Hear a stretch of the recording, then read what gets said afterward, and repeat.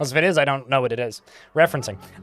Chat, it's time to play some Dwarf board. Hey, Twitch chat, can you say hi to YouTube? Hi, YouTube chat, how are you doing? It's good to see you. Is this going to be a YouTube video? Hopefully. Unless I fuck something up. All right. So, Twitch chat, if you want to help out the YouTube chat at no cost to you, you can go over there and leave a like on it. Hey, YouTube chat, there's 22 of you. Hit the like button. Only 7 of you have so far. We can bump that like number up significantly higher than it has been, which would be great for everybody involved, specifically me. And if it's good for me, then it's good for you because you're watching this stream.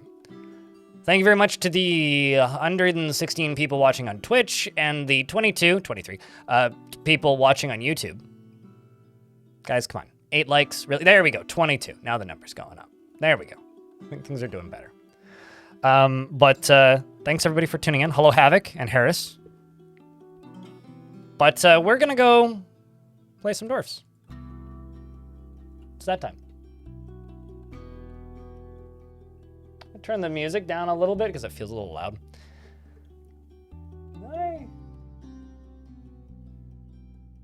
I have zero recollection of putting the record player away. But apparently I did, so. Yeah, so paddleboats. As always, you're allowed to redeem dwarves, you're allowed to request dwarves, you're allowed to ask me to check in on your dwarf. However, you'll be back in a little bit, Elfie. All right, we'll see you when we see you. When we are unpaused, I have to follow Cog, who is our main character of the fort, who's become a baron. He's a baron now. It's a satisfied baron. And we have been invading necromancer towers because Cog is old. Cog, our main character, he's old. And we are trying to get a book with the secrets of life and death in it, and I'm going to try and force him to read it. But because I can only pause the game every 5 and sometimes, 11 days? Because it goes from the 25th, 28th, 29th. No, it's 9 days to the 1st, 28th to the 1st, 2nd, 3rd, 4th. Yeah, it's 9 days. 8 days, not 9.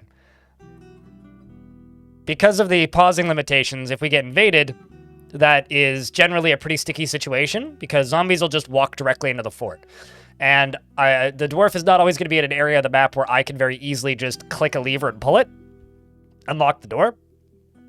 We've been attacked by goblins a couple of times, but they give us a parley demand, which is fine. So yeah. And also something interesting that I've noticed about this dwarf is as time passes, he has less and less friends. Which I actually think is kind of fascinating. But this is Cog. This is Cog. He has no friends. He used to have, a rather large number of friends. He also keeps getting into arguments with people and has been getting resentful about getting into arguments with people. He also wants to practice a martial art, apparently. But we did that recently, so he should be clear on that. But he is 151 years old, which means on the 1st of spring every year, he has a chance to just keel over and die of natural causes. We actually had somebody die of natural causes. And his spouse hasn't shown up, so there is that. Like I said, he is our baron. We've got him in wearing new clothing, and we are slowly trying to keep him sane. And also make sure he doesn't die. And we started this challenge on the 1st of, well, not the 1st, but we started this run, I guess, in summer 384. So summer 394 will be it finished. So I can't give you that child because we gave them a nickname. Their nickname is Anchor. However, I can give you somebody from that family. Because this is Anchor. This is the child who force immigrated because he was born on the map. This was the child of 2 merchants, and his mom is dead. She died of old age. This is the son of 2 merchants, and the whole family immigrated immediately. So his older sister, who's become a peasant, is here still. His other older sister, who's a child, is here still, and his dad is stoned hobo now. So I can't give you the dad. I can't give you this kid. I could give you one of the sisters if you want that. I don't think you have a dwarf here, do you? No, you don't. Okay, so we'll give you the younger older sister, this one. This is what I can give you. She is 18 years old. She's about to become an adult. She's grievous upon somebody's death. She's very sad about losing her mother. She's also been getting into arguments a lot recently. Probably, joy after being reunited with a loved one. You don't see that very often. So Anchor, the baby, got kidnapped by goblin kidnappers because, believe it or not, it's hard to tell where the kidnappers are on a map when I don't have full control over the fort. So Anchor actually got kidnapped by goblins successfully, and this dwarf had a thought that I'd never seen before, which is felt joy after being reunited with a loved one. Wow. All right, so Ni Zer, and then I will read through the named dwarves after I read this. Let me just double check something. Yes, sweet. Source recording is running. Excellent. She is very rarely moved by curiosity and is very quick to anger, tends to think before acting, and is assertive, often is nervous, and likes to keep things practical without delving too deeply into the abstract. She tends to avoid physical confrontations and she doesn't have a great aesthetic sensitivity, and she is conflicted by this as she values artwork and its creation, often feels envious of others, and often feels discouraged, and tends to be swayed by the emotions of others. When she's thinking, her body becomes very still. When greeting others, she always smiles nervously, and she laughs in a distinct fashion when she's exasperated and needs alcohol to get through the working day and doesn't really care about anything anymore. Dreams of crafting a great work of art, and personally thinks that the pursuit of skills of warfare and fighting is a low pursuit indeed, and both of her parents do it. And she sees perseverance in the face of adversity, bullheaded and foolish, and values good craftsmanship, and respects the law. She likes Billin, blue, garnet, and the color gray, warhammers, figurines, and ducks for their quacks, and orcas for their coloration. And the words of the umber sparkles, and the sight of the adorable satin, and the sight of the droplets of glitter, and when possible prefers to consume kangaroo, single grain wheat beer, and reindeer's milk, and absolutely hates purring maggots. And she has a very narrow chin, and her teeth are crowded. She's 18 years old and will become an adult this year. So at some point this year, she will, or maybe next year, I guess, actually, she will become a peasant, most likely. Yeah, because she's just a dabbling planter, so. Very upset about her mother's death. Probably.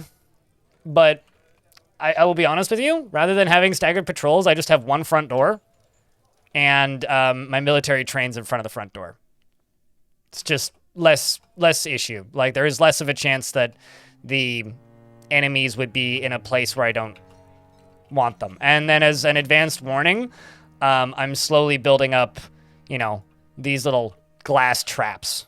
Like, I'm just building, like, basically menacing glass spike traps slowly. As you can see, I've got quite a lot of menacing spikes. And we're just building those slowly and consistently.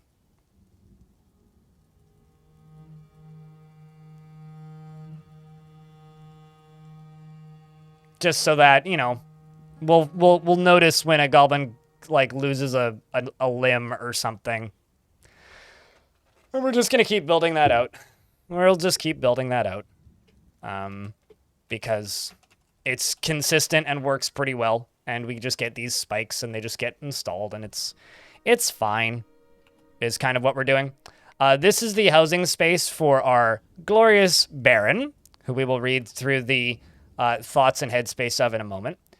I'm just going to real quick build up this basement. This basement is going to be the private library of the Baron. And let's say logs. What do we have for logs? Do we have any fun log colors? That's 78 it requires. Ooh. Let's use blocks. And let's do Gabbro. Why not? And then Microcline at the ends. But this is going to be the private library for our Baron for very special books.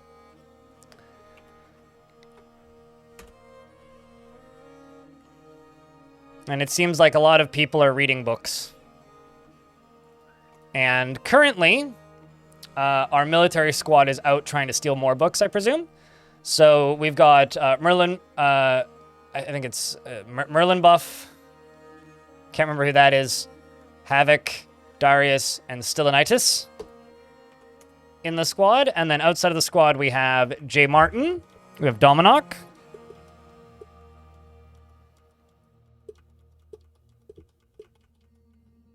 I have to scroll so far to find all these named dwarves now. Semtexagon. Amethyst. Transplanter Sage. Geotrack, who almost died to an Etten, I think. Bim the Mayor, still, of course. Bone Dolphin. Telenartho. Stoned Hobo. Skipper. And Amber Dragon. Sentient Potato. Neezer, of course, who we just named. And I think that is everybody, just the anchor baby. And then Disco Dwarf Dork, who's our performer. And if I scroll up here, you can see that this goes all the way up and above the fortress. So my Marks Dwarves train up top up here. And this is just full of silver bolts. And of course, you know, the whole area is filled with fishing. Something that I should probably do, actually, would be maybe dig through here and just make this into a fishing area. Why don't we do that? And just put like a drawbridge right there and just get them fishing. Because, like, there's mackerel everywhere. Don't mind all of these dead camels. Just don't worry about them. It's fine. So much mackerel. I will say that this ocean has been rather disappointing, though. Nothing particularly exciting coming out of it. We did manage to Oh. Chat, we found a giant squid.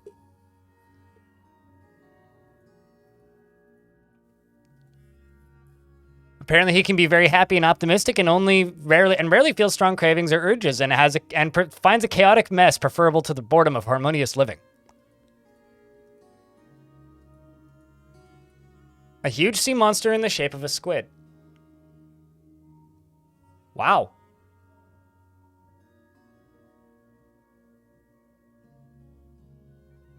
It's Machine Waters all over again? Machine Waters didn't have any large animals, though. Well, damn. Did you ever map Ocean Trap to catch the big fish? I have no idea what this the big fish you speak of is. So you're going to have to elaborate. When did I see a big fish? I've literally never witnessed a whale in game. The biggest fish I recall seeing is a Mako shark, and that was before the Steam version came out.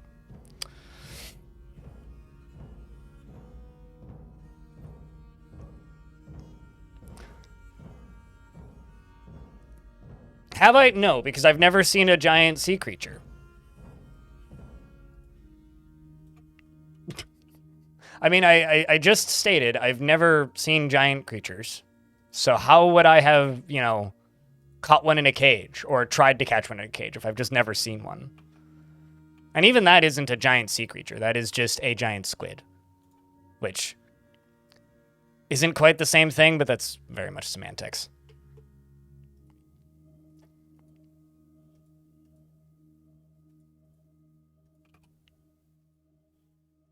But no, I haven't, because I've never found one. So. Have you? as far as I'm concerned, they're just so freaking rare in these versions of the game. It's almost not even worth hoping you'll get them because you just won't see them. Yes. It's not a giant giant. It's just a normal giant squid. It's not a giant squid. Because logic. The Sunny Company wants me to make a Rangers Guild, which... realistically, I could probably make this into a Rangers Guild.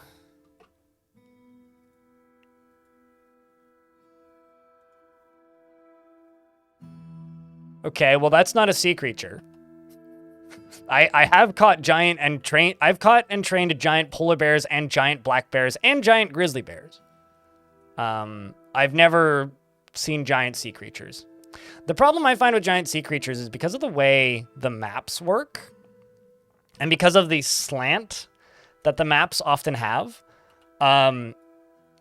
it ends up being a shit ton of work. And that's being polite and diplomatic. Because you need to pump out multiple levels of water or drain it. And that is not a small amount of work that you got to do to, like, try and catch them. So I'll be honest with you, I don't know if I ever will, because unless they very much change the frequency at which they are populated in the world, which, you know, might happen at some point, or if I, like, adjust the game's world gen settings so drastically that it adjusts the spawn rates, that I probably never will, just because of how much work it actually is to pull off. And it is a shit ton of work. And I will just engrave the floors. We'll do that.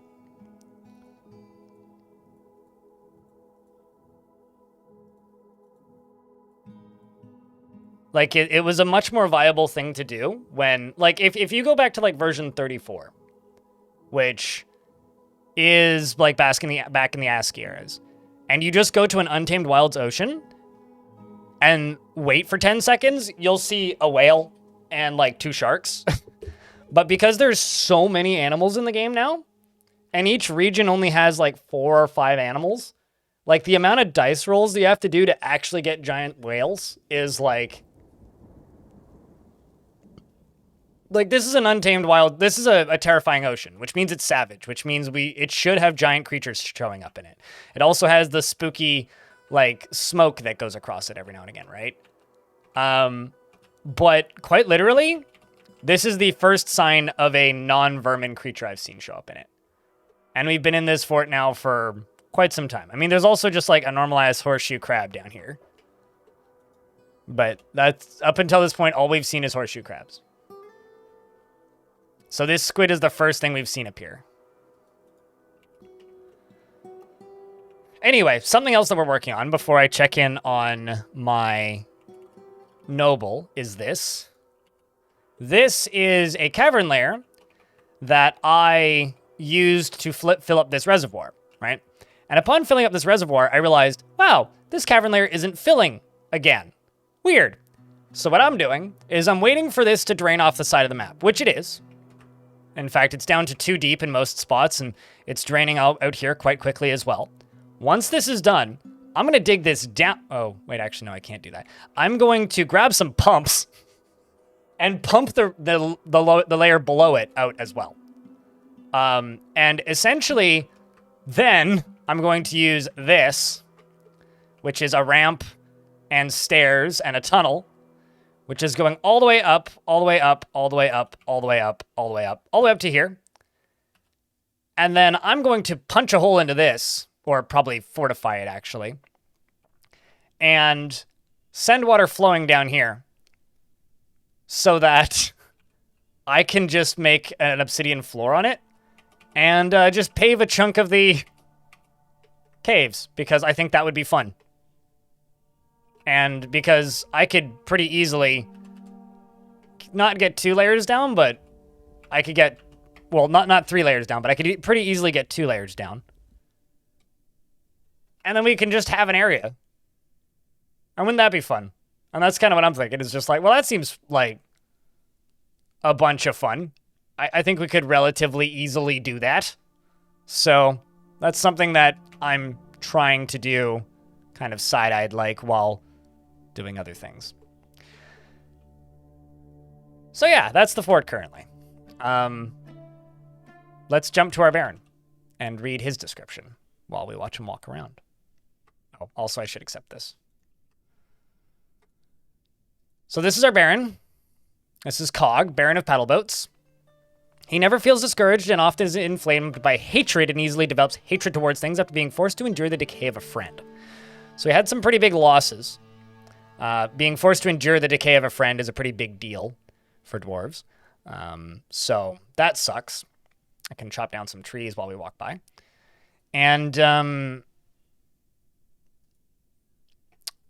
he is a friendly individual, is brave in the face of imminent danger, and generally acts with a narrow focus on the current activity. Generally is quite confident in his abilities when undertaking specific ventures, and is curious and eager to learn.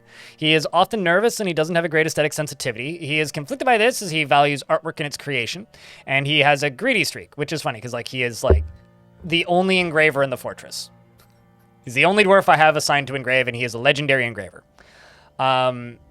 He scratches his nose when he's thinking, and he needs alcohol to get through the working day. He personally feels those that attempt to conceal their emotions are vain and offensive, and he doesn't feel strongly about the law. I am in an ad break, so I will pause for the next minute and 30 seconds. Greetings, Napalm. How are you? It's getting out of control. Will they run out eventually? Yep. Every world has a limited number of forgotten beasts. Hopefully you're not in an ad and heard that, Kiterin. Otherwise, I'll say that again.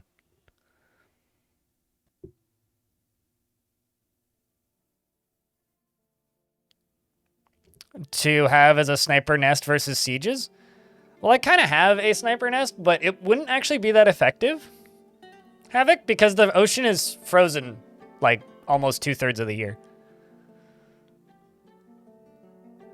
But no, not really.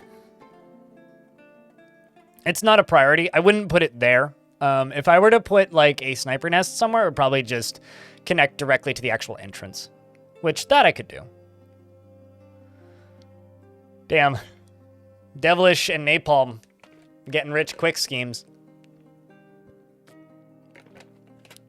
Are you guys bribing the tickets bookie or something? What's happening?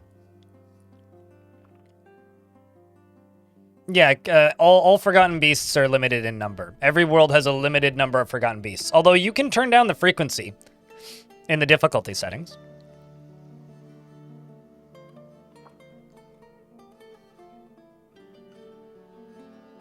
No, so at the beginning of World Gen, every world generates Forgotten Beasts. It's a limited number of Forgotten Beasts per cavern area, but they can travel from cavern area to cavern area.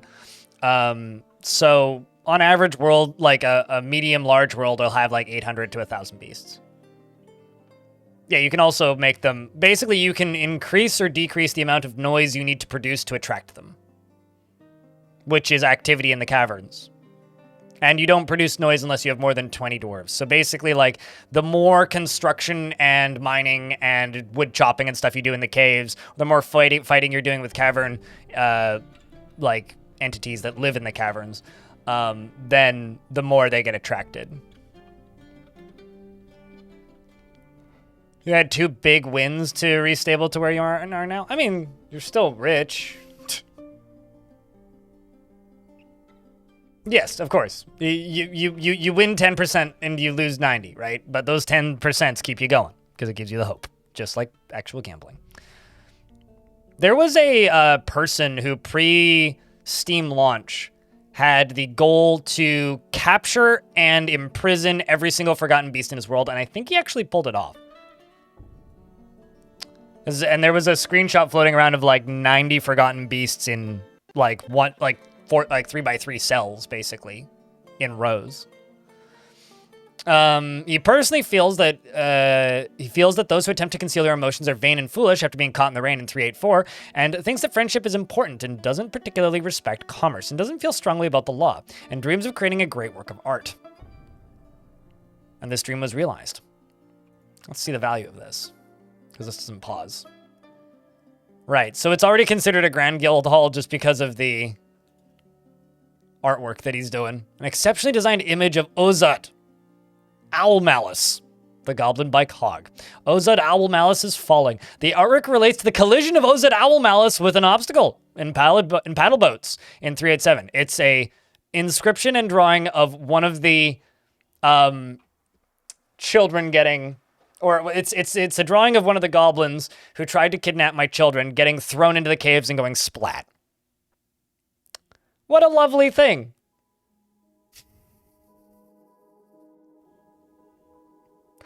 For me, it's less SCP and more like Cabin in the Woods was what that reminded me of.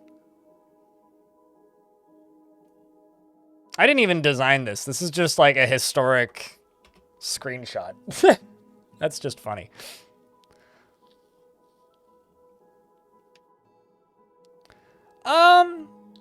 Masterwork engravings are strong for value. Yes, I wish that like you could see the value listed. That's the thing that makes me kind of sad, is you don't see the value listed. Although they did already nerf them quite a bit. Okay, so my military has returned. What was the name of... Oh, it's shit, it's the 25. I can't pause. What was the name of that dwarf?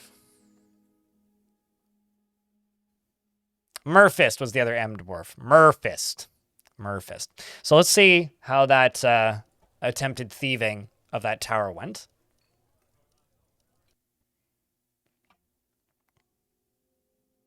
They're attracted by noise. If you are mining in the caverns, yes. Only the layers within the caverns are counted towards noise, though. Fortunately, workshops don't create noise like they're supposed to. We slipped in undetected. There we go. They searched and stole elements of labor clears. Labor clears exposed. The world of labor clears. Captivated by competition. Secret dwarf. That one I need to check. Knowledge of the band of knowledge of the band of spells. The mystery, a brief introduction. Treatise on creation. Jess, thank you very much for the raid, or not the raid, the resub for 52 months. My brain automatically went to raid because I saw your name. Thank you, appreciate you. It's been a long time. Looking forward to Vegas. That'll be fun.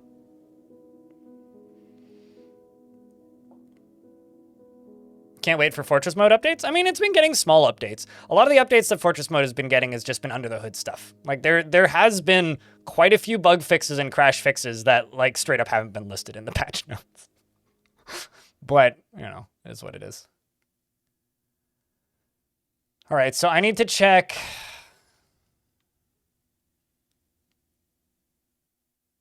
Secret Dwarf and the Mystery, a brief introduction. Maybe a treatise on creation?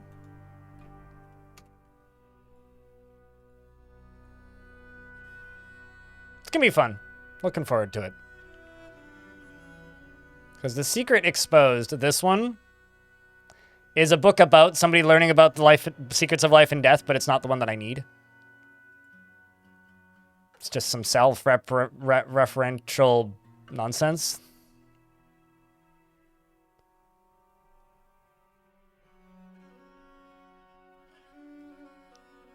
The Beginning and Dish, a cookbook. Understanding Economic Policy is like maybe the most normal title for one of these books. A humble offering to the old man. Wow. Secret Dwarf, this one. It concerns the marriage of the Urist Ushat Fortress stuck, and the dwarf doomed zombie Maffle traded peaked. Oh. Well, okay. It's a smut novel. God damn it. Don't forget Cup. Cup is just Cup. And it's a novel. It's apparently not very good. There's nothing to forget about. I don't need to point it out or mention it. It's just a cup. It's a book called Cup. No different than any of these other books. The Secret of the Tower. Okay, maybe I should check that one. Nope. It's about their tower. Yeah, somebody named a book Cup, which I've never seen before. Just like somebody named a book Great Author. Seems self-indulgent, if I had to bet. Time spent with genius.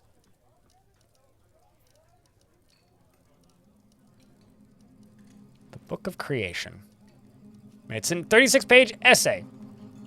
Uh-huh. I'm looking for ones that sound like they could be a Necronomicon.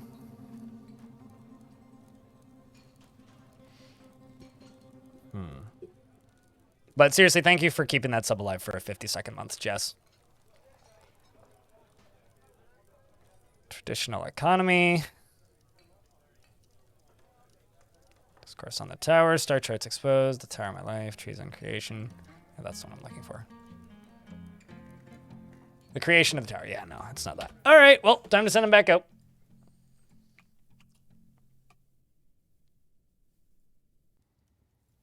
There's part of me that's kind of tempted to just raid them until they, you know, die, but I'm just kind of curious about this dwarf. 9 other kills, as well as 3 notable kills. Have you killed any nightmares? Yeah, he had. Oh, no, he's killed a nightmare. He hasn't killed a unnamed nightmare. So this tower has had nightmares in it, which is cool because they're like one-off summons that necromancers can do. We don't see them very often. Yeah, there's Nightmare of Wavehailed, which is a necromancer creature, but these dwarves are something, let me tell you. You need this emote in your life so you have no choice? Right. Def. Gotcha. Sort of like how I kind of feel that way about this emote. I use that emote so much.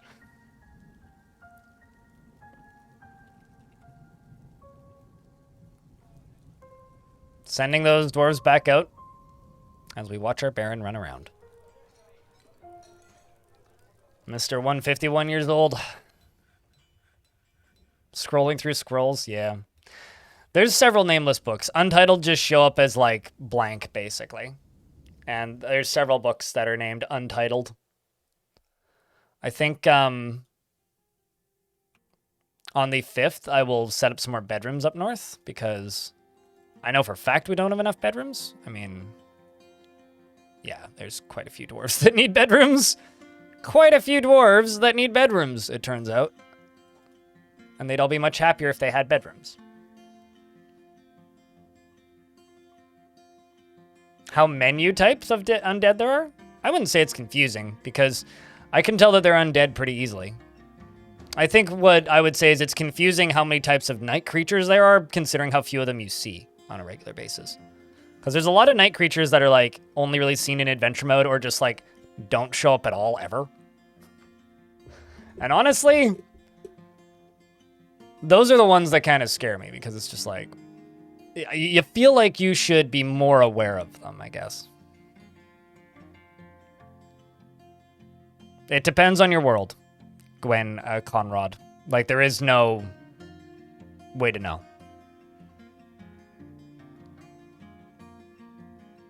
If they have wings, they have a chance to fly. I've also had stuff that's made of smoke that can just float.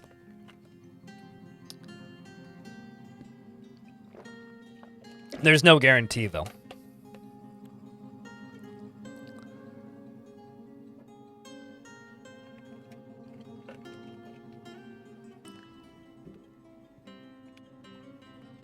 What do you mean, Stone?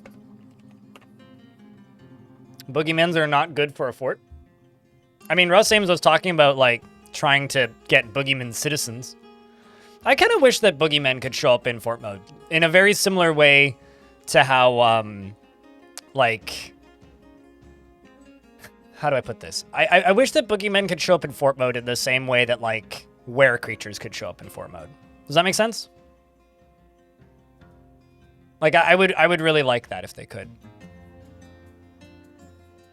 One time on post 47.01, have you just slept in haunted biomes a bunch? I'll be honest, I don't sleep in haunted biomes super often because I don't generally want to lose my adventurers. But have you tried that? Oh, I see the Twitch emotes. I thought you meant just like the I thought you meant like the dwarf language. I was like, what? Okay, let's pause. Dwarf's just listed as an administrator. Were you in the military and I removed you? Huh.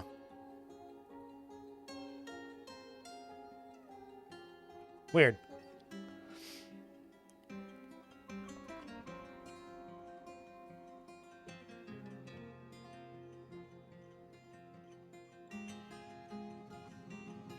A specific sphere of evil. Really? I thought it was just like haunted or above. I didn't realize that they required a specific sphere. I wonder, Chat, to those of you who play adventure mode, have any of you guys found Boogeyman? Because maybe we need to go on a hunt for Boogeyman. Because I wonder if it's potentially a, like, trolls issue, where it's the game, like, actually not populating certain items that should be.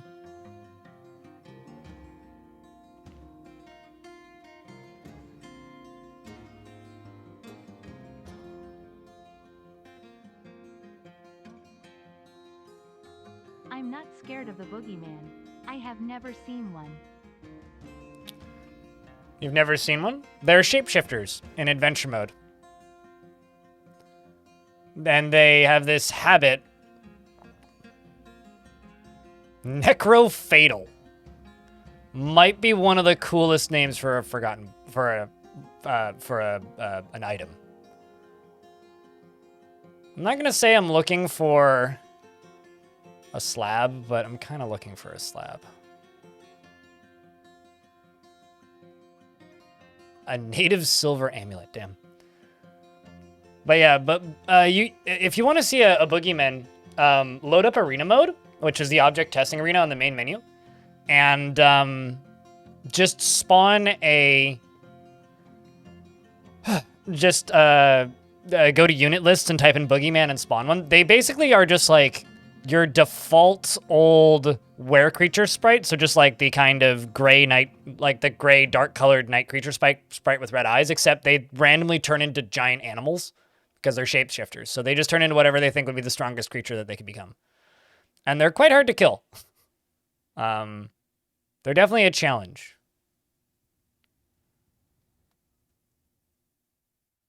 Next adventure we find Boogeyman. I'm not promising that.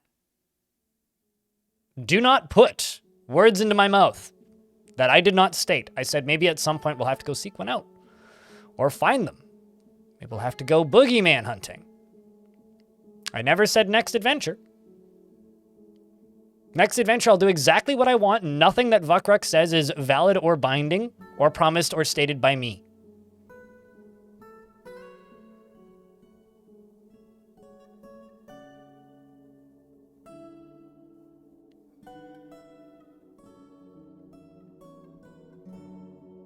I think I may have gone up too far. So I think that slabs tend to go right in between books and artifacts on this list. These are all books. All books. All books.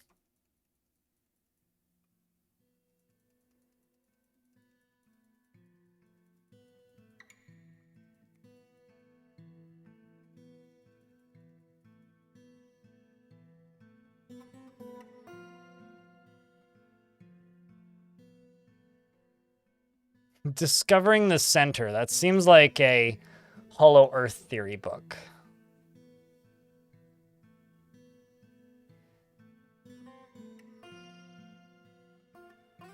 I just saw a crystal glass bound codex. That's kind of badass, actually.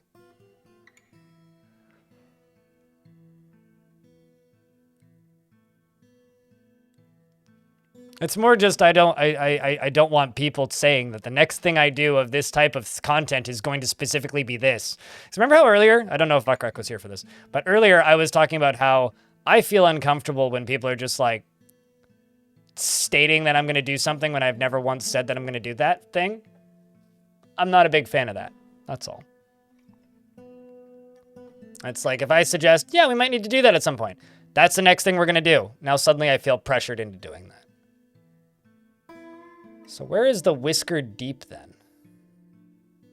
It's a chromite slab. I'll just click this. Is it a known location? Oh.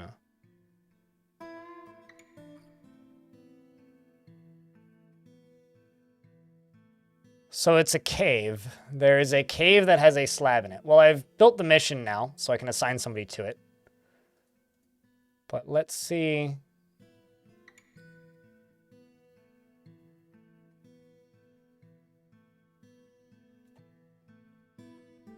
Let's see if I can find another one. Bright metal two-handed sword. Damn.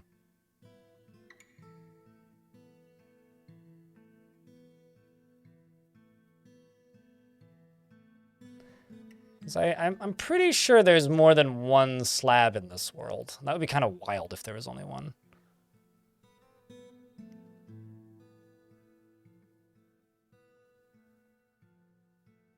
I'm sorry, a bright metal whip. It's pretty cool. Sleek metal.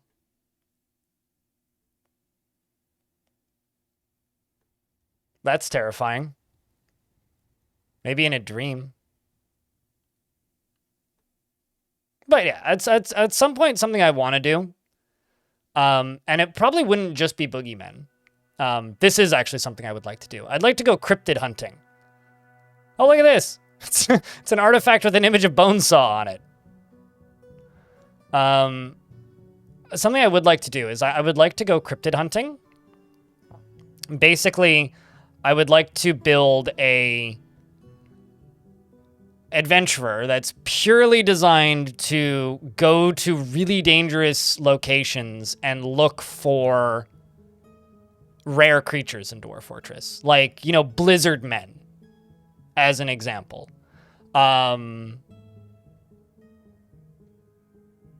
Stranglers, as an example.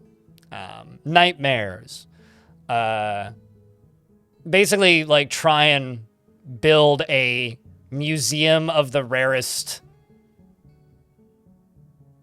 There's another one. Alabaster slab. I am bind myself to this place. Color warded. I think that's a vault. It's told by the dwarf. Forlorn Stalker. Uh-huh. That's definitely one. By dock, I bind myself to this place.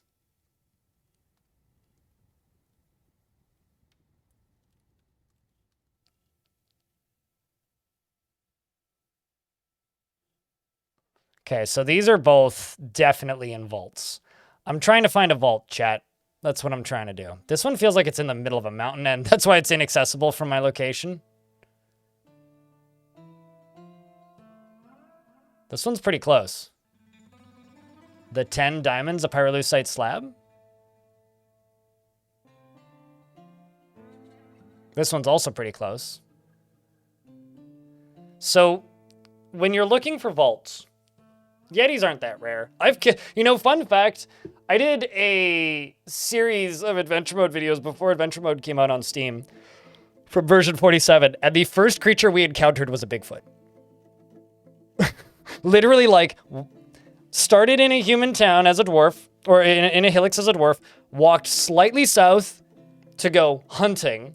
I did this all on stream, and there was a Sasquatch there, and we killed it. But Bigfoot would be fun to find. Bigfoots aren't actually that rare. They're like any heavily forested region can have a Bigfoot in it. I think it can't be calm. It's like wilderness or above. But they're quite common. Same with Yetis. But yeah, I would be like, make a list of like the 10 rarest creatures. I think that could be fun. I feel like just seeking Boogeymen is a bit, but I do think that it would be fun. Is it Savage? Okay. Yeah, I've seen plenty of Yetis. I've seen plenty of Sasquatch too. So I think we're gonna start a mission for this. So I now have 2 recovery missions I'm going to start populating in between this. But the 10 diamonds is a really tempting one. Okay. So does anybody here have no idea what I just spent the last 5 minutes doing? Seeking a slab. I stated that I want to try and do a fort where I start a fortress on a vault. So I'm trying to find vaults. And if I can find a vault, then I can possibly expose it on the overworld before the next fort.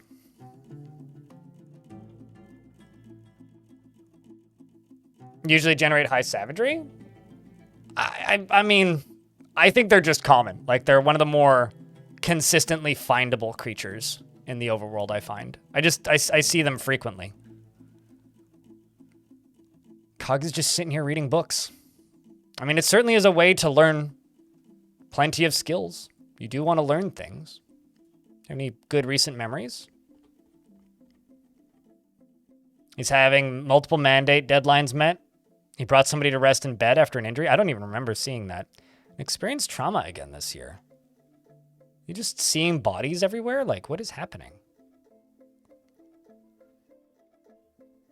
Well, fortunately, our dwarf here is starting to enjoy the whole book process. Uh-oh, snatchers.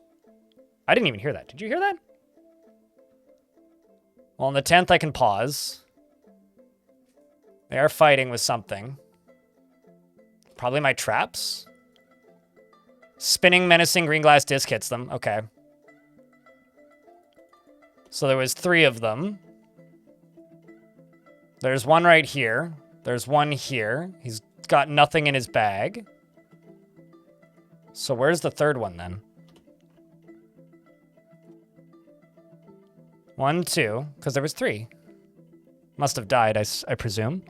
Seems like that squid is still there.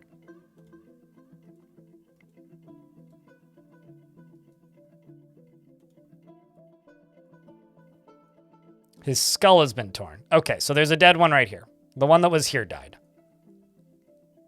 Drop the bag, drop the crappy cape. And then this guy, or this lady right here, we can just tell this squad to go kill if they can catch her. Stoned Hobo and boys are going to go running after it. Well, that's good. No children have been kidnapped yet. Let's go build some bedrooms. But yeah, I would like to do a Dwarf Fortress cryptids at some point, but it's probably not going to be the next project. Likely because we're actually ramping up towards October. I can tell you what I want to do in October. Or at some point in October. So probably not the next fort, but the one after that. I don't know, do you guys want to know? Are you guys even remotely curious? Because I think it's a pretty neat idea. We've done this one before, though, so I guess that's the spoiler. The idea for what I want to do in October is... We did a fort for Halloween last year, which was a fucking riot. It was great. So I'll probably do it early October so I could get a video about it for Halloween. But basically what it is you settle in, like, a relatively normal biome. It could be haunted. It doesn't need to be. But you settle in a relatively normal biome with some savagery, like probably an untamed wilds biome, right? But with the rule of you are not allowed to memorialize any dwarf that dies. And you play the fort for the fort? You play the fort, yes. You play the fort as normally as possible. You don't do anything particularly odd or out of the ordinary. You just play a normal-ass fortress with the rule that if somebody dies, you cannot memorialize them. And that is it. And it gets to a point where things are dying so quickly that you can't even, like, keep up with it or properly process it. So stuff just starts dying left and right at a point. Because what ends up happening is you end up with just a large population of murderous haunts. And murderous haunts are dwarves that died because, like, either in painful or distressing circumstances, or in a way, or they didn't successfully complete any of their goals. And what'll end up happening is you're going to start having terrified dwarves all of the time because there's ghosts everywhere. And it'll just slowly accelerate. And if dwarves get murdered If they don't die of natural causes, or they don't die in battle, or they don't die of, like, grievous wounds, if they get murdered by something out of malice, which is what murderous haunts do, then they come back as murderous haunts. Will I stream with a sheet with all what day of the month is Halloween? Yeah, it's a Thursday. I'll be streaming on that day. Maybe, I don't know. I'm not gonna guarantee that. I'm not much of a dress up person, but maybe I could have like a tip goal or something where I put on a ghost costume.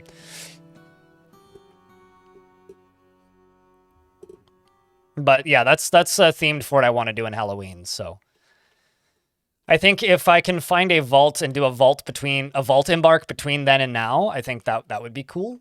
And that's kind of the plans for the next little bit, is a vault embark followed by that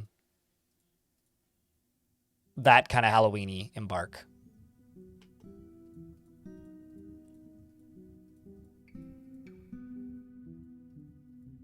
Thought I only had 20. Definitely placed more than 20. Mad Casper Fortress? Yeah, pretty much. Yeah, like I said, we did it once before, and it was hysterical by the end of it.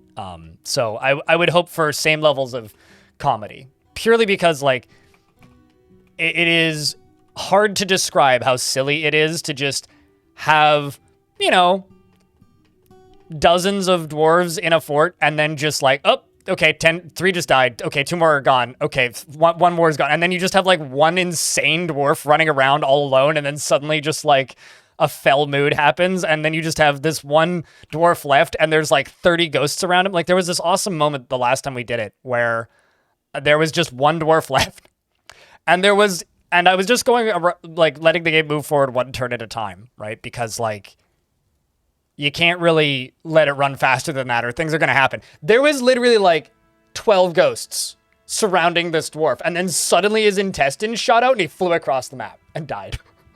Like, it is absurd how quickly it accelerates at a point.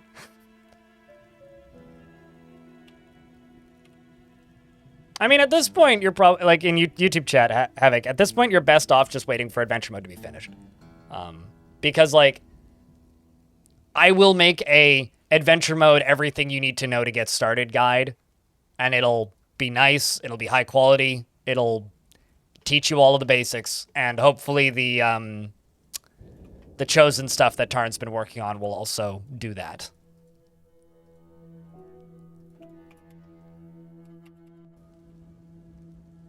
So personally, I think that, like, at this point, just wait.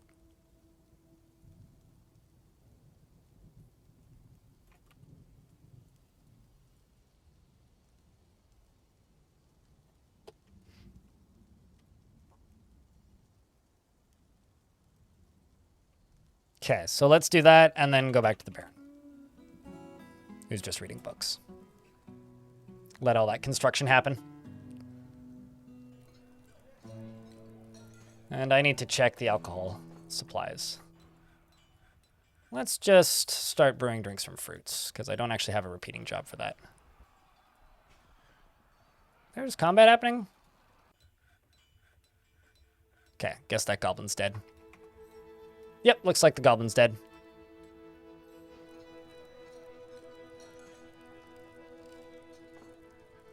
No, I don't think I've ever actually used the perfect world tool for world generation. I don't feel like it's necessary. Like, I think that things like the perfect world tool are for people who want very specific looking worlds or very specific looking maps. I don't ever really feel that the generation needs more. So no, not really. It's not something I've ever really interacted with much.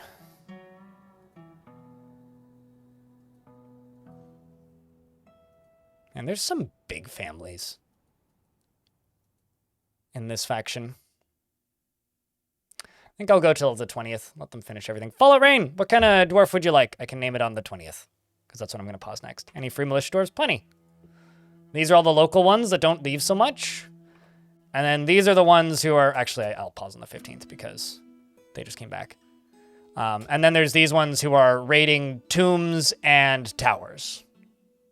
So do you want the ones that are actively raiding, or do you want one of the ones that are... what's the word? You know. doing other things. I realize that's not exactly the most in-depth statement, but... Well, it's not Secret Dwarf. How about...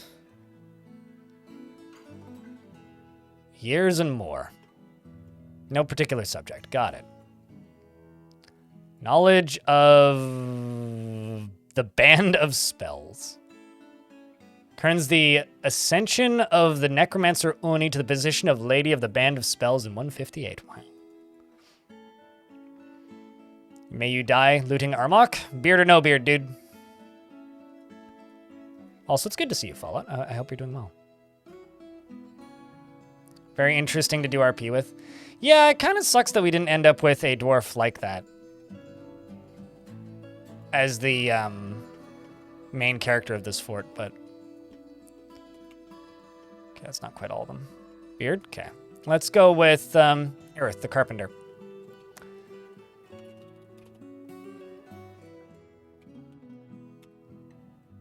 You have an iron short sword and a copper shield, and mostly copper gear. You're a legendary observer, accomplished dodger, and professional swords dwarf. You've killed a doomed zombie, 1 elf, 2 experiments, 2 warriors of Pabat, 2 nightmares of Wavehailed, and 2 creatures of labor clears. And you personally respect power and don't care about nature one way or another. He considers spending time alone much more important than associating with others. He is often inflamed by hatred and easily develops hatred towards things and he is confident under pressure, and he doesn't stick with things even if minor difficulties arise. He is quite ambitious, and he likes to brawl. He doesn't mind wearing something special now and again, and he is assertive. He doesn't seek out excitement, and he tries to do things correctly each time. He does not go out of his way to help others, and he is very humble, and he tends to be a bit stubborn in changing his mind about things, and he is given to flights of fancy. He is somewhat fearful in the face of imminent danger, and he finds obligations confining, though he is conflicted by this for more than one reason. He dreams of mastering a skill and personally respects power and doesn't care about nature one way or another. And he likes pudding stone, billin, and lavender jade, the color orchir, warhammers and leather, armor, and scepters. In the words of the Book of Reticence and the sound of the adorable satin and the sight of the intricacy of glittering and impossible prefers to consume nautilus and flounder and one-humped camel cheese and fisher berries and blood amaranth beer and white millet and absolutely hates mosquitoes. And his very long beard is neatly combed. He has a pet piglet, and he worships Ukush and is a member of the Rainy Communion. Welcome to the fort. Doesn't this world have one vault? One vault I was able to find in Legends. Should be the specifying difference there. So let's go try and recover the 10 diamonds. So this is probably going to be the most dangerous mission they've ever been on, because they're going to go attack a vault. Probably. I think it's a vault. That or it's some sort of hidden site that's around here. But they snuck in and freed a bunch of children who got kidnapped and dropped off at a goblin fortress with 1,000 creatures in it.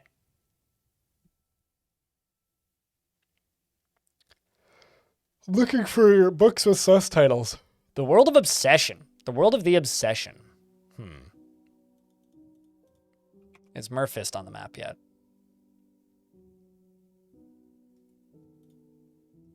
Because I think he'll be carrying that. Nope. Well, let's actually just do this real quick. Just going to remove this squad from this mission real quick. Oh, man. Does that delete the whole mission? Okay. Got to go find it again.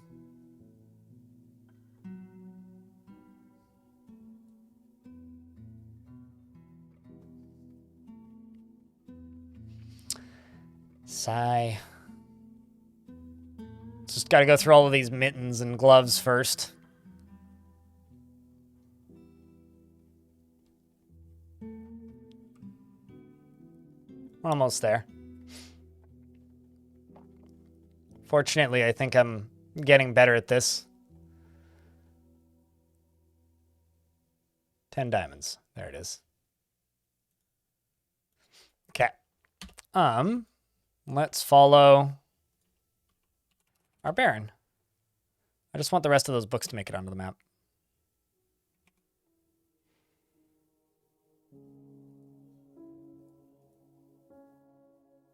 So on the 20th, we'll pause.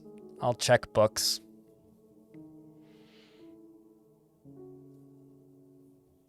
And if we end up with just a bunch of necromancers in this fort, that's fine too.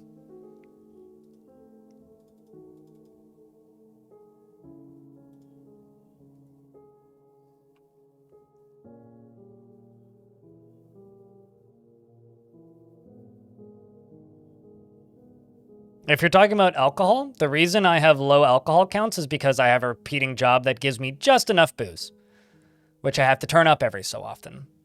And I may have to turn it up again. But it's okay. I'll let it sit at a level that's uncomfortably low for a little bit. I'd rather have too little booze than too much booze for a rather large variety of reasons, but the main one being I want the dwarves to congregate in one area to get their alcohol, because it forces them to make friends. And when you have too much booze, it's pointless to make more, so I'd rather have too little and have repeating jobs constantly, or manually queuing up jobs. So I'll probably need to increase the number, or just increase the number of stills. But currently we are at a fine amount of booze. Yeah, I don't know. It's been a while since I've actually had a fort that's had large families, Jasper Crow. Like, that's something that's like actually kind of notable. I've played a good number of forts recently that just haven't had big families. All right, so we're sending them out after their most dangerous mission yet. So best of luck to our brave militia. I'm going to tell them to equip new gear if they got the opportunity, but best of luck to our brave militia. Because it's truly scary times out there.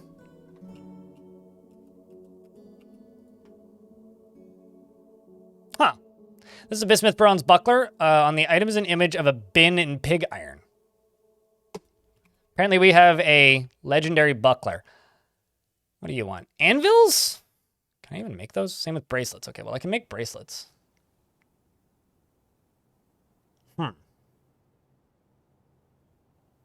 I think I'm going to give that as a gift to my Baron. Same with that axe.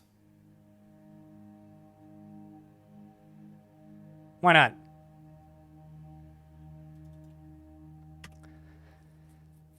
And let's say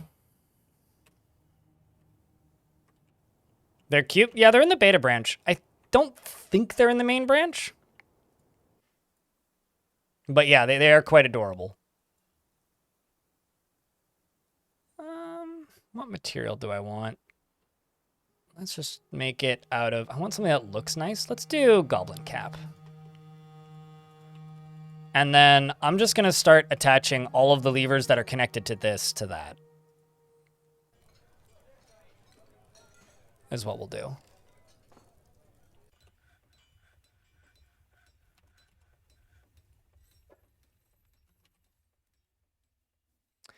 And I also have this goblin, whose stuff I would really like.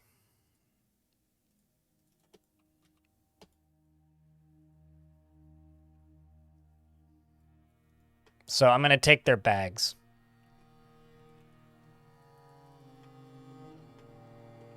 Cog is doing all right. I mean, Cog's mood is okay, which is better than like around here where he was for a while. But it's strange because we've seen all of his friends disappear. And it's not because they've died. Like, they've just moved down to being passing acquaintances, which is something I don't think I've ever actually noticed. Because he suddenly started getting into arguments with people. As his thoughts and moods changed, he started getting into more and more arguments with people, which is kind of fascinating to witness.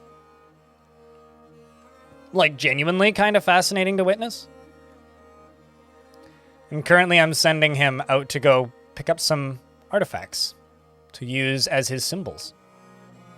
I'm thinking he needs like a cape or a cool hat or something. What room makes arrows and bolts?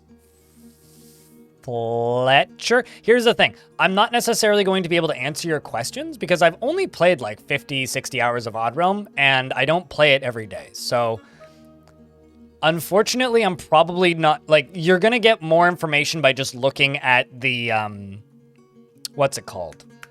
you're going to get more information that's more readily useful to you by just looking at the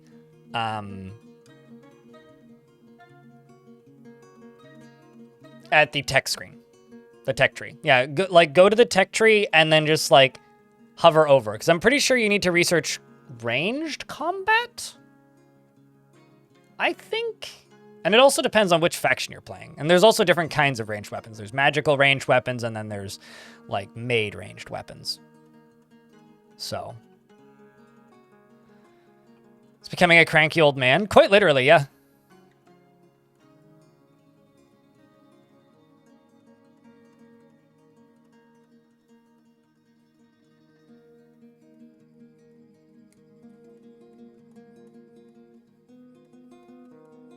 But yeah, there will be some situations where I'll be able to answer that question, but not much. And just as a reminder to everybody in chat, the best thing you can do for me in these lurky days is keep the Twitch chat moving. I prioritize the Twitch chat for a reason. It's because it's what keeps the grease in this show rolling. So, you know, do everybody a favor, and if you have anything you want to chat about, Dwarf Fortress or otherwise, Odd Realm questions are fine too, or just talking about Odd Realm is also fine. The better, because it keeps the show interesting. Or greasy? Yeah, I know what you had for lunch. You definitely had like 16 Crunchwrap Supremes, right? Right? I know who you are. Taylor, thanks for the 33rd month. 3 months with a 16-month streak. Hope you having a goo day so far. Goo day? There has been no goo in my day. The closest thing to goo was the Parmesan that I put on my toast this morning. I don't really know what a goo day is. I prefer more like a smooth day, or maybe like a satisfying like mousepad texture day versus goo. And I'm also not playing World of Goo, which World of Goo 2 released, and I kind of want to play it because I played World of Goo a billion years ago in an afternoon on my friend's Xbox. And there is a part of me that wants to play World of Goo 2. And yes, it's an Epic Game Store exclusive, which is probably why nobody knows it exists. But you can just buy it on their website, DRM free.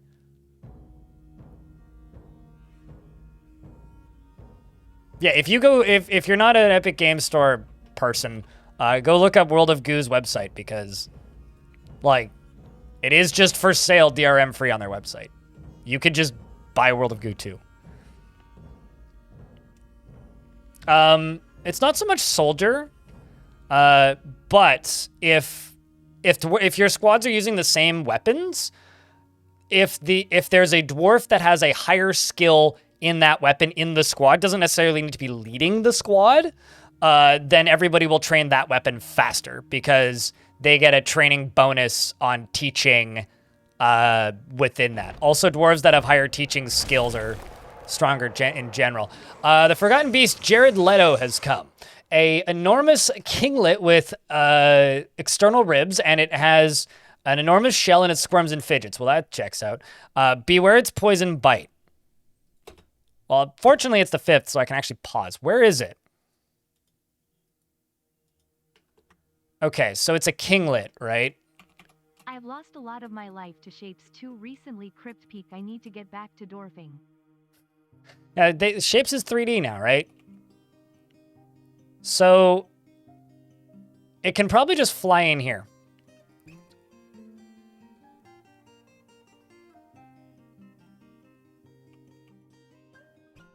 So that's somewhat concerning.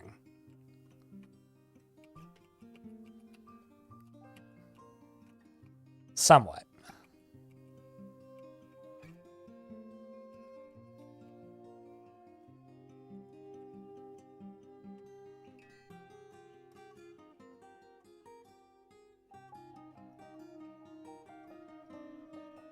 You've just heard a few people tell me watching demonstrations is something to do because it prevents them from sparring? Here's the thing. If you worry about min-maxing speed of training, you're talking about the difference of a dwarf going up a skill in a month and going up a skill in a month and a week. If you want effective training, attack something, because that will train your soldiers significantly faster than just training will. And there's nothing wrong with dwarves watching demonstrations while they're training. They're still learning. They're learning observation skill by watching demonstrations. And they are still learning that skill that you want them to learn, right? So they're still learning sword. They're still learning shield. They're still learning armor. If you min-max every single portion of Dwarf Fortress, you will drive yourself insane. That's all I have to say. So, is that true? Absolutely. Is it a waste? No. Don't worry about it. It trains different skills. They need all of the skills. Okay, observation gives them a wider line of sight. It doubles their line of sight when they hit legendary. They go from 30 to 60, right? So you want good line of sight. You want observation.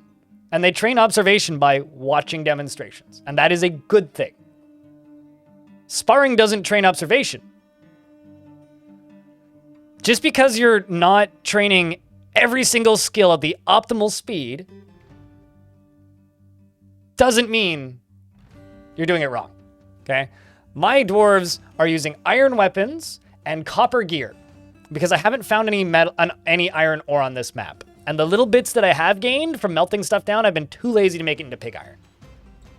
And I'm actively attacking locations with 10,000 people in them and necromancer towers. I haven't min-maxed a single piece of my military whatsoever. And we are doing just fine. Dwarves are the strongest military creatures in the game.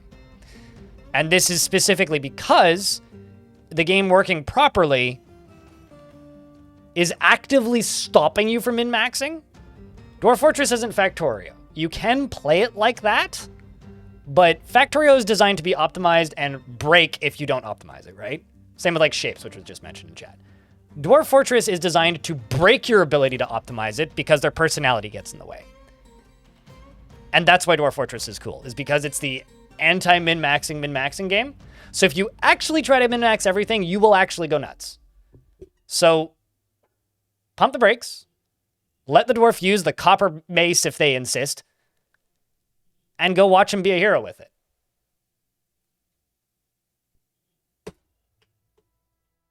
That's it. It only takes like a year of straight training for them to get legendary and all of the skills that matter. That is not a lot of time. And the only skills that actually seriously matter are fighting and dodging. Observation helps. So just don't worry about it so much. Everybody is just freaking out constantly about min-maxing in this game. And just remember, this game is designed to make it hard to min-max it. It's literally built to make you fuck it up. Because it's a story generator. The whole point of a story generator as a genre, if it even exists as a genre, is to force the player to make mistakes. Because the game makes mistakes. The game is an unreliable narrator, basically. So I'm not too worried about that creature, now that that door is locked. I'm still a little worried. I'm not too worried. So we'll follow Cog and we'll check in on that Forgotten Beast every so often.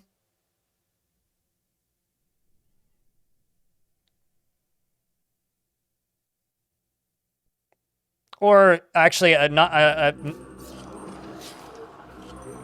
okay use for retired military dwarfs, if you are using them, is what's the word? That's more of the Forgotten Beast. We'll check that on the 10th. But a good use for retired military is if you are, for some reason, actually using siege equipment, like, ballista, as an example. Retired military dwarfs are less likely to run away in fear when they see the enemy, and are more likely to keep reloading, right? So ballista are hard to use and suboptimal already. But if you're going to use ballista, use retired military dwarves as your operators for the ballista. I need to know what kind of carnage is going on down there. Fortunately, it's not my military that's fighting, so that's good.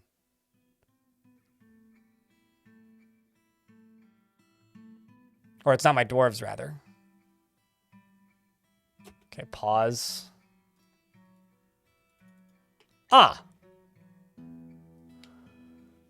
Well, killed 16 rodent people. Looks like it started up here. Just like rampage through this crew. Found more on the edge of this, I guess. Killed a bunch over here.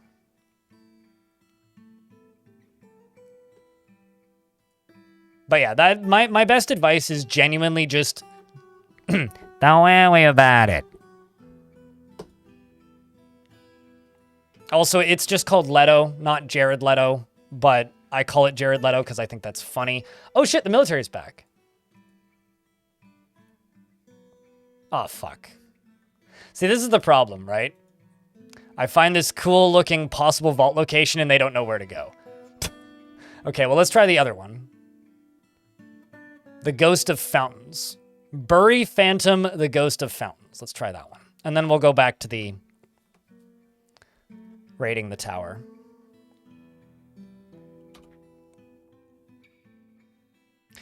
You know, it's actually kind of like having a champion is one of the best reasons to like push through and get a barony. I may actually make somebody a champion. Maybe I'll make Stoned Hobo my champion. Because Stoned Hobo, if you actually read his description, he actively avoids exciting or stressful situations and is not readily moved by art and natural beauty. Is conflicted by this as he values artwork and its creation. He moved in here with his wife because him and his wife had a child when they got here, who's Anchor, his youngest son. And his wife was like perfect military dwarf, but she died of old age last year, so I made him leader of this squad. Maybe I should make Hobo my... What do you think, chat? Should we make Hobo the champion? I mean, like... He hasn't done much in the way of the military, but he is very well trained. Like, on paper, he's not much of a champion. However,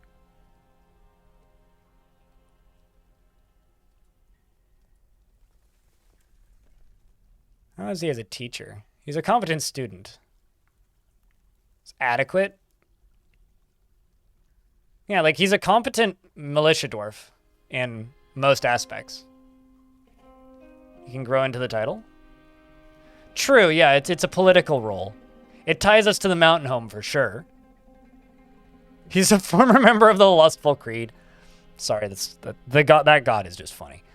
Okay, sure. We'll appoint Hobo to this position. And then we'll give him a fancy bed for it, probably.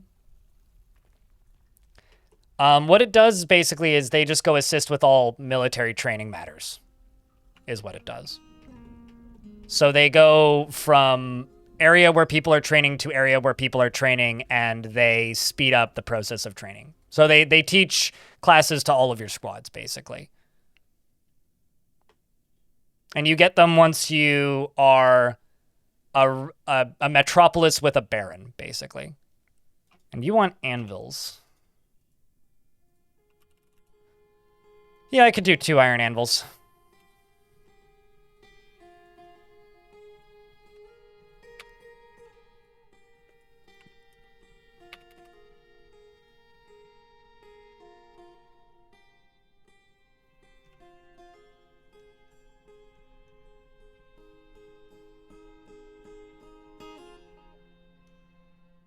Just making sure I have... Yeah, I got plenty of charcoal. Plenty of charcoal. You're making plenty of tetrahedrite.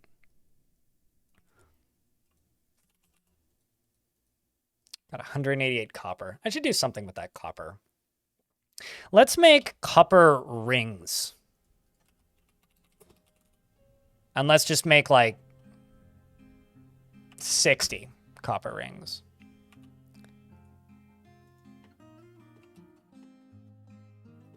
Yeah, I think we're going to do that.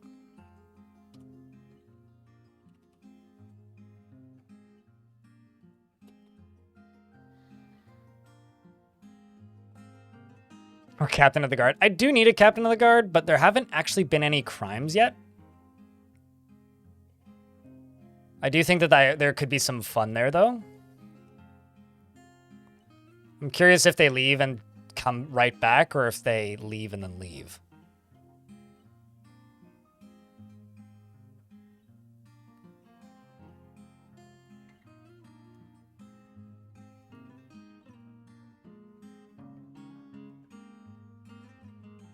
Still in the process of leaving. Oh, some migrants have arrived.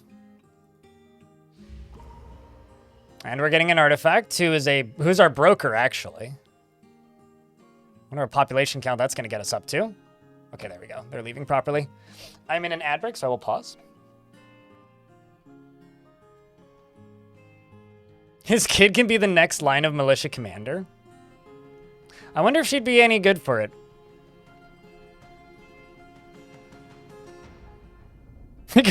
They're a floater. They're like a regional manager floating to random stores. Not really, but they're more just like, the champion is just the person, like if the baron or the mayor or the king or the noble in the fort is the leader of the fortress, the champion is the leader of the military, I guess. They're the general of the fort, essentially.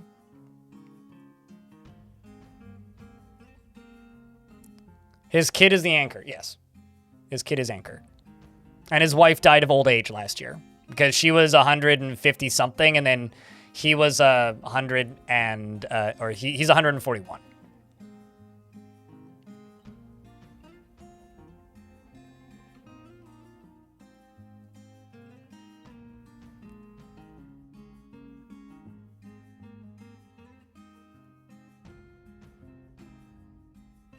It's okay. My brain inserted the space where it needed to be. Hey, Chad, is there a system that you've never interacted with in Dwarf Fortress? And why, if so?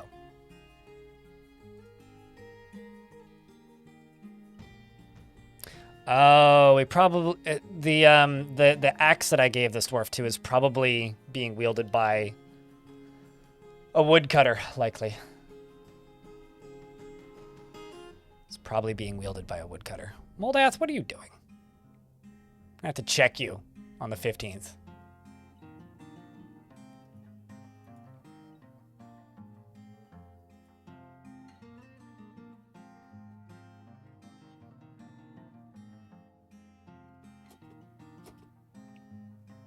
Bookmaking? Yeah, books require making sheet. Okay, so you are going to do the job. You're just... Yeah, you are doing the job. Bookmaking requires what? Sheet.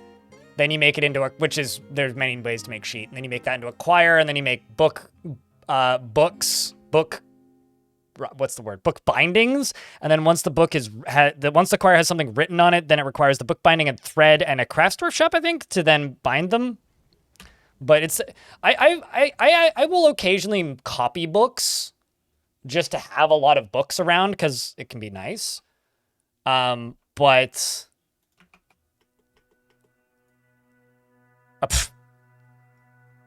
It's funny. So what are you looking for here? Oh, you've already got everything you need. Copper bars and goblin cap logs. Huh. And you're an armor smith. Fancy copper armor, maybe? Ooh, a helm would be awesome. Lava pumping, volcanoes or nothing? Yeah, making pump stacks is just slow and tedious. I definitely understand the feeling of like, I wish we could make pipes. Like vertical pipe, horizontal pipe. If we could make vertical and horizontal pipe, I would be very happy. Even if it was like only clay or glass or something. Or like metal. Like make it like relatively restrictive, like no wood pipes. I'm kind of amazed we can't do that. You know, like we have the vertical and horizontal shafts. Like just to be able to move water, like imagine if you could move water up 10 Z levels with one pump and a pipe. That would be incredible. And I wish that that was something we could do, but we just can't. And it's kind of a shame. All right, next round of bedrooms. These will be done in 5 days. Because I don't feel like designating them until I can multi-designate them. No cabinets, but that's okay. Let's make some rock. We'll queue up rock cabinets. Let's just make 30 of them. And also, it's worth noting, because I have more anvils now, I can just make another forge. The only reason I haven't made another forge is I just was too lazy to make anvils, so let's just make a metalsmith's forge.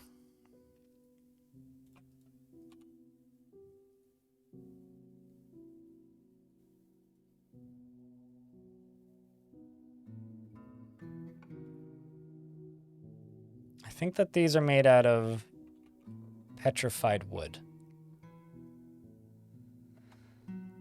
Let's just see. What are you made out of? Petrified wood? I'll just use a boulder. It's fine.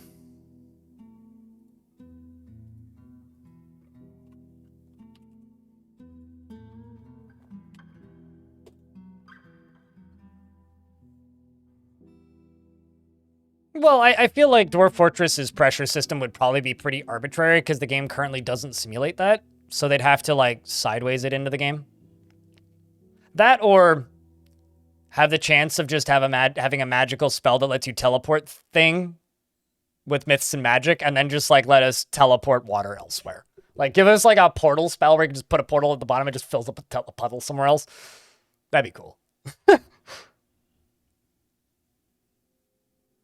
Yeah, no, you can absolutely piston stuff. Like, you can use lava pistons, but that is maybe more work to set up a repeating piston system than it is to just build a pump stack. That's the first problem with pistons. And yes, you can use, if you're pumping something from a higher level to a lower level, yes, you can fill it up. But outside of that, it's a bit of a waste, I would say.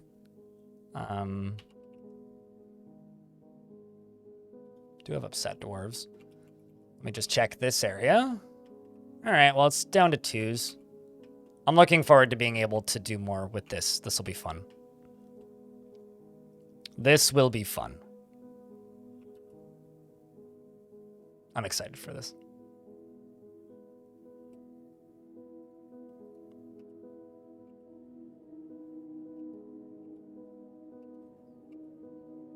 You're excited for them to introduce teleportation so your adventurer can teleport brains 1 tile away from the enemy's head?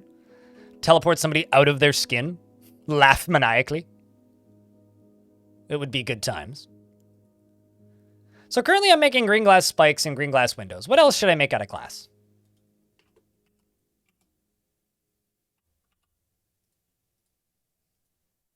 I don't know how many siltstone I have, but... like, none. Okay, I got 8.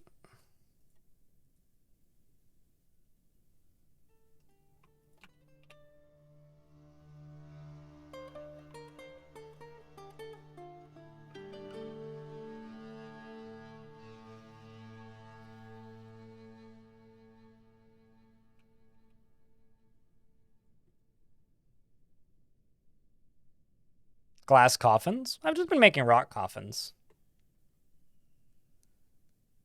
You like making mugs and goblets?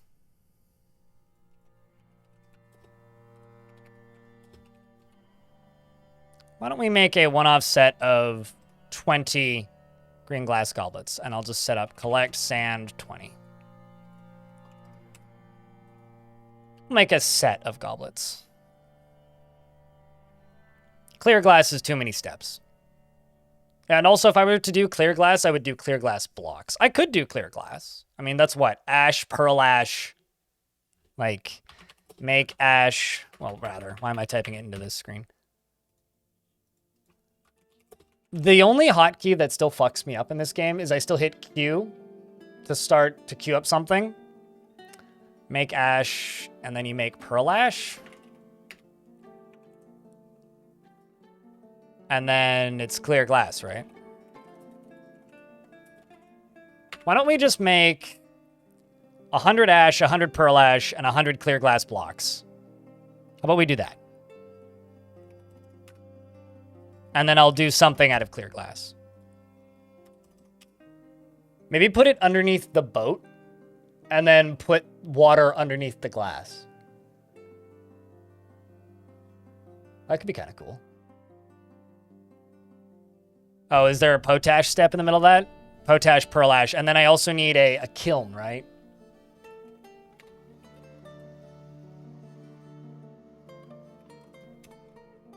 Because I've got make ash, make potash from ash, make pearl ash, which needs a kiln. So I could put a kiln in here.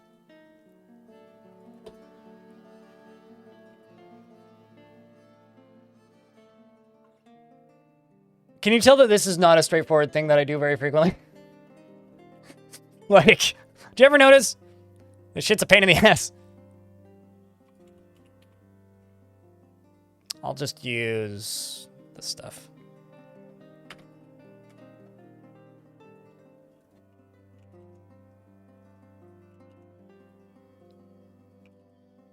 All right. And we'll follow our Baron. And cross your fingers that this squad comes back.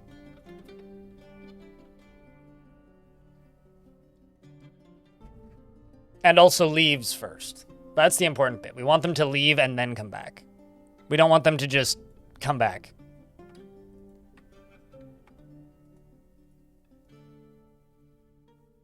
I want to see if I actually have gems that can be cut.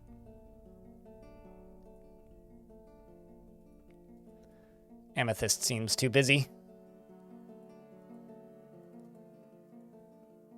And let's say encrust finished goods with gems. We'll do it that way.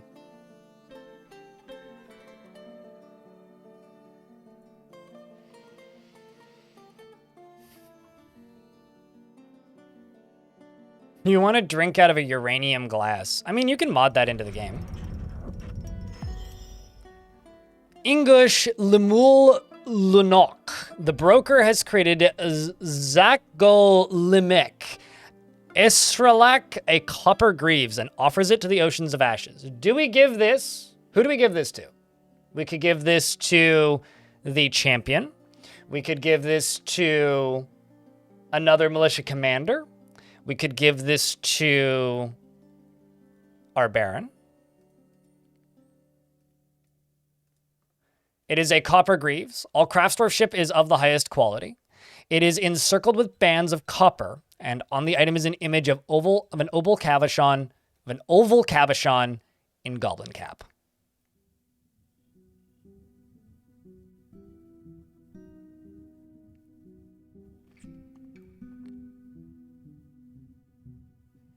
For me, my favorite like fake real life thing is like the density of floors. It's like fall damage is calculated based on the density of the thing that they land on, not how far they fell. You made a point to figure out clear glass for your fort this weekend. Yeah, I figure it out every now and again and do a ton of it in a fort and then forget how it works by the end of the next fort. Who of them likes copper? Well, this dwarf likes gold, but I haven't found any gold yet. I don't think either of them like copper. Oh shit, they already returned. Yeah, this is my concern, is like these locations are just unfindable. He likes orpiment. Yeah, neither of them like it. So I'll just give it to the champion, because it does kind of fit. I'll make it his symbol, and I'll assign it in his uniform.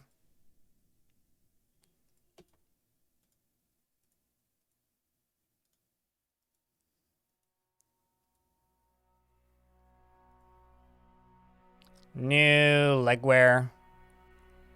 There you go. Done. All right.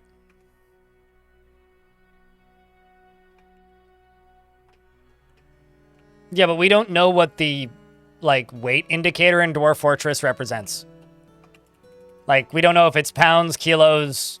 There's a reason they call them Eurist units. Because we don't actually know what it represents.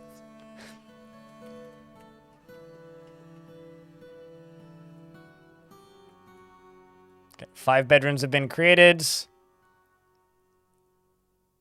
problem is the military just lose their bedrooms every time they leave and come back, so I'm not going to assign these to the Ooh, I think I should remove Nil from the military. Maybe Murphys too.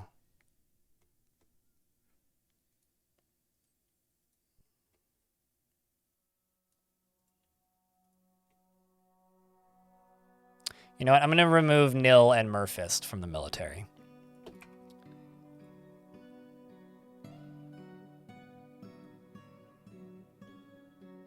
Murphist and Nil. And I'm going to bring in some dwarves from the other squad that have been training under Hobo. So let's bring in Skipper. And let's bring in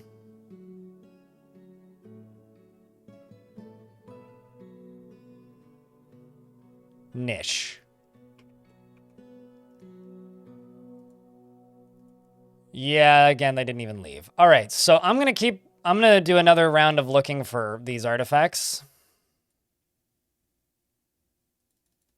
just because I kind of need to. Also, this is a small thing, and I don't know if this is specifically a Linux issue, but the scroll wheel on this menu didn't work for a while. Also, my apartment smells like popcorn. If this is a sign of me having a stroke, please know that lots of children live in my building, and it's probably actually the smell of popcorn. Although, actually, no, isn't that burnt toast? It's a gold slab. All craftsmanship is of the highest quality. It's pyrolusite. This one's alabaster. This one's inaccessible. This one's also inaccessible. The sculpture of growls, a zinc slab, selenite slab. I'm looking for ones that are slightly closer and not inaccessible. Skull's Fiend is pretty good.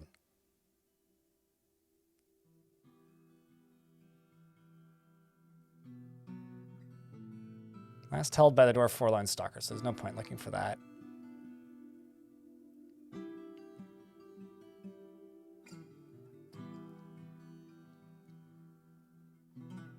Wasn't that one of the ones that we already went after? Was it the Dusts of Death?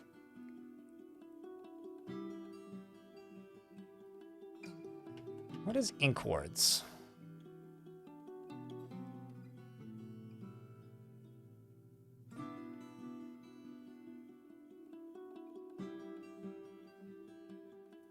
Skip that mission.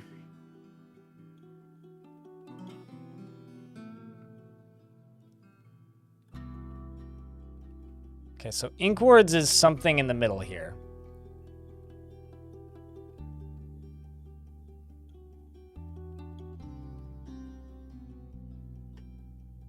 We'll try that.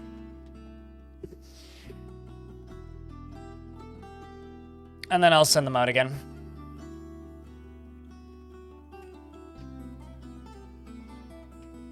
And we are now making plenty of copper rings.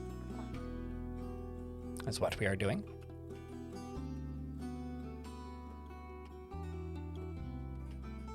And I guess I need to go down to the bottom to make a kiln and an additional green glass area. Magma kiln. Just make you out of gabbro. Doesn't need to be anything fancy. And I will also make a additional magma glass furnace right there. I wish the kilns were more distinctive looking, because they're really not, which kind of annoys me. They look almost identical to other forges. And it's like, man, I wish these were more obvious that it was a kiln specifically and not just like, yeah, this looks like every other forge. I don't know if you guys feel the same way about that. You literally have never succeeded in finding an artifact by searching for it? Yeah, it requires a lot of luck and knowledge. The thing is, the artifacts list is one of the few things in the game that surfaces information that your faction may not know. And if you have information that your faction doesn't know, then you cannot complete that thing, right? Which can be very frustrating, actually, and is one of the reasons why, to my knowledge, Tarn has been resistant to give us access to legends within Fortress mode, because if your faction doesn't know the information, you can't do it.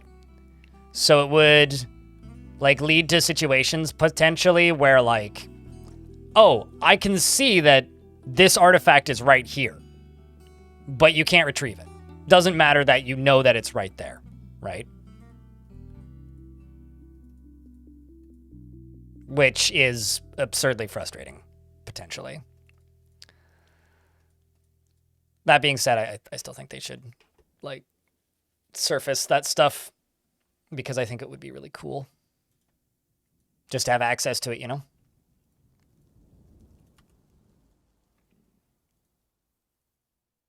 Let's just do some flooring for this. But, Zachar, it's going all right. Sorry I took so long to respond to that. I did see it the last time I looked over, but I just didn't read it out loud. Read it in my head. But Chad, have you ever succeeded upon trying to find an artifact? I know I have. I've successfully found vaults this way, going after slabs. I've successfully recovered artifacts from old forts, although sometimes that starts wars with your home faction, which is a little difficult. I actually had to use DFAC to stop a civil war in this fort already once. But I should stop this side project, actually, and go back to just sieging the tower and trying to get that book. Lady Dwarf Goat plays games. Good to see you, mate. Hope you've been well.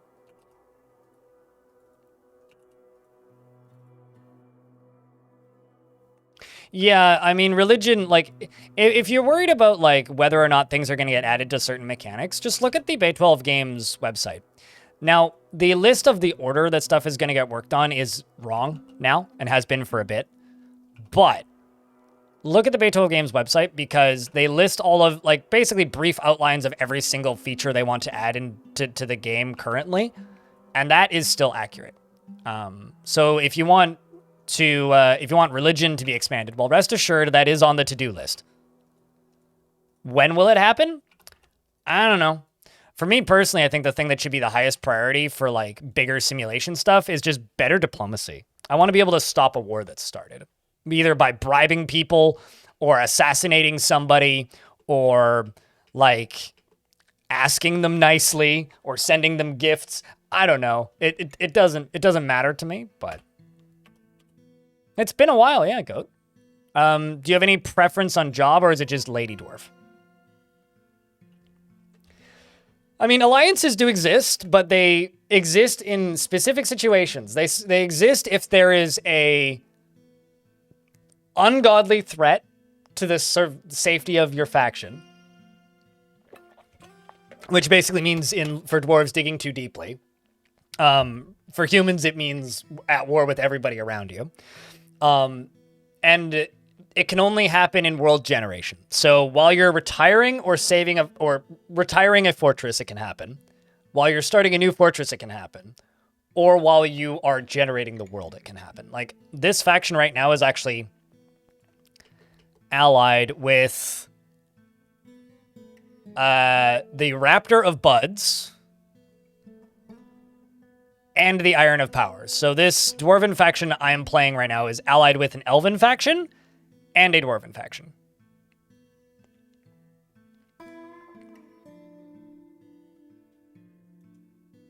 You like the idea of better diplomacy? To me, I think confrontation is interesting unless it's the only option. An example of this is like, I don't know if any of you have played Warhammer 40,000 Gladius. It's a 4X game. It's not. It's a 1X game. It's Exterminate. It doesn't have the other 3. Well, I guess it has Expanding, but, like, not much. So, or maybe, okay, it's a 3X game. It's Expand, Exploit, Exterminate. There's no 4X. And to me, that makes it a interesting tactics game, but a really boring 4X game. And thus, much less interesting and not a game that I put a lot of time into. I played it for, I don't know, maybe 10 hours and was like, all right, I've finished 5 games, I'm good. And I haven't touched it since. It's actually a 40X game. All right, well, actually, mister. Any job works? Okay. We'll just search by highest. And you can have Fath, who's married to Ficod and has 7 kids.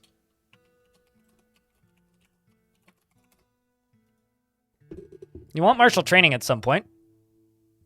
Your youngest son is a baby who is 1 year old, and he says Dada. I'll bet you're real thrilled about this. You're a member of the Communion of Wasting of the Ocean of Ashes. Or no, sorry, your child is a member of the Communion of Wasting. You are a former member of the Communion of Wasting and a former member of the Rainy Communion, so you're a religious heretic. You are a member of the Guild of Fingers, which is the Miners Guild. And your eldest son is an engraver. You're 54 years old. Jesus, you have 7 children and you're 54? How old's your kid? 27? You know, I guess that's like real life. I shouldn't be surprised. And also your kid is married and has kids. So, wow.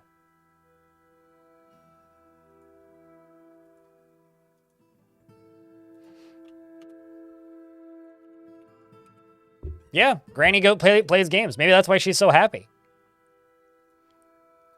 Well, she's never gonna have a problem with the be with family need.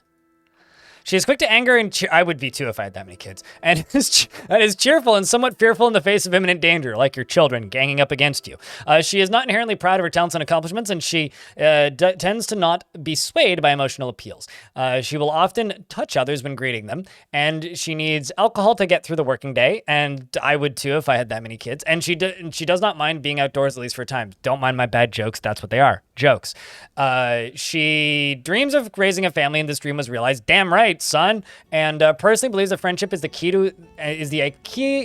to ideal life, and believes the idea of war is utterly repellent and would have peace at all costs, and is somewhat put off by trade and commerce, and doesn't really value merrymaking due to seeing moral Dragon Bolt's dead body, which is a great name. She likes iron, white jade, llama wool, the color taupe gray, diamonds, flasks, amphibian men for their terrifying features. I don't know if they're that terrifying. And prefers to consume char and sheep cheese and single grain wheat beer, and absolutely hates large roaches.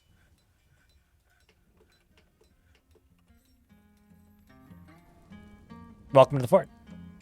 Big family lady. I'm going to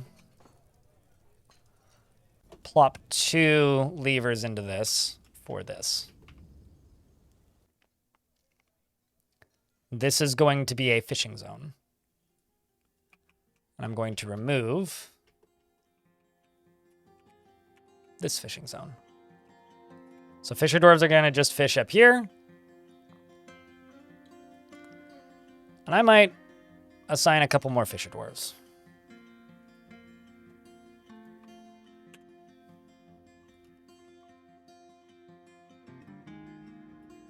Let's follow Cog. What's my method for finding vampires?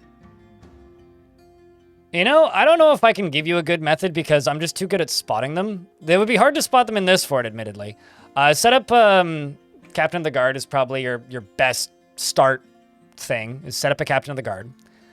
Once you've set up a Captain of the Guard, then start interrogating people if you have a vampire who's eating people, killing people. How can society function without loyalty? We must be able to have faith in one another. Word. Wise words from our leader. So that's the first thing you want to do, is you want to just make sure that you have... Oh, I've got a llama walking around. We should deal with that later. Is you just want to make sure that you, have a prison system set up so you can imprison it. There's 2 ways to go about it. If all your bedrooms are on the same level, this is the easiest and gamiest and stupidest way to do it. If all your dwarves sleep on the same level, knock down all the walls in between bedrooms. Just remove all of the walls in between bedrooms.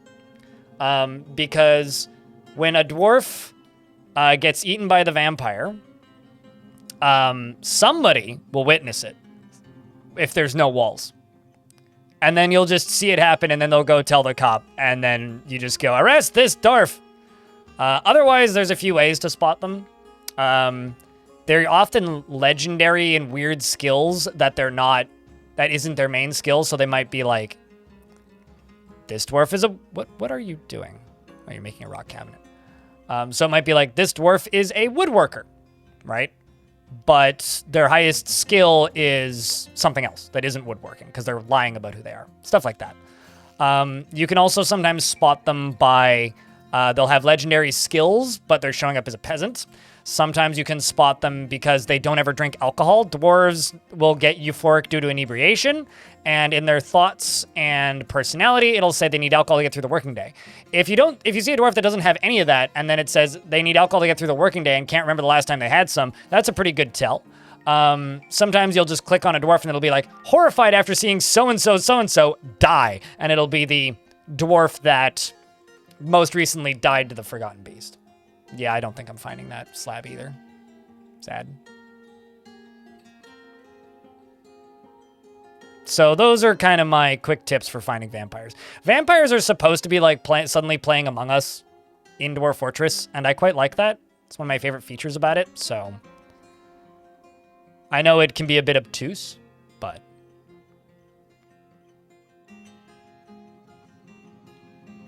Yeah, there you go. See? That'll do it. Yeah, this faction could do a generational fort if they all like make babies this quick, dimwit. I feel bad calling you dimwit, but you named yourself. We're in an ad break for some people on Twitch, so I will pause until the ad break is done. Also, chat room, just as a reminder, we are in September right now on Twitch. So if you're not seeing an ad right now, it is worth noting that if you subscribe for multiple months, you get a pretty hefty discount. I'm just saying. So if you want to help out a streamer, you can do that. Also, another way to help me out, this goes for people in YouTube chat too. I have a blog, which can be found by typing an ! blog on Twitch or looking at the description of the YouTube stream. If you plunk your email into the blog on my website, you'll get a weekly blog post. The weekly blog post includes stuff that I've been working on, my current headspace, and also things that I do outside of streaming, such as PAX West, and sometimes reviews of video games is another thing I do. For paid members, once a month, I do these very large stat breakdowns of like detailed stats, if you're curious at all about that sort of thing. And they also get secret sent out previews of videos that I'm working on. So that's for paying members. But the default tier is free, and we'll get you that weekly post if that's something you're interested in. You can also subscribe with an RSS feed if you're tech savvy.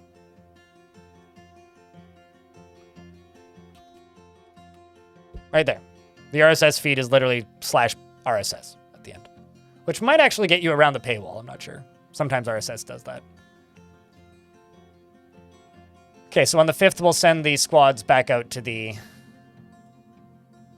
tower. That's what we'll do. If a visitor arrives declaring nothing, we'll stop them from taking insert artifact name there, and you catch them. Is there a way to rehabilitate them? No. They're forever evil.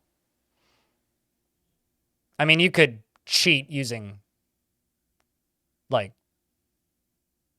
DF hack and say make own, and then they'll join you, but save the game streamer? I mean, if you insist. Whoops.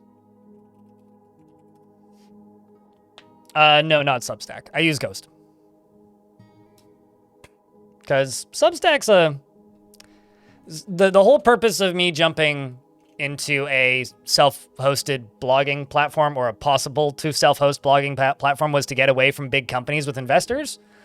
And so that's why I'm deprioritizing Patreon heavily and prioritizing Ghost, which is what's hosting my blog. And the reason I'm prioritizing Ghost over Patreon is Ghost has a very small number of employees. They're open source. The blogging platform itself and the funding platform is completely open source and self-hostable. So you can just go download it from their GitHub and host it on your own server if you want.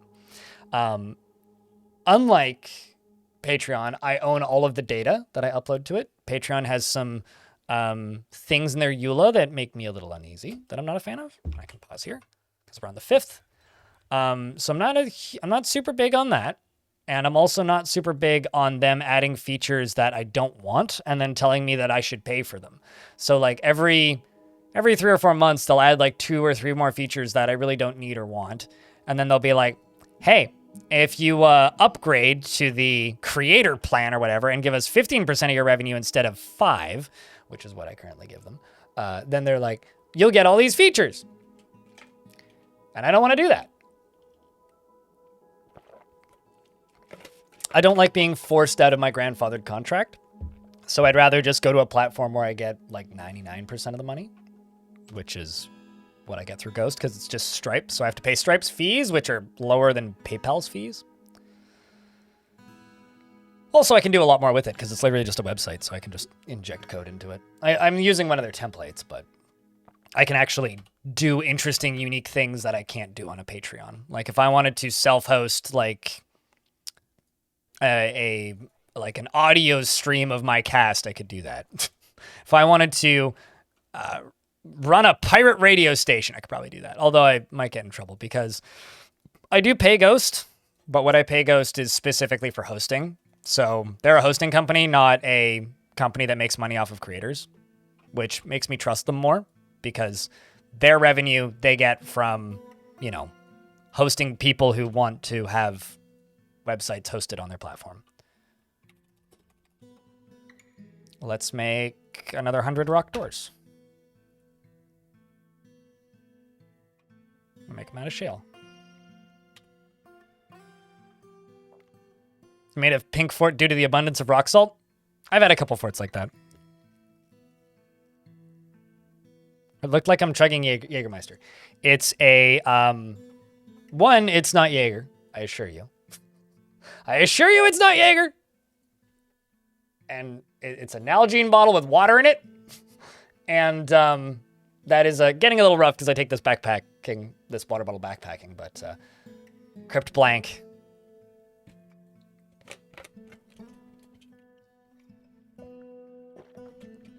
Although, I did see a band from Quebec called Dope Throne earlier in the year.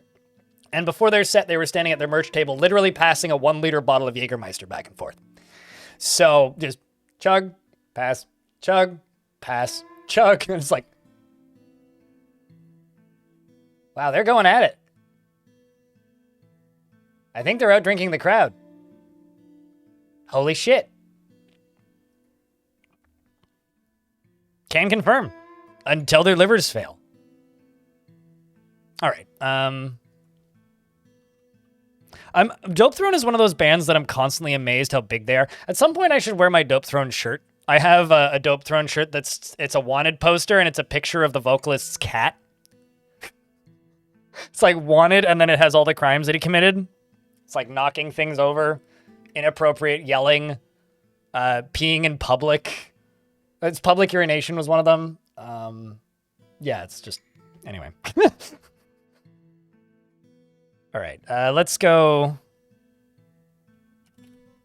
Cog, probably. We locked you out of the API. You know, I should still interact with the Dwarf Fortress subreddit, but I will be honest with you, I don't.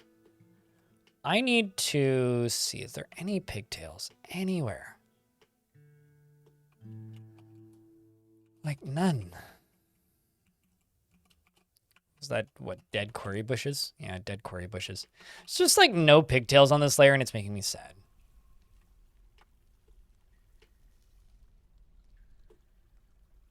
Hopefully nothing scary comes out of that.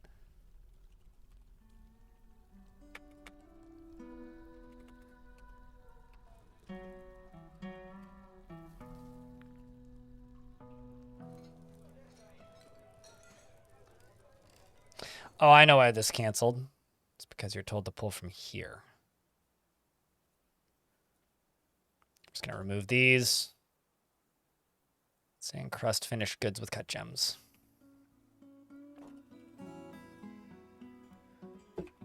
Right, I also need to send out this squad. Let's go back to trying to find books.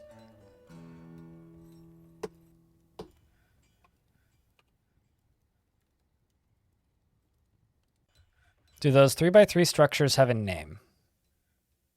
Oh, these?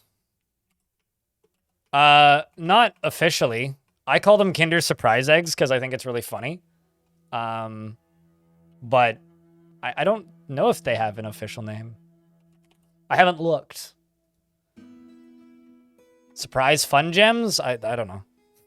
Dwarf Fortress community isn't always the most... Okay, so for Leto, I think, is fighting with a bunch of rodent men. Unemployed Shaku, thank you very much for the 6 months in advance. Next time you fall, you're going to describe it in third person with colliding with an object, right? Hey, chat, can I get a round of beers for our friend, Unemployed Shaku, for keeping that subscription alive for another additional 6 months? And getting that, did that big discount? Thank you.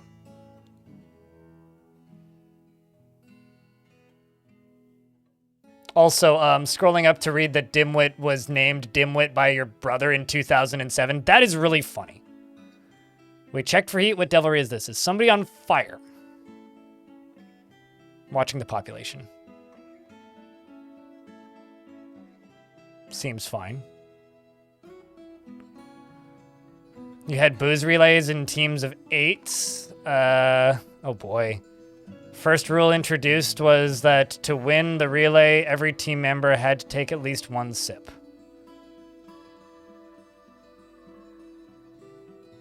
Well, I mean, that seems fine. but probably not fine when you actually look at the whole process, right? I'm presuming that this is one of those things where if you actually won, you got way too drunk. I learned a thing about my cousin at a family barbecue that happened earlier this year. He's younger than me. I think he's 21 now. I remember when he was like an infant. But he's also way taller than me.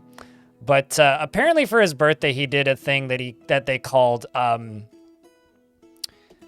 completionist's bar crawl, where you don't start a charity and then scam a bunch of people. Not that completionist. You go to a specific part of town called Moody Row here, and then you go to every single brewery and you get a glass.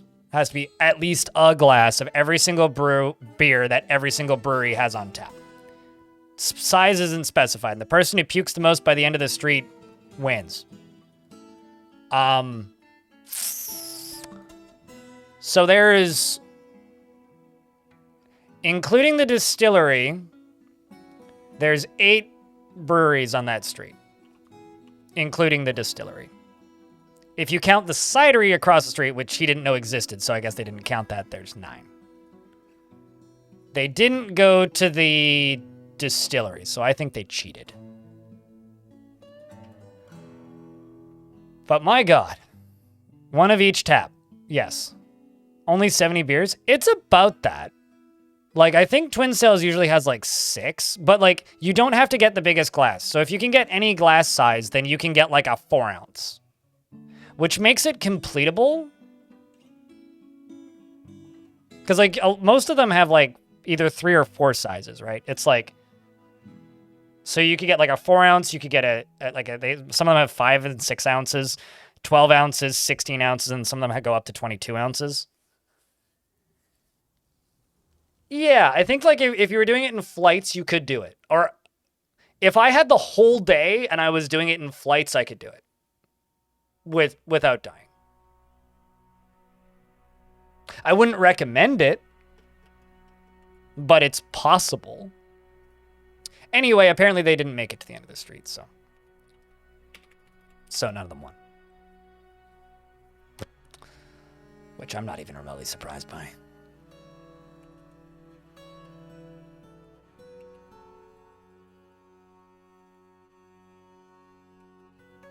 What was the redstone? It looks great. Oh, this? Yeah, it's Goblin Cap. You know, some people write off, like, wood in Dwarf Fortress as a construction material just purely for the memes. But, man, shit looks great. Like, I don't know. I love the way a lot of the wood textures look in Dwarf Fortress. I think that they, in a lot of cases, look better than... like a lot of the stone textures, at least the more common stone textures, like the easier to find ones. Yeah, but as an Irishman, you're probably also drinking a lot of Guinness. Sorry if I'm generalizing. I don't personally think Guinness is particularly good, but you're probably drinking a lot of Guinness, and Guinness is 4.5%. This is an area with like places that make like 9% IPAs. Oh, trust me. I am a big fan of wood as a construction material, which is perfectly dwarfy.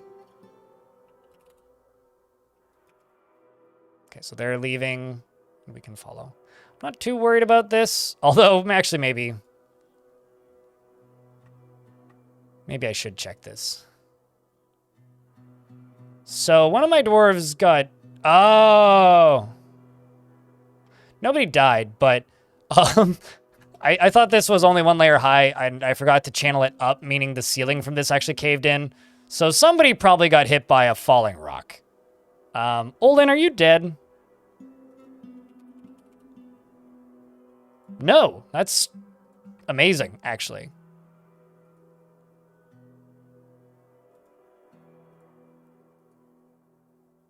Well, at least he's, like... He feels fond, like, his injuries don't seem to be that bad. Wait, no, that's Maffle. Where's Olin? There's Olin. He's unconscious. Okay. Annoyed, afraid, suffering an injury, can't grasp as well. His right hand is shattered, compound fracture, cut apart, needs setting. You'll be okay. You'll walk. That will patch that up. You'll be good there, Dwarf. You're only 63. You're still young.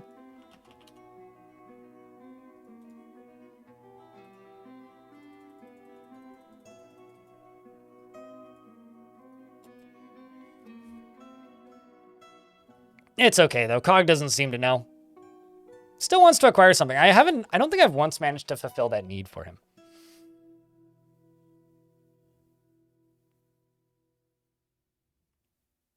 Suicide? Yep.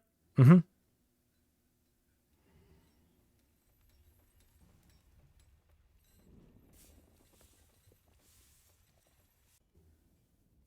Some injuries seem permanent, and it's not always super obvious which ones. Anything that does nerve damage or tendon damage is usually permanent. Something that I think is really good about recent updates is if you see dwarves walking around with down arrows next to them, it implies that they are lying down, meaning they've probably lost the ability to stand or have some sort of spinal cord injury, or you need to make more crutches. And also dwarves that are injured and using crutches actually walk around with crutches now, which means I should probably queue up some crutches. It's probably not a bad idea. Probably short on those, but it's just worth noting that, like, crutches are something that you should manufacture, and you can actually see them on the sprites now, at least in the beta branch, which is good.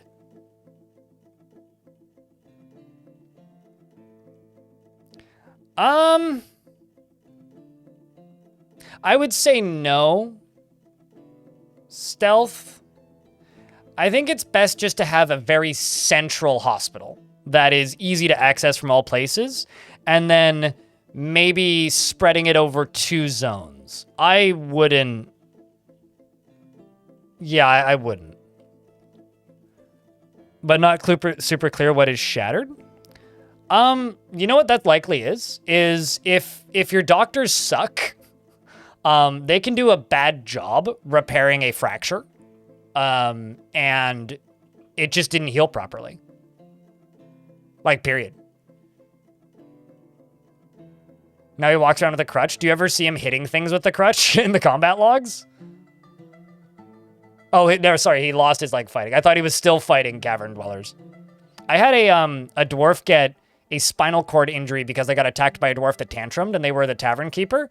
And with no legs, they crawled around and was the best manager I've ever had. They never really left their bedroom or dining room. We had a guy who lost both arms who couldn't change clothing. Oh, that sucks. Yeah, I've seen that before. Dwarves that completely lose the ability to grasp, and then they just, like, at least they can drink now. Like, they don't die. They used to just die. But that sucks.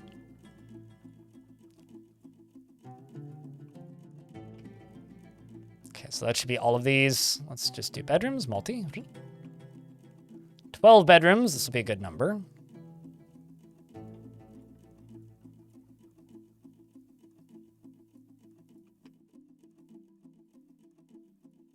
Yeah, lots and lots of families in this fort.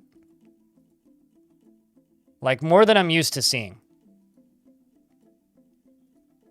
Maybe, I guess they just value family and romance in this faction. Let's see, is there anybody kind of upset who I could just give a bedroom to? Let's give it to you. This feels like one that should have an upper floor.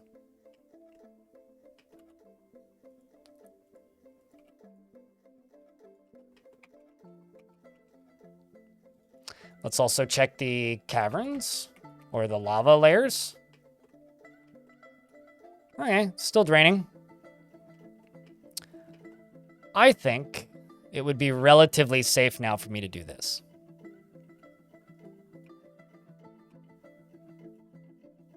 And widen this.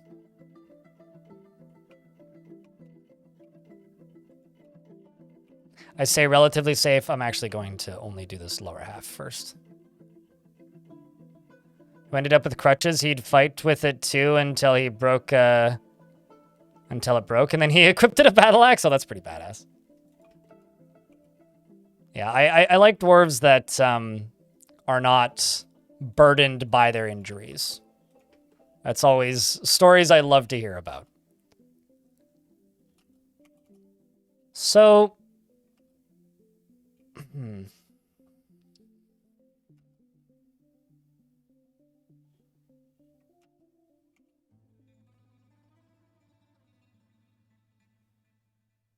yeah, we just have a little bit more for this to drain. And you know, it'll get there slowly.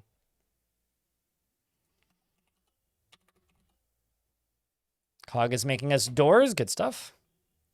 Wants to be with family. Maybe his wife will arrive one of these years. Ah, shit, I should have got animals that need to be put away.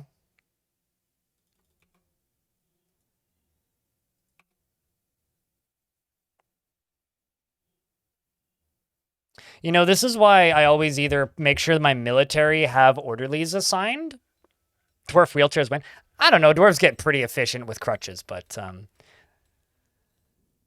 this is one of the reasons I always either make sure that my military has orderlies assigned or just set everybody to do orderlies, because I think it's very important that, like, dwarves are rescued by their own soldiers.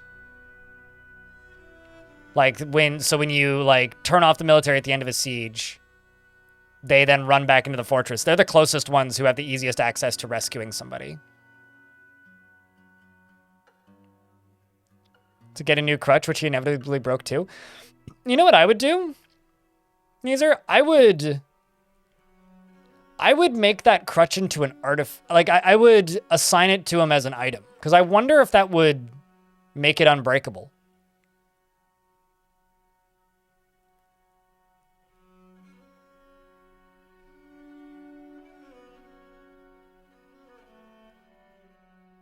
That's what I would try and do. I always thought you need to buy large clothes and learn that clothers make the dresses to their size. Is that new? Okay, well, here. Apologies for pausing off turn, but let's just say you're making a shirt, right? A cloth shirt. So let's say you're making a cloth shirt for humans, right? You don't need a human to do it. You click on the magnifying glass down here, and then you can specify cloth and specify size. If you specify size, you say, humans! And then they can make it. I didn't know that if they're making it, they automatically make it in their size. I don't know if that's new. That seems kind of fucked to me, but, you know.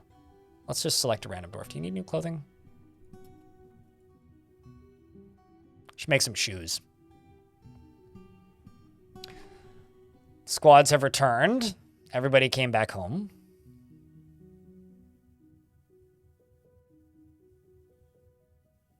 Yeah, that's good to know. I had no idea that they do that.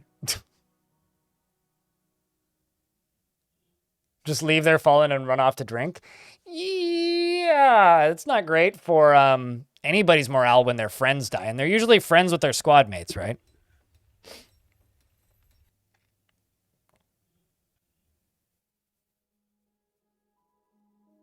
How does everyone stay hydrated, also not have to get up and pee 3 times a night?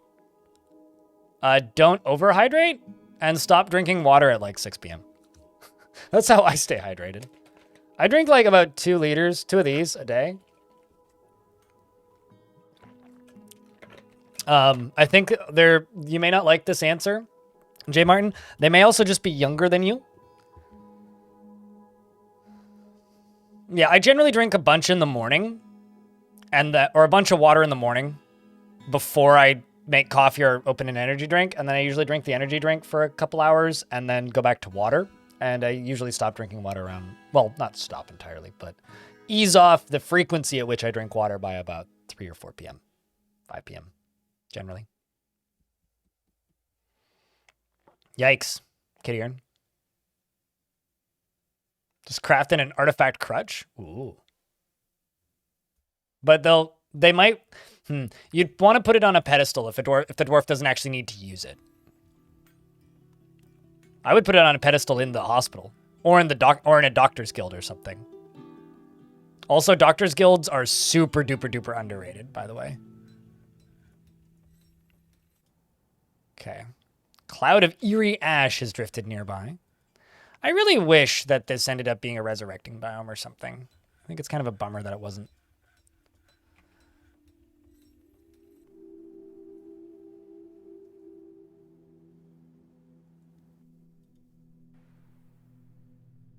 Where did you put your shield? Oh, it's strapped to your upper body. There you go.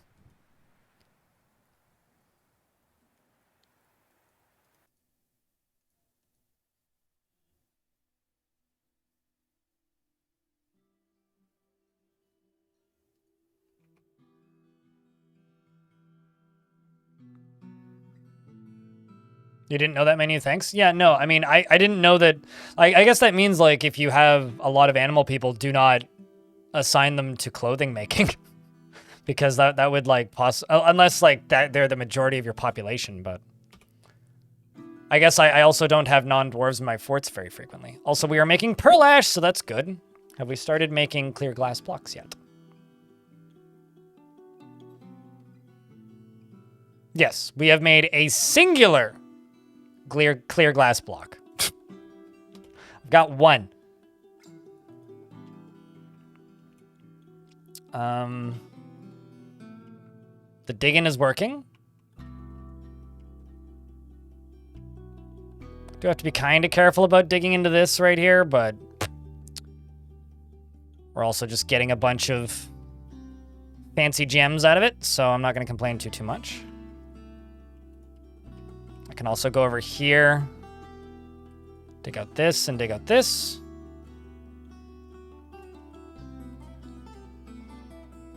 I guess there's some lava in here.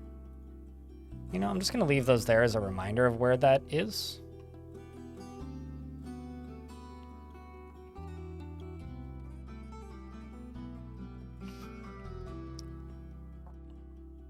And let's see how that siege went. Yeah, it didn't even leave.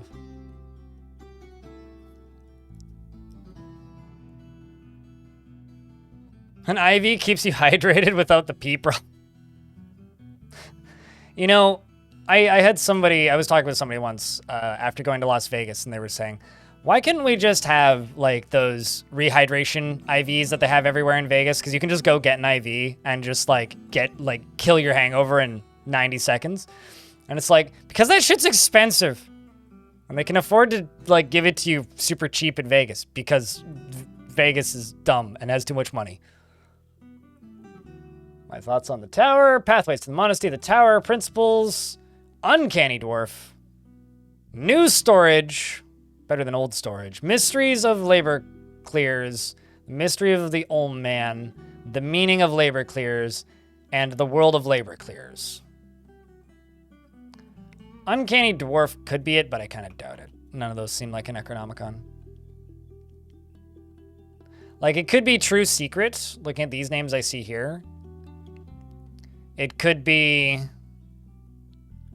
for the love of obsession, potentially, or the study of the resurrection.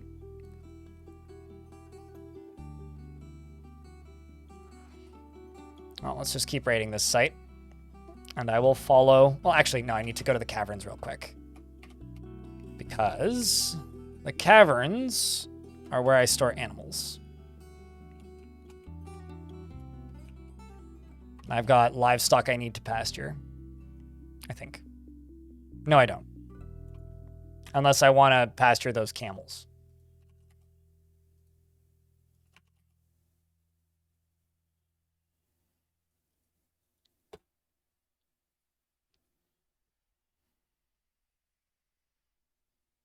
Yeah, which is whack to me. All the rich people go there to clear up hangovers. I feel like if you are consistently getting hangovers that are bad enough that you need to go to a place to get an IV drip, you need to, like, take a very close look at your life and consider your decisions. Like, I'm not gonna try and judge people. Like, do what you want to do with yourself and your body. That's your own decision. But I feel like you might have a problem if you are actively pursuing an IV drip. Like, maybe I'm just being a judgmental twerp, but like, I don't know.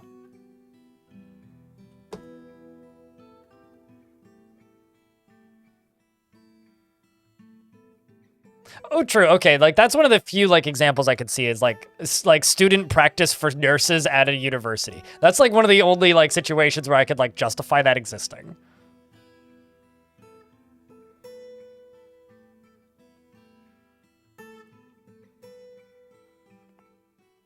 Actual rich people have their own personal access to IV drips. Yes, we know this, Havoc. I mean, I've said this before. Chat, if I was a billionaire, you know what the one thing is that I would do? Like the full-time person that I would employ for me?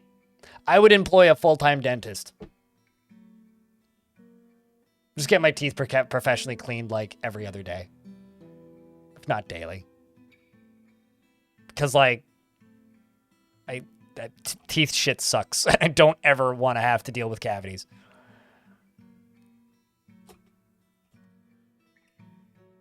But I guess somebody would just have an IV drip for... Uh-oh.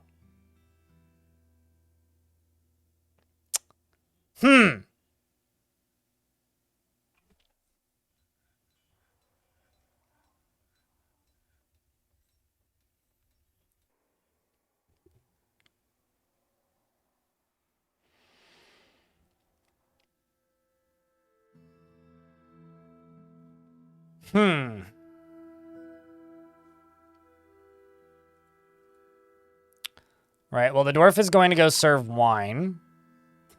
Oh, shit. I'm trying to click on that. Okay, didn't get the door. Can you stop moving for a second here, dwarf? I need to lock this. Okay, I was going to try and lock the hatch. It's the 6th. Okay, next door that you walk through this one, I'm going to lock it. So now you're stuck in here. Okay, so we've lost a goat plays games, an engraver. We've lost a peasant. Because I can't really give any orders right now. I could tell this squad, and this, well, maybe not this one, to go stand like right there. But that's all I can do until the 10th.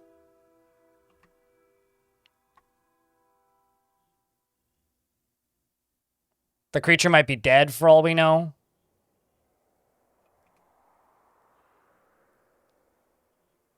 Up to the 9th.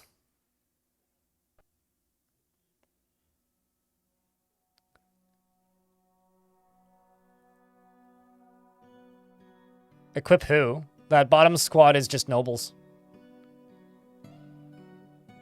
Well, the deaths seem to have slowed. Okay, I can pause now. Now, yeah, I can save if you want. Anthus, thank you very much for the Prime subscription. For a 3rd month, welcome back. Was that? So, I'm digging around in the caverns. We accidentally released an angel. A beast of divine forgotten retribution. We accidentally dug into an angel. So it might still be alive. It might be dead. So if you've dug down to the lava sea, you'll get an announcement that says you've discovered a strange wall studded with gems. And that strange wall studded with gems has demons in it and it has angels in it. The difference is demons are like little forgotten beasts, basically. And angels are like forgotten beasts, but they have gear.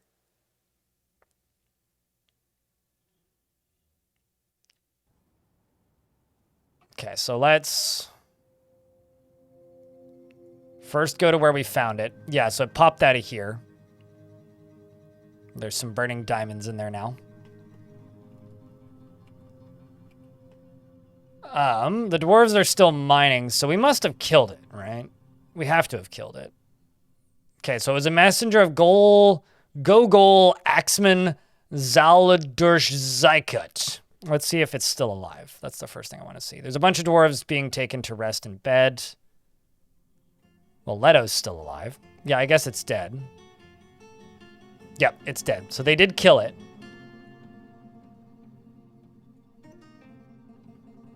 Well, it kicked the first miner that it found in their foot, and the injured part exploded into gore. They struck it with an iron pick, the maceman tried to block it, but it was effortlessly deflected by a copper pick. That's impressive. Okay, so who killed it? The miner strikes the Google axeman in the upper body with his copper pick, tearing away the tissue. So hit it in the upper body after it kicked a blacksmith in the lower leg with her right foot, fracturing the bone through the one-humped camel leather robe. So who was the last combat log to appear? Wait. A cat got into a fight with it. Well, it's a damn shame the cat didn't kill it. Could you imagine if the cat killed it? Oh, man, what about this dwarf? Misses the axeman. I've been injured badly. There's no hope. Can it all end quickly? Begone, fear. Where'd this happen? Right here? Oh, my God. This is it. This is environmental storytelling, right? This dwarf got attacked here, right? In fact, it kicked him in the foot, fracturing the bone. Okay, so it hit her in the head with an axe, in the head with her left foot, bruising the muscle and bruising the skull. Pulled the neck, tearing away apart the upper spine's nervous tissue. So she'd been paralyzed. She lost hold of her pick and fell over. She misses twice. Then it kicks her in the left foot, which fractured the bone. And then she missed again and said, "I've been injured badly. There is no hope. Begone, fear. Death is all around us. This is truly horrifying. I feel very uneasy," multiple times. And then, "I was rescued. Such a relief." Somebody picked her up to rescue her, then she died.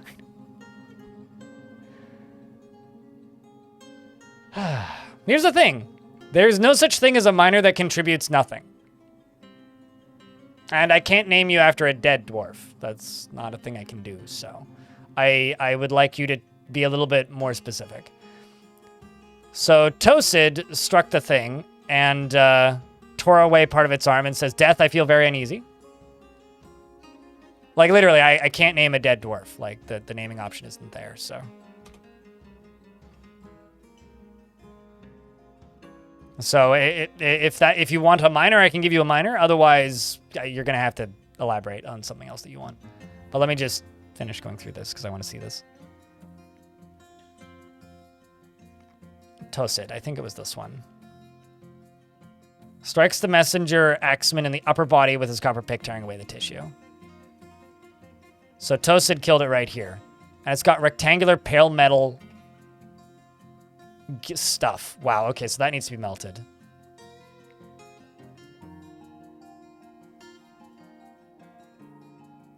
I'll also melt down this pick, why not?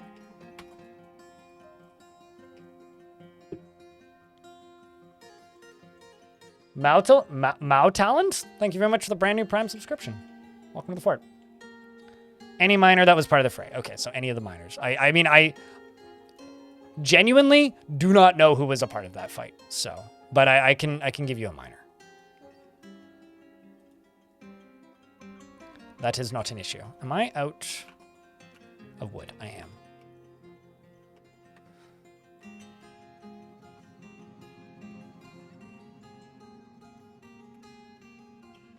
I think that's in an area I can't get to. Fortunately, this is all in an area I can get to.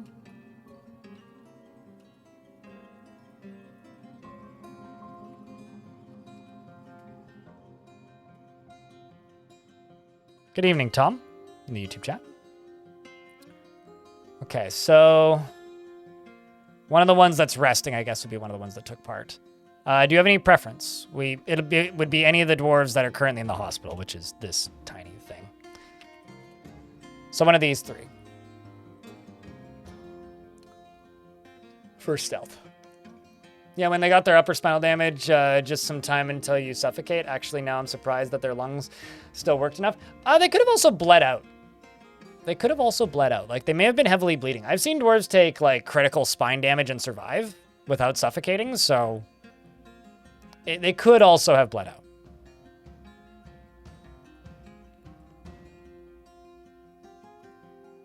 Also, shout-outs to the people who've jumped onto the blog. Thank you. To the person who subscribed at the paid tier, though, if you reach out to me and let me know what your Twitch name is, if you watch on Twitch, I can get you sound commands.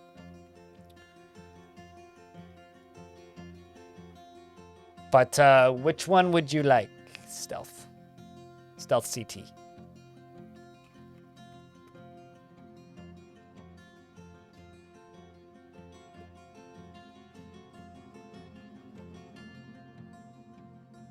If you have no preference, I will presume you have no preference in a few seconds. Yes, you would like Meng. I mean, you're super happy. You have a wife who's also a minor who wasn't involved or didn't get injured, and you have 2 children. Should I make the whole family into minors? Tiny Delight. Gotcha. I'm going to make your kids into minors. Just because I think it runs in the family, you know?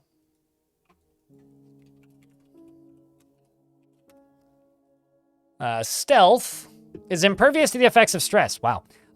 Looks on others with lust and is given to flights of fancy to the point of distraction. He likes to present himself boldly, even if it would offend the average sense of modesty, and he has a strong sense, and he feels a strong need to reciprocate any favor done for him. He is made deeply uncomfortable by a different in appearance or culture, and he does not easily fall in love and rarely develops positive feelings. He is pleased by his own appearance and talents and doesn't tend to hold on to grievances. He tends to be a little tight with resources when working on projects, and he tries to keep things orderly. He finds obligations confining, though he is conflicted by this for more than one reason, and he doesn't seek out excitement. He has a calm demeanor, and he cackles when he's nervous. He often snaps his fingers when he's nervous. He dreams of raising a family and personally finds sacrifice to be one of the highest ideals, and respects the development of his skill. And he likes Marcasite and Electrum and Dementoid, which is a cool gem name, Highwood Wood, and Giant Giraffe Horn, Leopard Parchment, and Gems and the Words of the Book of Reticence, and the Sight of the Intricacy of Glittering, and when possible prefers to consume Giant Tiger and Pendant Amaranth Beer, and Linseed Oil, and absolutely hates blood gnats. Welcome to the fort. Your scruffle with the thing was it bashed you in the upper body with its thin pale metal mace, bruising the muscle and jamming the right floating ribs through the liver and tearing the liver. And you said, "These injuries beyond fear. I was caught in smoke underground. That is very annoying. I must withdraw," you screamed several miles. And then you said, "Asmil is really dead. I'm not feeling sad right now." And then screamed, "I must withdraw," a couple times. And then you stood up. So I guess that means I have to make some more tombs.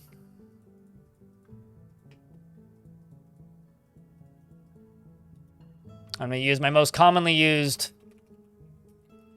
DF hack command, which just pre-assigns these. I'm just going to unpause for a second.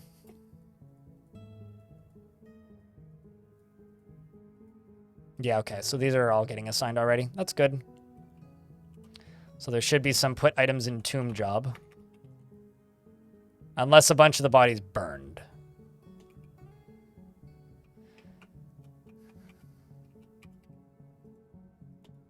Well, those are grown-ass adults that yearn for the mines, but...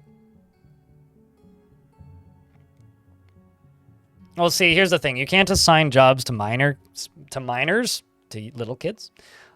So it's just those are your adult children. So the grown-up kids that you've had, I'll just put into the military. Dwarf wants to practice a craft. This is a dwarf that I took out of the military because they hated it and were getting super stressed all the time, so... I mean, you've killed many things. Jesus. What a dwarf. All right, so they haven't returned just yet. I don't have anything else to check there. This right here.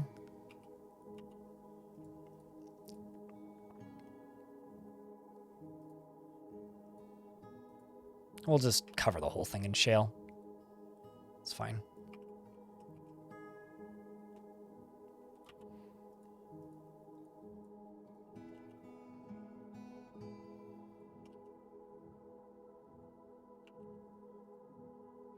Doing some construction as well, because I can. And I think I can just jump back over. Yeah, another thing I should do is this.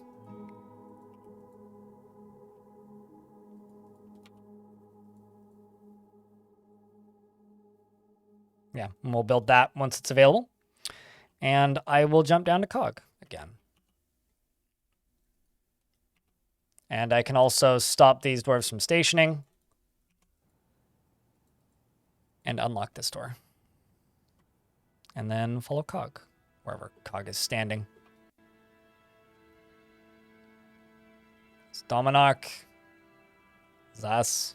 Let's see Cog. Oh, there he is. Who's making a door? Because I guess there's nothing else to do.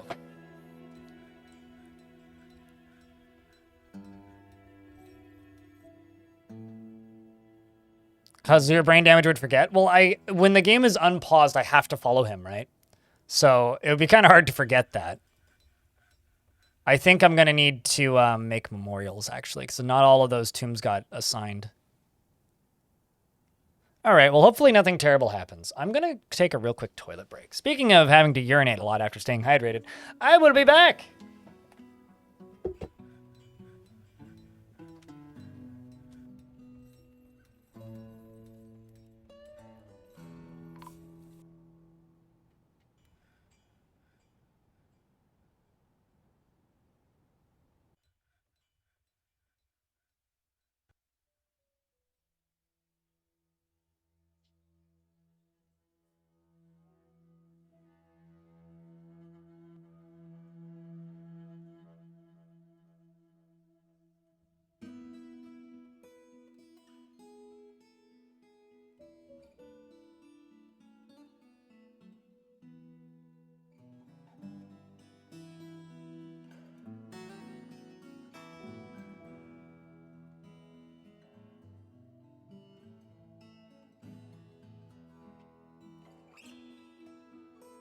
Oh no? What happened?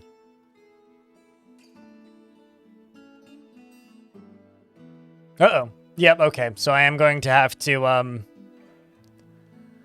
am, in fact, going to have to memorialize some, but that's not too big of a deal.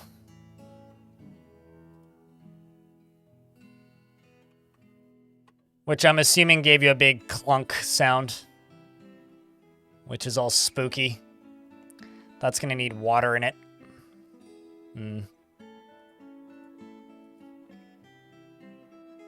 Oh boy. Well, that went out a little further than I wanted it to, but it'll be fine. That feeling when you're trying to get digging jobs assigned while a dwarf is moving. Not that easy. But that's not too bad. Yeah, I'll be the first to admit that I frequently will lock dwarves into a place and then completely forget that I locked them somewhere. And then, like, 2 months later, I notice that they died and go, oh, wow, I feel bad now. Also happens with the caverns pretty consistently. Like, close a door and it's like, okay, well... Oh shit, Obok has become a Hammerlord. That's pretty dope. Shouts to Obok. Let's see if I can get a few more dwarves into the military, such as Dusum and Ingiz. If they don't like it, we'll take them out of the military later.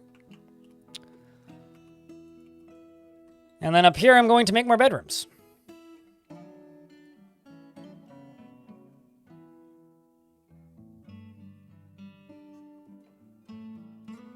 So chat, are you guys playing Dwarf Fortress currently? If not, what you playing?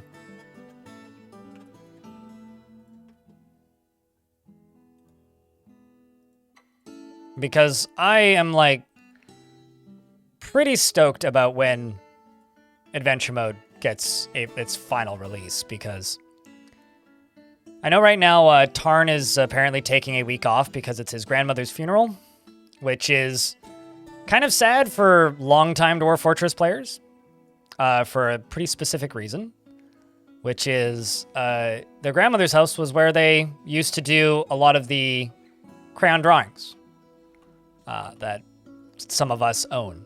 So if you own a Dwarf Fortress crayon drawing from Zack and Tarn, it was probably drawn in that lady's house.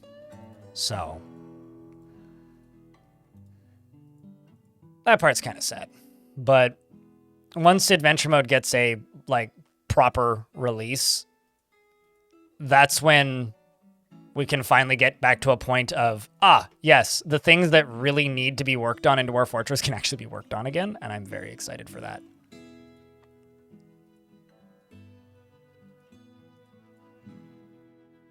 I'm very excited for that.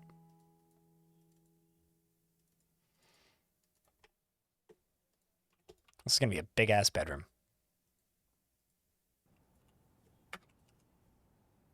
Kinda ready to play League of Legends? You don't seem super happy about this. Why is that?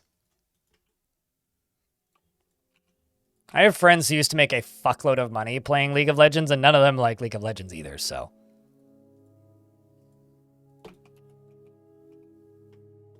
If that makes you feel any better.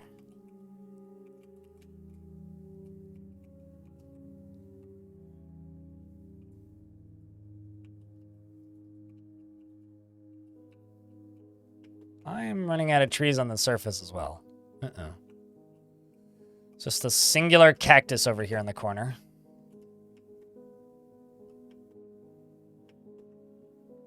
You're playing Microsoft Teams as back in the office. Back home from the office today? Gotcha.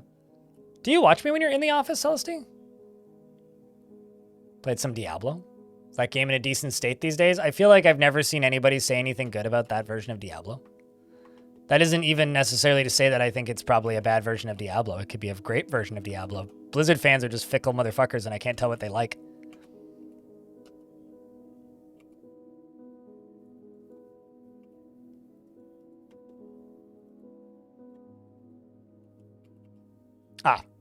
Well, I can't cut that down because it's already designated in the middle.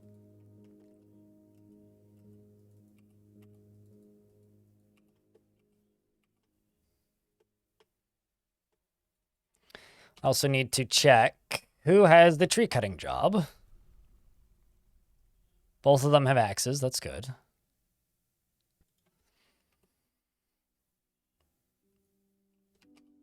Okay, well, one of them is going to go fell trees. That's good. And I can queue up, let's say, 20 beds. Let's also queue up copper crutch. Queue up 20. Prepping models for painting? What kind of models? There's been a couple of times I've been tempted to buy the models for a video game called Brigador, which is a mech game, but they're pewter models and they do require painting. And I'm like, I want those models, but I don't want to paint them. And I don't want to pay somebody to paint them for me. So I guess I'm just never going to have those models.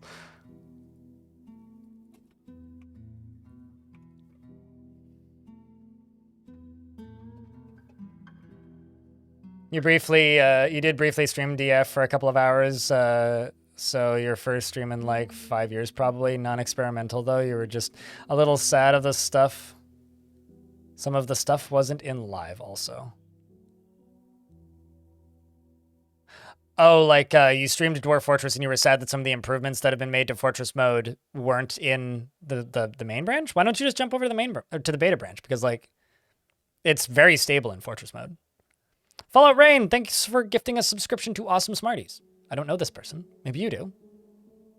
But welcome, Awesome Smarties, to the stream. And sorry that you have to play League, I think. You were the one who said you were playing League, right? Yes. You actually quite like it, but it does also infuriate you? Yeah, that's fair. You've been enjoying Deadlock? I'm glad that people can talk about Deadlock now. And shoutouts to The Verge for just, like, piercing that veil.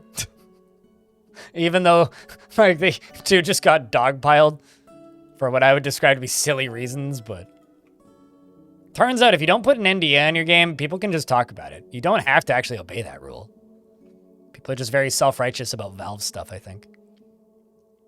Valve fans are something. That's all I can say. Okay, let's pause for a second because I need to go to you and I need to go slab. And Rigoth. This one. You've been missing for a week.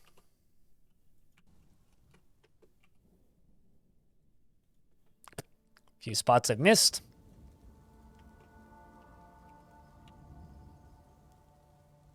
You have a friend who plays Ziggs this day every year since he can execute towers.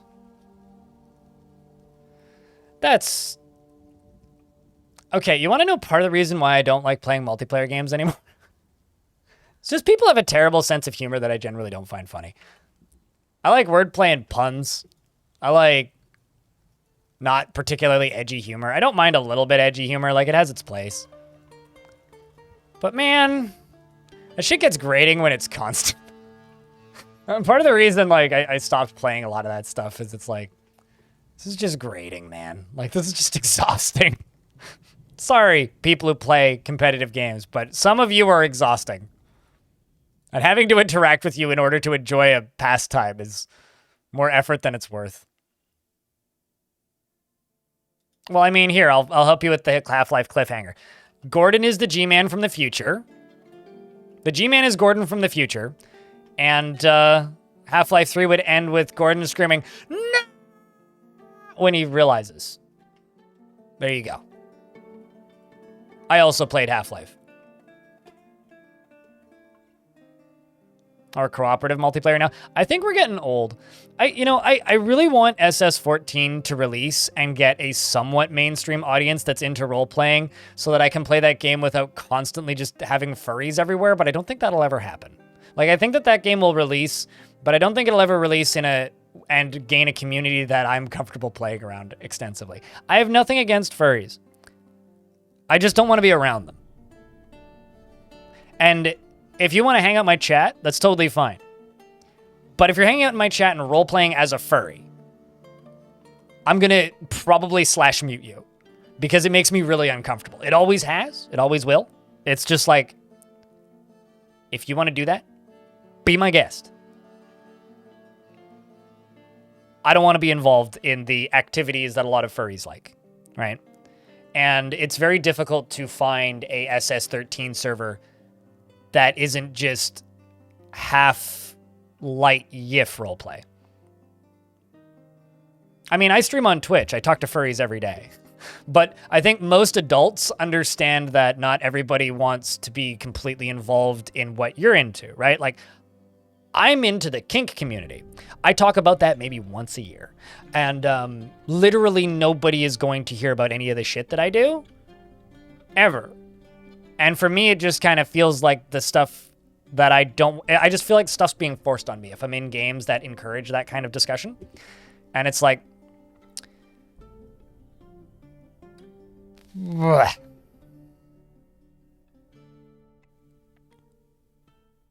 No, I mean, here's the thing, right?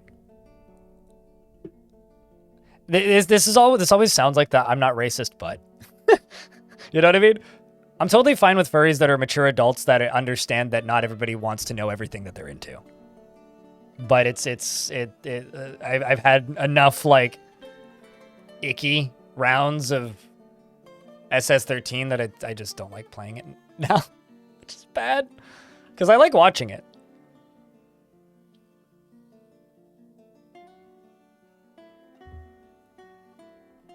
So I don't know. I had another thing I needed to queue up.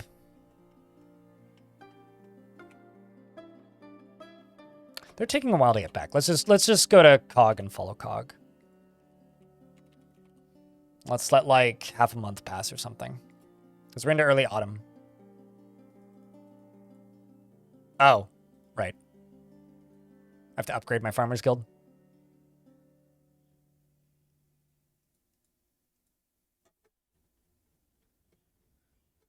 But if you're a furry, please don't feel attacked.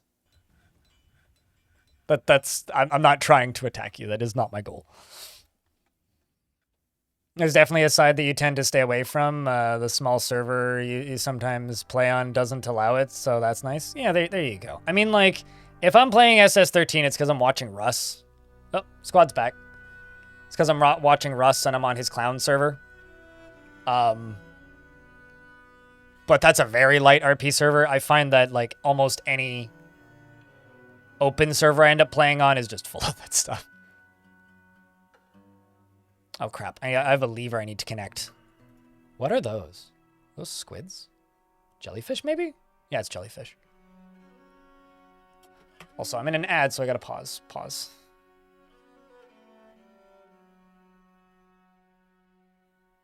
There was some major balancing done. Playing Angband? There you go, Tom. You know, I'm gonna be honest with you guys. I've been playing a game off stream. I got a level with you. I've got a crime I need to admit. I've been playing a game off stream. I've been playing Brogue on my laptop every evening. When I get good enough at Brogue to be able to beat it, I'm gonna stream some Brogue. But not until then. That means I'll never stream Brogue. I did get to floor 20 recently, though. Proud of myself. NME151, thanks for the 8th month. Welcome back. I might also see if I can get a copy of Doom RL running on my laptop, but the Linux builds for Doom RL is a little weird. So I might actually have to build it. Compile it myself.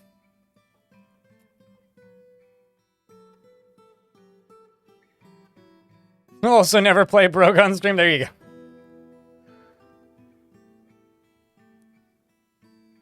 Yep. And that's that. I mean, did you skip a month? Or did you just like not run it for a month? Yeah, I'm on Linux. You can, as you can tell from my GNOME desktop.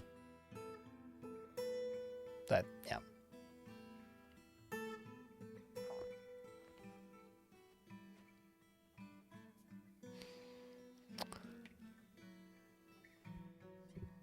You're not a streamer? Yeah. Oh, there you go.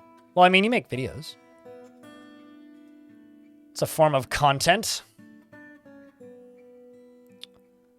Gotta check the books they brought back. Kedranos, thanks for the Prime month for a 13th month. Thanks for reminding me to use this. Appreciate you. Don't forget to check your Primes, chat. I'm glad that the meme of Ninja saying, hey, have you heard of Twitch Prime? Has kind of gone away a little bit because I feel less corny saying it now. Well, bollocks, I suppose. Still. Why the heck would you do that? I mean, Windows has its problems, but well, we didn't get true secrets, so we'll send you out again.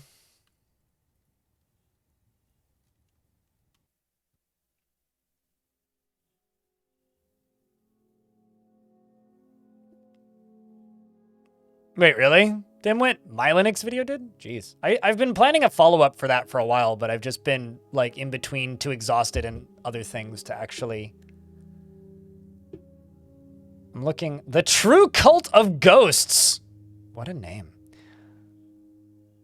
The records of the tower, treaties and storage, the tower and the blah, blah, blah, the humble offering, the blah, blah, blah, course on the mountain halls. I'm gonna look at The True Cult of Ghosts. That seems like a pretty dope book, if nothing else.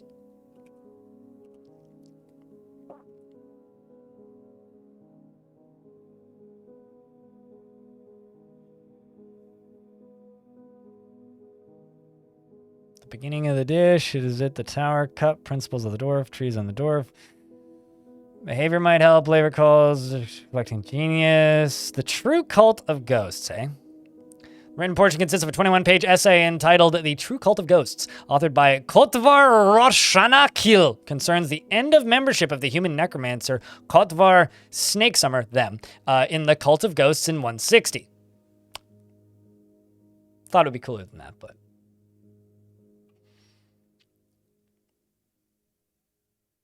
No problem, enemy. Thanks for sticking around, and thanks for continuing to watch, you know? It's been a very fascinating period of time for the past few years. Like, going from, you know... Okay, they need a Grand Guild Hall. Which one was the Farmer's Guild? It was this one, right? Farmer Guild, yeah, it was this one. So this needs to be upped to higher value. So I'll just throw some engravings into here. I was going to say some chests and cabinets, but... Do I have bookcases? I do have 2 bookcases. Let's throw those in. Then we'll go back to following Cog. Actually, hold on. Let me just... No necromancers. None yet. I could just be, like, going after the wrong tower, too. And also, I should prove that.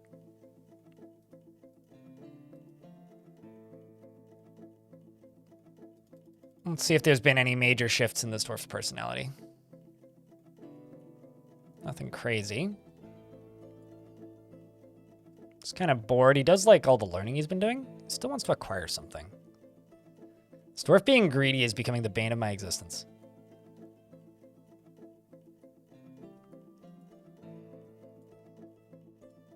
Yeah, it's just that trauma this year.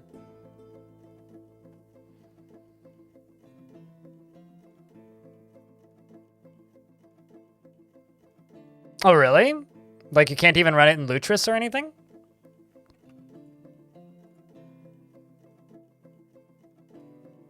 It's not considered grand yet. Exception has designed image of Cog by Cog. It's in the image of Curiosity of Plague is created by the dwarf Cog. It's an image of Cog engraving. This dwarf just drew a self-portrait of themselves engraving while engraving. Just walking around with a mirror, looking at himself in the reflection of his shield.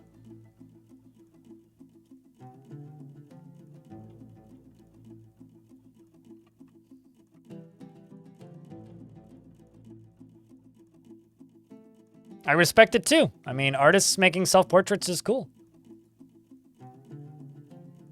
Look at us catching brook lampreys. Satisfied after producing a masterwork? Good stuff. Carrying a black sandbag.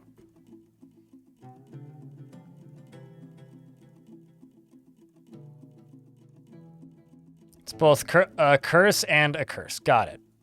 So I read that as I'm waiting for SS14.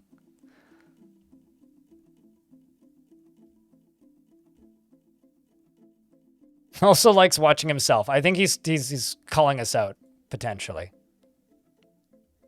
I mean, he is a skilled observer. Finally got through that rustiness, because he was rusty at it for a while. Hunting one-humped camels, making shell amulets still. In fact, Telenartho's making masterpiece Nautilus shell amulets. Looks like no trading this year. I wonder, did something start another civil war? Although we did get migrants, so probably not. We have an engraver who's withdrawn from society. What are we weeing on? What's up, Gloves? How you doing?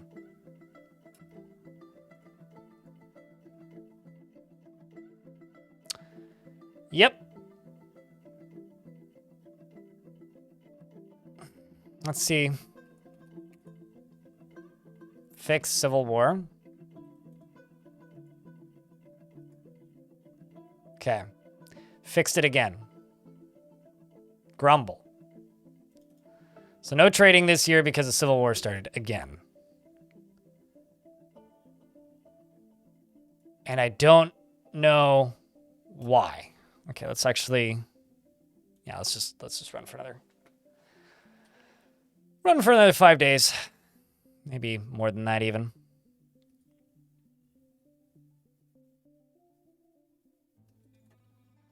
So trying to chop down trees as we walk past them. As you hull wood. Oh no. Screwed this tree up.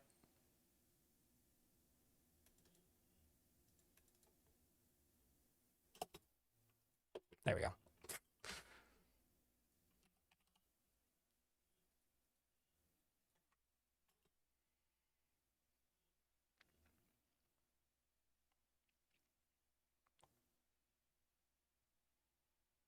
Before you judge it harshly, it's the community I think misses.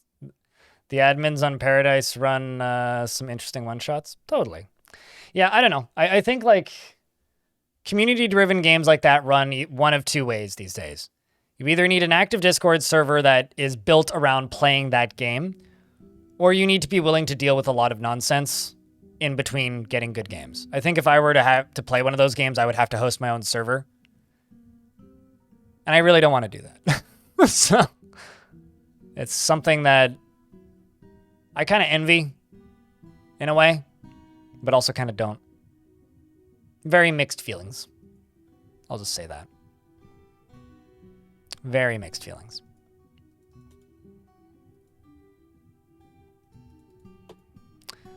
Setting that tree to be chopped down too. I don't actually care that much if we start getting attacked by wild animals.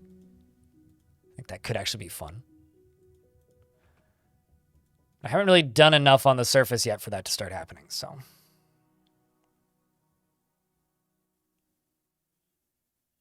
What it's like to be so dedicated to a community? I know what it's like from the streamer perspective. Hey, chat, have you ever had a community that you've felt dedicated enough to that you have a hard time playing games outside of it? Because years ago, I used to play Crossfire and Counter-Strike pretty actively. 2 free-to-play first-person shooters. Just trying to... Okay, you fell asleep, that's fine. 2 free-to-play first-person shooters. Some migrants have arrived, once again. And in those 2 free-to-play first-person shooters, well, the Counter-Strike wasn't, but Crossfire was free to play. In those 2 first-person shooters, I played like 5,000 to 10,000 hours of them between the 2 of them. 1.6 was. The pre-source versions were. I don't recall if I got source for free. I remember having to buy source. Anyway, I played like 5,000 hours in each of those games.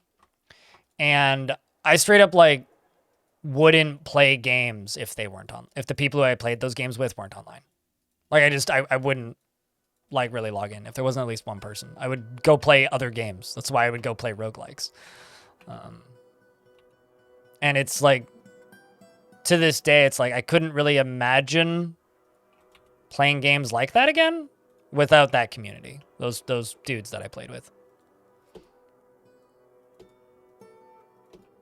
Like, I genuinely have a hard time imagining what I would like playing those games again.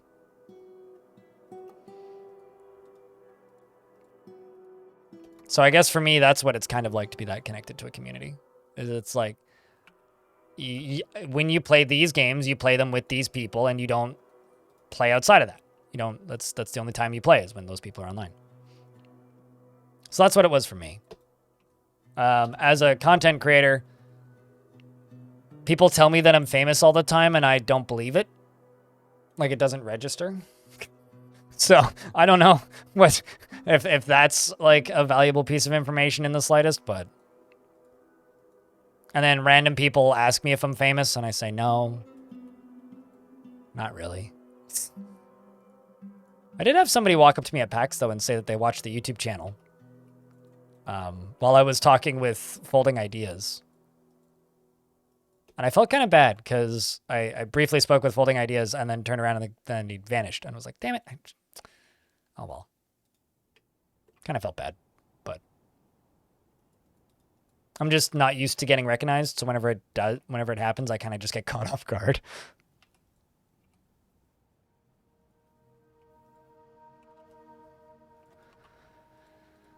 All right, let's just put some shale right here, and then probably just like 2 glass windows in there. Yeah, that'll be good. Before Discord voice chat, you'd just yell out locations over across the hallway. I did that at a LAN party once, which was fun.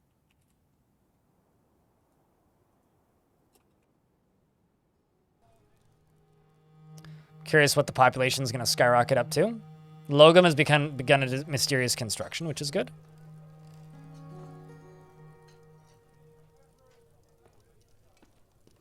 Your dorm was one big LAN party? Yeah. He's at PAX every year. Stealth. He has a merch booth at PAX West. I kind of wish I was that cool. Like, imagine just like having enough fame that it's a profitable thing to get a booth at a convention like PAX and show up with merch and just sell merch. Oh yeah, Havoc. I was at PAX West, and they had that presentation on world creation. Oh yeah. I asked a question at the mic, yes, I think. Wait, who was on that panel? Havoc. Because I've been to basically every PAX West with the exception of the pandemic year and the first year after pandemic. So 2020 and 2021 were the ones I missed. I've been at PAX since 2016, outside of that. 2 guys that worked on it. I mean, it was Zach and Tarn, because they did the live playthrough. I'm trying to think what else they did, because they did 2 panels. They did the live playthrough panel and then the procedural generation panel. I think you're probably thinking the live playthrough panel with... Was it Victoria still then? The community manager? I think it was Victoria. There's a video of it online. Let me just grab it 1 second. Sorry, this is very off topic. My bad.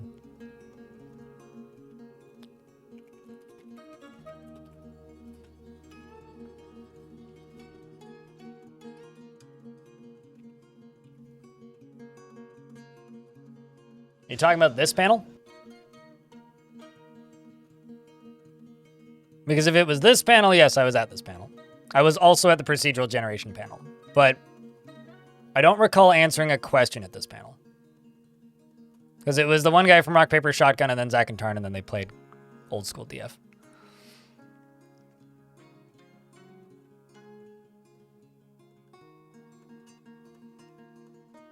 I remember Viet Cong.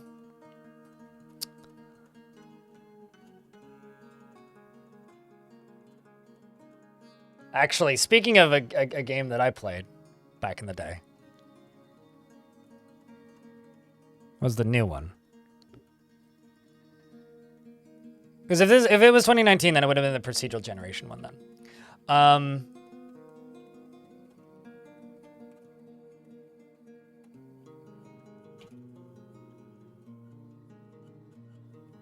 looking for something real quick.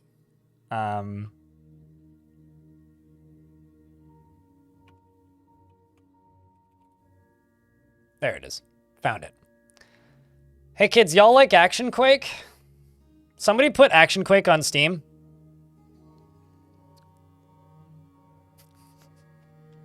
Just saying. Someone put Action Quake on Steam.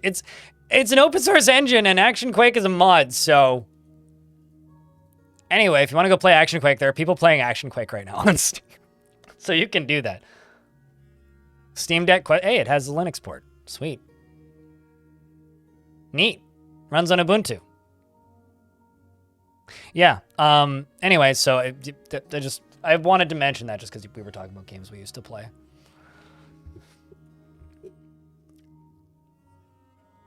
But it failed because it only had like 2 good maps. There's so many games like that where it's like, oh yeah, it has 2 good maps. Okay, so anyway, the engraver has created Coritol, a tetrahedrite toy hammer, and claims it as an heirloom in the name of the family ancestor, Datan Square Silvers. So on the 30th, I will look into that.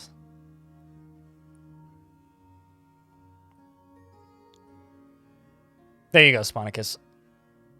I think enemies got you. I think what it means is I should change the name, or make an alias for that command that's just !fort. Because people type it in so often. I'm gonna wait for this squad to come back and then I'll look into that toy. Nuz doesn't mind being a background game? What do you mean? Background game? Like as in a game that you play while you're playing something else?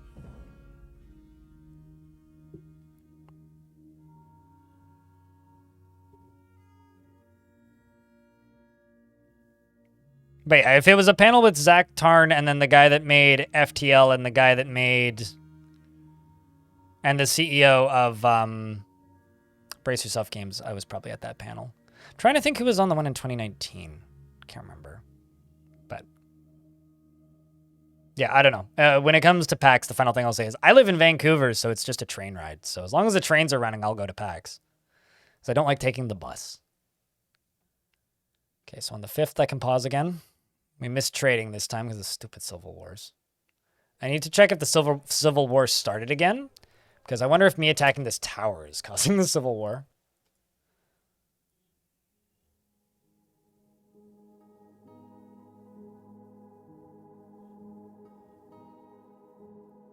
You can play it at work and watch dwarves move around and get to it between phone calls. True. I mean, if anything horrific happens, the game generally pauses, right? The farm incoming troubles. Oh no. Could it be the humans? Commentary on the humans. Start your day with labor clears. Journey into labor clears. It all begins with the tower. I should send 2 squads to go after that, but I'm just so tired of not getting stuff out of this. Why don't... Okay. That one has 100 things at it. Are there any closer towers?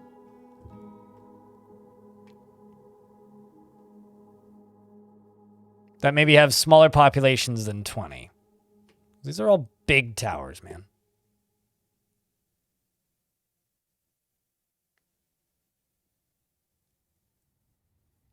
I could also go after this and just grab that slab, but that wouldn't really help me towards my goal. I should do that. Actually, I will click this just so that I have it as a mission, and we'll return to it later.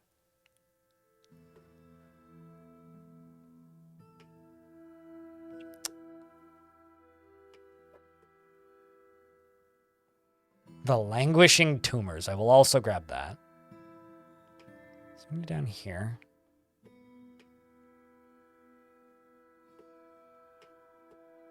I'm not seeing any. Yeah, I guess that's the closest one that has a decent pipe. Okay, fine. We'll just keep doing it.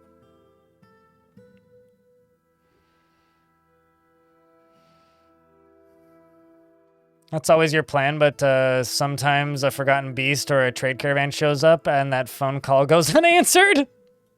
Why don't you pause game? Or set the game to pause automatically when bad things happen.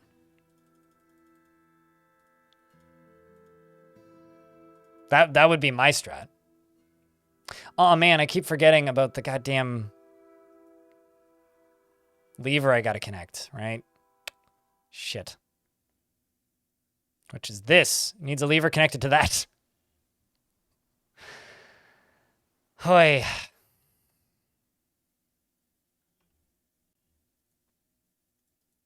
Not that my Marks dwarves are doing well. Training. I mean, they all have bolts. I also forgot to look at that artifact shit. Heh.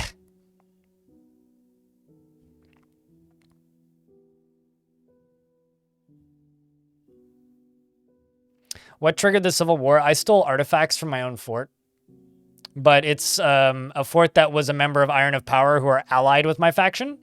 Even though that fort is destroyed, it seems to be re-triggering a Civil War, which is something I could leave, but because it's technically a bug, I'm fixing it. I don't know. If you guys want me to leave it if it keeps happening, let me know, but then we won't be able to trade anymore. Okay, so now I really need to connect that lever. So when we hit the 10th, I will connect that lever. Because the ocean is freezing.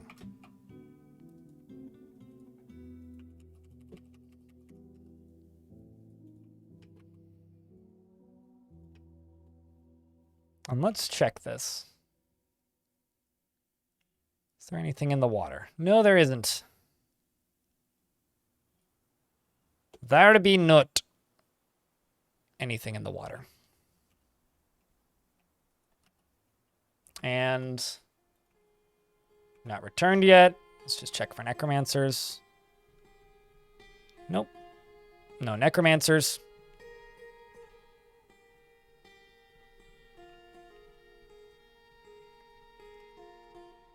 And once we finish this current year that we are on, it'll be 4 years left, which means tomorrow we'll probably finish this fort.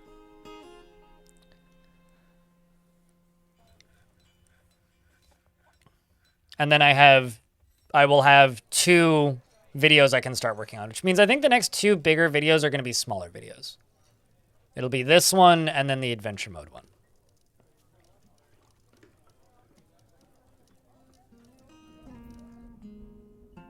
Yeah, you do. Well, you get the migrants that are on their way already. So you usually get 1 or 2 more migrant waves when a civil war starts, and then you stop, unless there's a lot of refugees in the area. Oh, this is interesting. He wants to be with friends now. He has no friends left. So I'm thinking I tell our dwarf here to stop doing any other jobs and just go hang out in the tavern and hope that he can make more friends. The thing is, he started getting into these weird arguments with literally everybody. So I don't know if that's because of his change in value of stoicism or something, but I'm thinking if we just leave this dwarf in the tavern for a little bit, maybe vengeful when joining an existing conflict. Excuse me.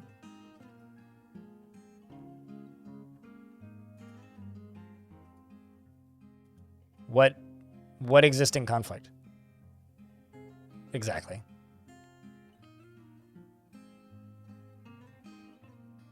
Let's just hope, let's see if we can get him some friends again. Because currently, like, he's just in not a good way. Be called man behavior? Yeah, just arguing with people, you know. Fondness when speaking with an acquaintance. There you go. Delighted after watching a performance. I also missed the 15th again. Dwarves are getting attached to warhammers.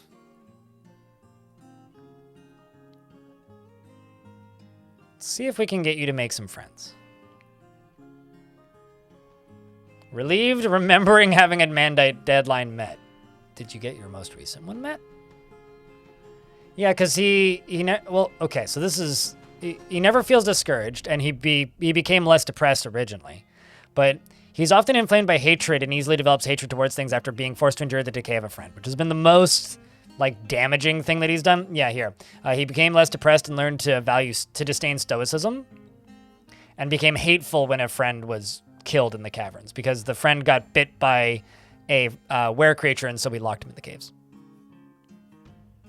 There are some unclaimed woodcutters, yes. And I can give you one.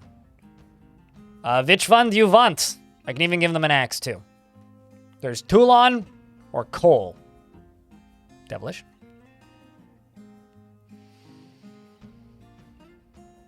Some more diplomacy options would be good. Things like requesting specific skills from migrants. Really? Oh, yeah, I mean, that would be interesting. Declaring war. It's just suddenly just like having to get a census bally. Like, you know, legitimate reason for war. But probably would never exist. But, yeah, no, that would be neat. I mean, more expanded diplomacy is my biggest desire for Dwarf Fort. Genuinely. Has Elfie gone into retirement? No, but do you want me to let her know that you miss her? Elfie has been busy with real life shit recently. Like, she sent me a DM the other day and was like, not gonna be around today, because busy.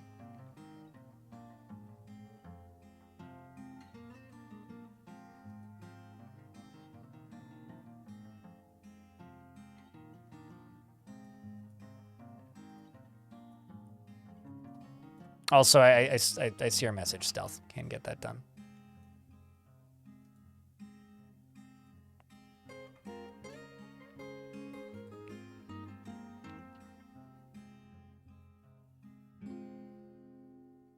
No, Elfie's been just busy with real life stuff. So no, Elfie has not retired. They just haven't had as much time to do modding things.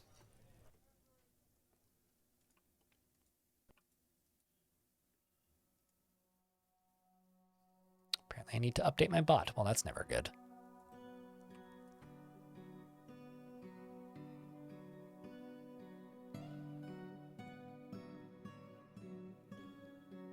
There's two people with almost identical names to you, Stealth. Anyway, you have the sound commands now. If you need help figuring them out, Devilish can help you. What fort is this? This is Paddleboats.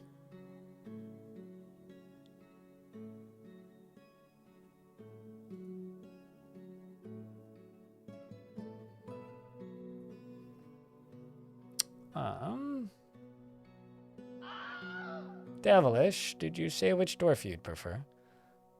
Cool. Okay.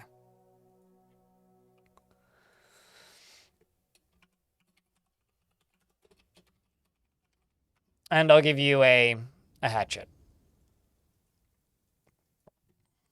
She is uncomfortable around others that are different from herself, and she is dour as a rule.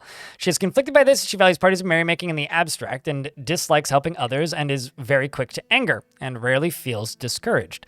Does not easily fall in love and rarely develops positive feelings, and is quite polite, though she is troubled by this natural tendency in herself, since she finds dignified society to be stifling and silly when properly considered. She has a tendency towards forming deep and emotional bonds with others and doesn't tend to hold on to grievances, and tends to consider what others think of her.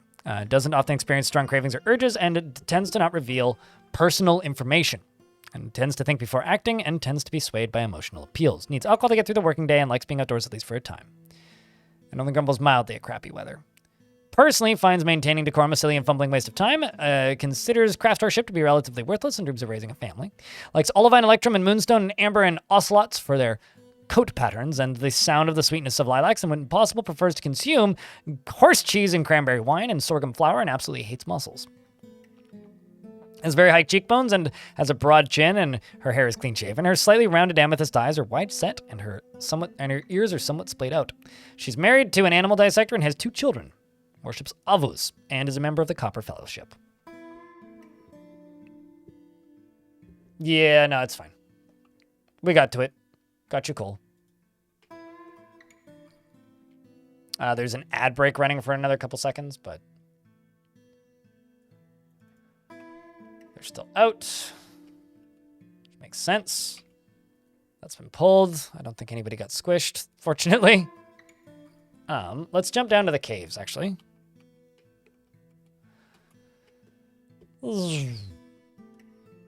Right here. So this area, yeah, we can just roll through, I think. This is mostly done.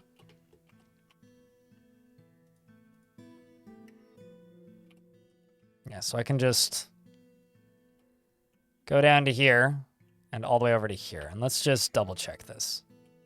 That is a threat right there. So what I think I'm going to do is I'm going to go up to here. And I'm going to go down into here, and I'm going to smooth, and I'm going to smooth. Actually, let's smooth that there.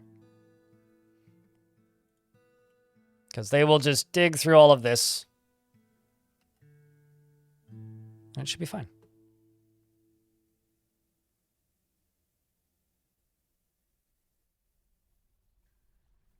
That was back before you had responsibility. You know, I'll tell you this. I am amazed the persistence of some people as mods. Like, realistically, I will say about 80% of the people who mod my streams are, like, grandfathered into the role at this point. Like, they just have it because they've had it for a while, and I have no reason to not let them just keep having it. But genuinely do almost nothing as far as modding. Like, Stone, you're one of the most active mods we have. Like, you don't do the mod view stuff, but you are an active mod.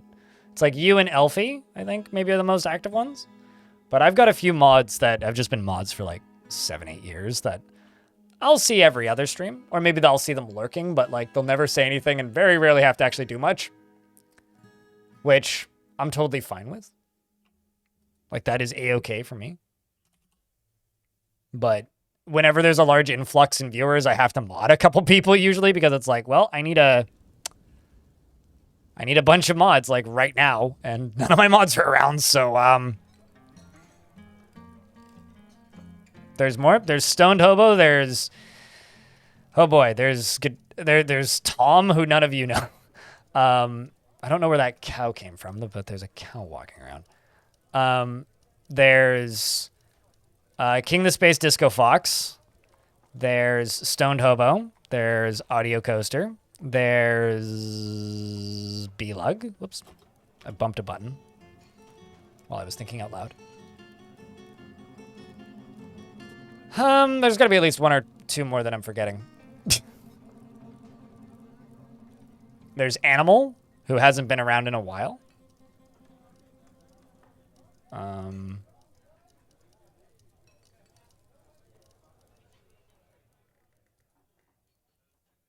Again?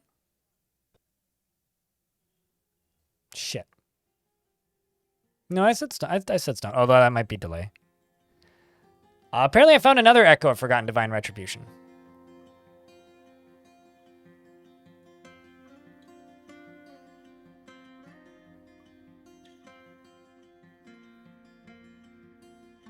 This one's called an Oz Fighter Swordsman. Bone dolphins fighting with it. I don't believe anybody's been found dead yet, and they're still digging. So maybe it's dead?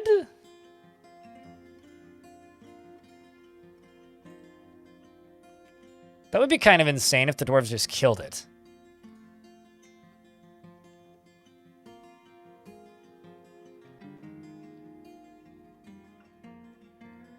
How much delay do you have, Devilish? Wow, they did kill it. Well, this had a pale metal weapon. Jagged pale metal sword and shield.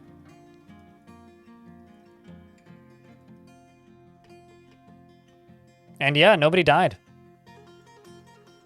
That's intense. There is a child in mid-air here, though.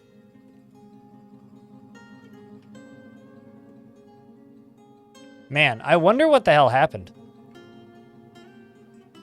Because it seems like it slashed an engraver in the body, tearing apart the liver, and then a dwarf struck it in the lower body with a copper pick, and the severed part sails off in an arc. But its body made it... Okay, well, it was made of ash, so it was very brittle. But it died here, and its body made it over here. That's terrible. Yeah, I demodded Orange for a few reasons. Orange is still a mod on the Discord, though.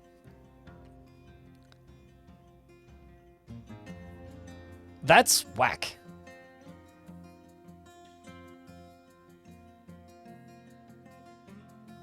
Like, that's something. Like, holy shit. Like, that is a distance you need to fly. But let's just pop up here and just queue up melt metal object. Still have a decent amount of charcoal left. Just gonna pause the tetrahedrite. We're just gonna work on the melting metal objects. I'm actually curious if we have any bars of god metals. Doesn't seem like it.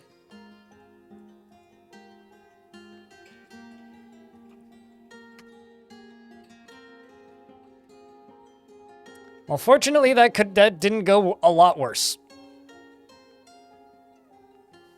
Yeah, 45 seconds. That's pretty bad. I wonder why the delay is so terrible.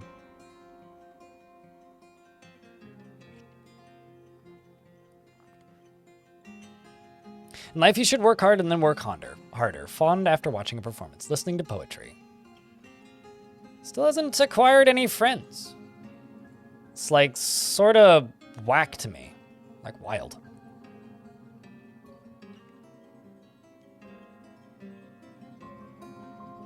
Or sandwich. I would just hit play pause, because you won't actually miss anything. With a nice crowd, there's less need for mods. You seldom have to do anything once you're modding. That's Tom T in the YouTube chat. Yeah, I don't disagree. I mean, like, it's the biggest benefit, I think, about having, like, an older audience. The only problem with having an older audience that I've diagnosed over the years is word of mouth is harder because I like you guys, but y'all are lazy. Like, I know, I used to know somebody who he still streams to my knowledge, but his average the average age for his audience was like 14 to 16. And my God, if he told those people to promote something, like his audience of 50 would just like, it was hard to avoid. Like, shit would show up in my Discord and none of them even knew who I was. Like, I had almost no audience crossover with him. But, like, if he told his audience, promote this video, it would just appear everywhere and just get thousands of views, and it would, like, skyrocket almost every time. And it's like, wow, it's because you have, like, 10 people that literally just go and post in, like, 200 Discords and join, post, leave, that kind of thing. And it's like, whoa. So there's that. That's the first thing that I kind of envy about people with younger audiences. And then the second thing I kind of envy is the fact that if you have a younger audience, they are very chatty, and you guys get lurky because you guys have jobs, which is fine. It doesn't actually bother me much, but there are some days where it's hard to keep chat moving. And then the last kind of issue with having a, on average, older audience is people who are like older tend to have kids, which means people get busy in the summer, right? Like you can tell if a channel has an older audience or a younger audience, where if the views go up in November or if they go down in November. If they skyrocket over the summer, they have a younger audience. If they drop over the winter, they have a younger audience. If they go up a little bit in the winter and drop a bit in the summer, you have an older audience, which I think is funny.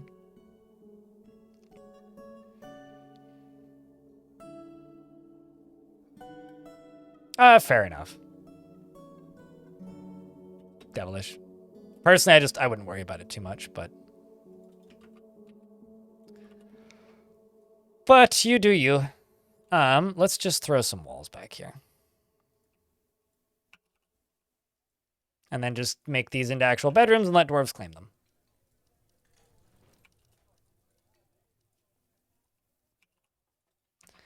All right, so this can just go here, and then you can just go here.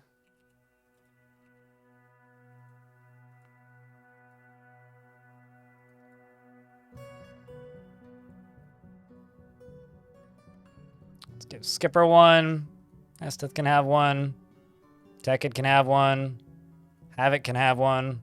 That's 2 bedrooms in one. That isn't what I intended.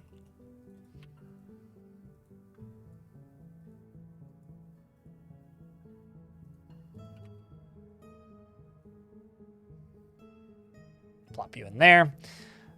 This can be not a dormitory anymore. This can be a bedroom because it automatically makes dormitories if there's multiple beds in a bedroom, which I think is a neat little feature, but it's a bit annoying sometimes because then you have to go in and delete the dormitories.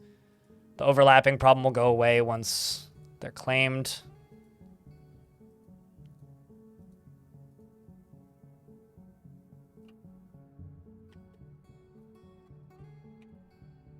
Although a bunch of these dwarves are about to leave again because I just realized a lot of these are from the military.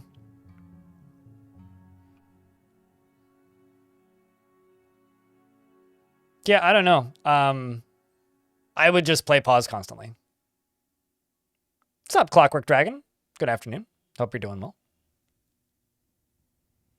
You like kids, but you can't eat a whole one. I'm gonna forget I read that. But how's things, Clockwork Dragon? What you up to?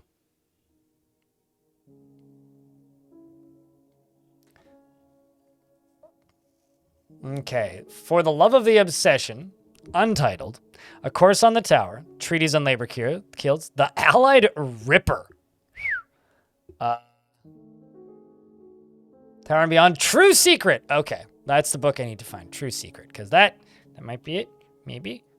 Maybe. True Secret. It concerns learning of the secrets of life and death by the dwarf necromancer Solon.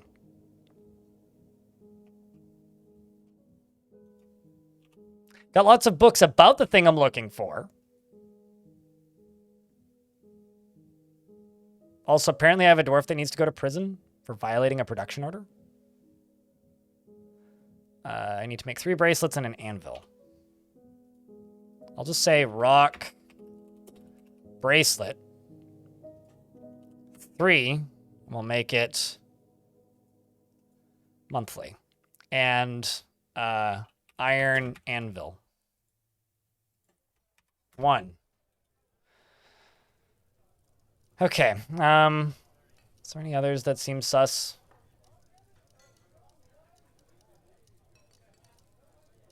I mean, I know it's not the Book of the Dwarf, maybe? Nope.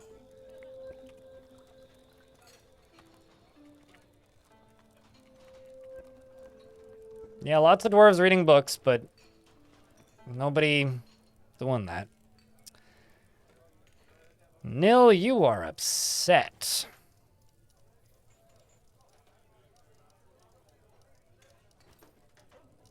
You are very upset. Hope that you improve at some point.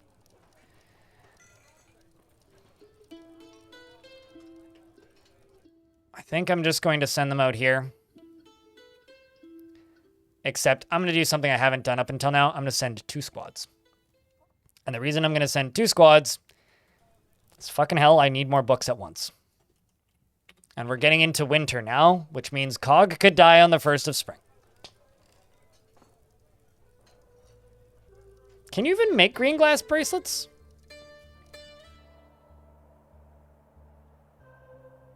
Like, is bracelets something that you can make out of green glass? I thought that there was no green glass, like, crafts. I could be completely wrong, but I thought that that didn't exist.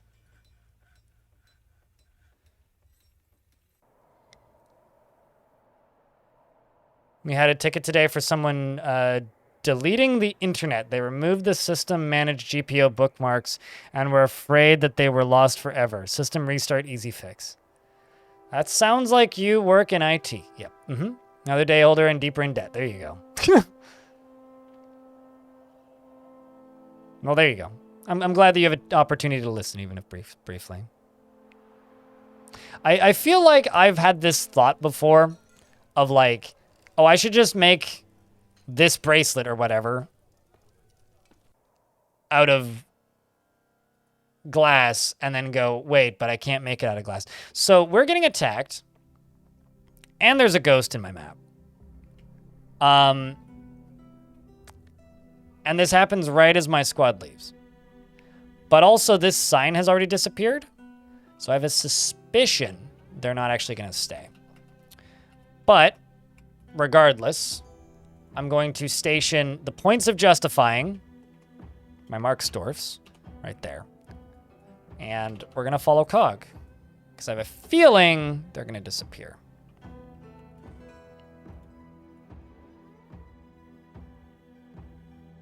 Like, I think we're about to see a bunch of thieves appear. Yes. And fighting, probably? Maybe not. Maybe they all just got caught in my traps. Okay, so we're up to the 10th. I have a slab I need to place.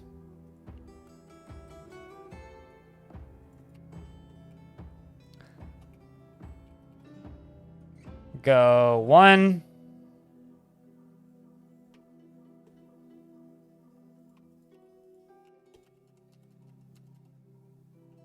Okay, 2. This goblin, a little worse for wear, I think. I mean, the flying bolt strikes the goblin thief in the upper leg. Mark swears are actually getting to do some work. Look at that. You'll love to see it.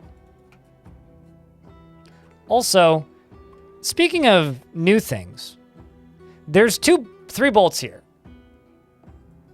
They're not a stack of bolts, but it's representing multiple bolts there. Unless, hold on. Okay, never mind. That's just a single tile worth of bolts that is trying to be there. Did any of the other goblins stick around from that? I'm presuming they didn't. Yeah, because we've got 2 caged goblins. Yeah. So it's just these. And this guy's in front of a firing squad. So I guess he's not really going to live very much. Makes you think harder about what's happening in the fort. I feel like it's probably making it harder to watch for some people. Like, the longer I do this thing, the more I think to myself, I think some people are just having a hard time watching. But it's been interesting. Like, whenever I ask people what they think of this playthrough style so far, it's a lot of like, this is really interesting, or I hate it and it's boring. And specifically, it's one person who said I hate it and it's boring. Well, not quite that exact verbiage, but more or less that response. But yeah, no, I do think it's really interesting. Why are these all paused? What the heck? Weird. Anyway.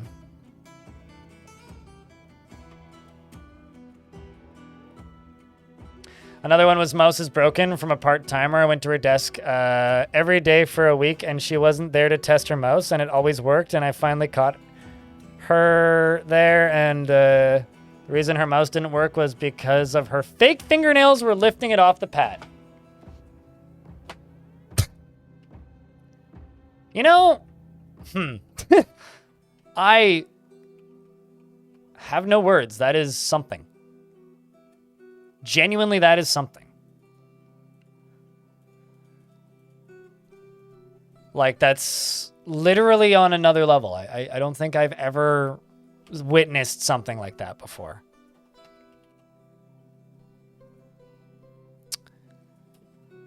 Okay, well, I'll let that fighting continue for maybe the rest of the day, and then I will unstation this squad.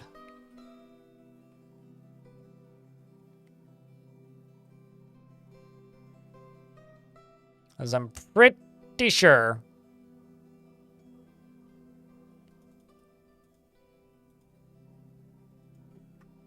that goblin is dead.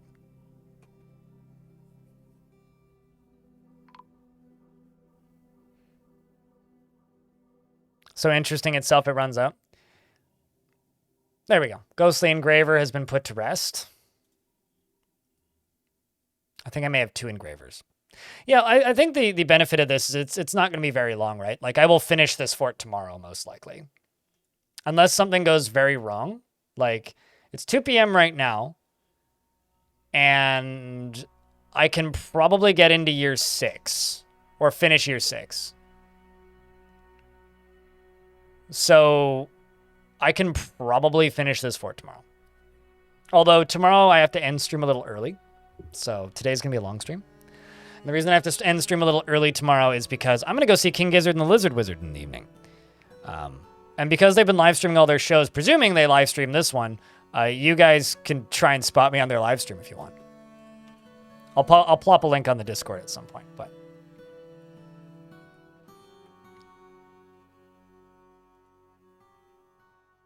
I'm just going to slaughter the animals I don't need or want.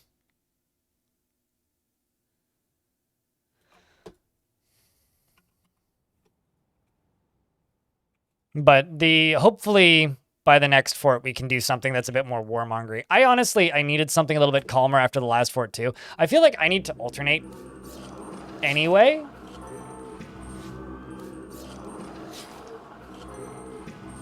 Okay, Leto found more rodent people.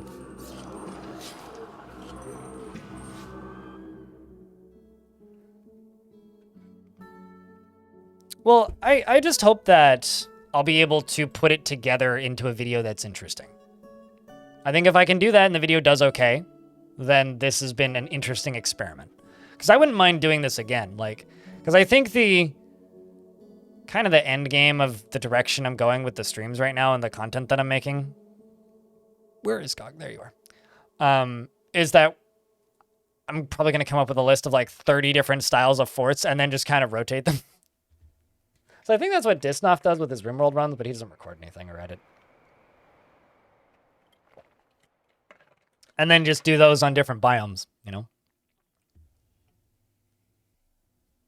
But it was absolutely a combat fest. Yeah, I had almost no time or ability to follow what individual dwarves were doing in Gortusk.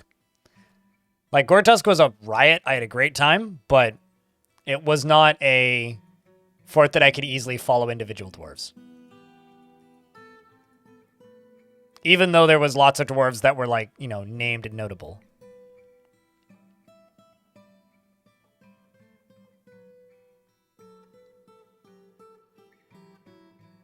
Tomorrow night? It has to be, like, the day after tomorrow, because they're playing in Vancouver, Canada tomorrow. Chris. So the 12th, they're playing in Vancouver. It could be the 13th. It's a pretty constant tour that they're doing. They actually have added shows a couple of times.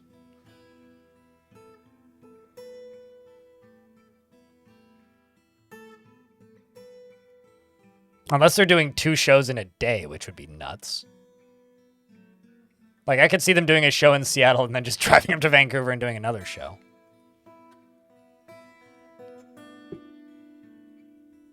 But, I mean, it's been like an almost daily tour, so...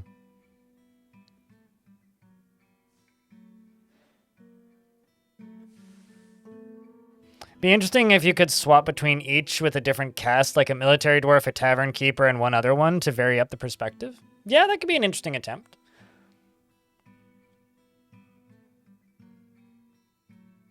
I think it would just be really interesting to say, like for this is just going to be like, I followed one dwarf for 10 years and here's what happened. But we could totally do I followed a family of dwarves for 10 years and here's what happened in the future. Unfortunately, I have to abide by YouTube nonsense, right? What?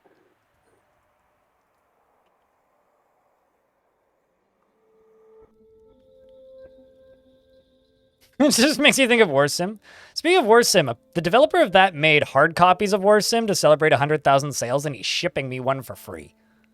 What a fucking Chad. The forces of the Ocean of Ashes searched labor clears. The dreams of the tower was looted. Could it be Boulder was looted?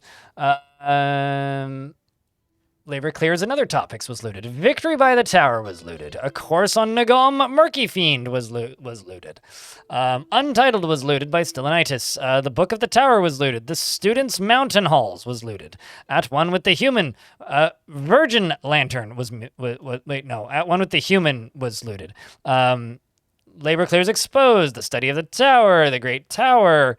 The Unusual Gambling. The Nuanced Agreement. Uncovering Competition. Did the tower falter?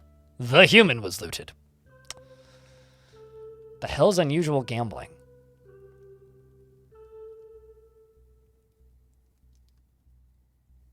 No, sorry, The Human for the Beginning Practitioner was looted. Is the full name of that book.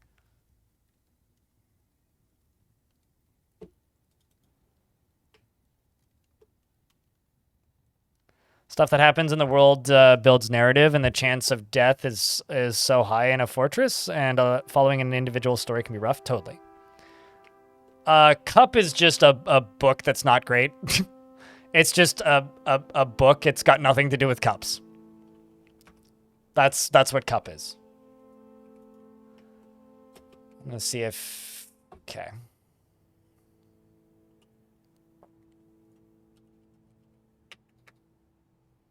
Like, none of those books seem particularly sus, so... let's just jump down to the caverns real quick. Yeah, Cup is just a book with a weird name that isn't particularly noteworthy.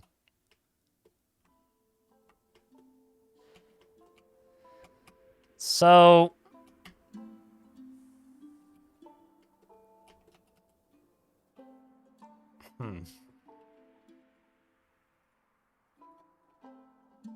Let's just dig through this.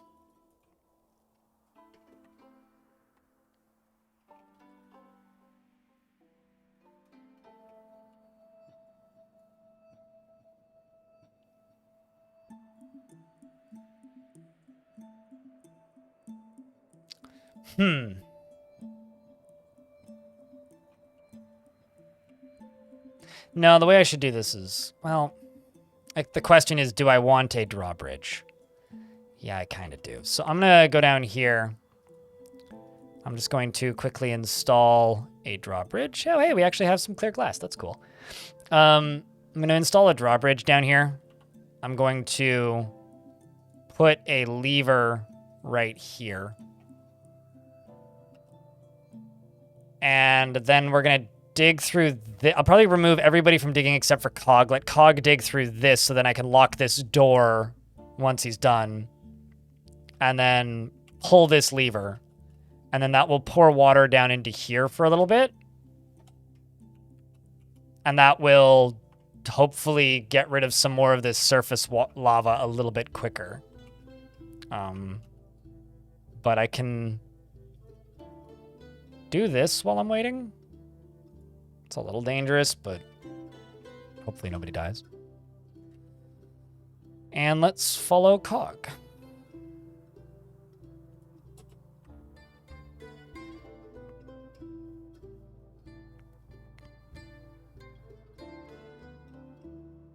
You want to be a lazy monarch and just have people bring you your favorite cheese? Yeah? I mean, you want to see a video where you follow a dwarven child to adulthood?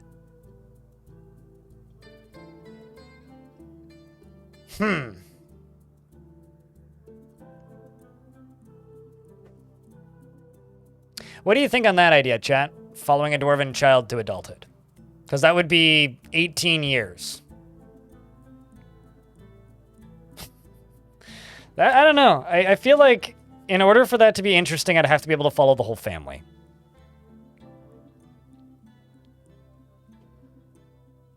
I would not call it that.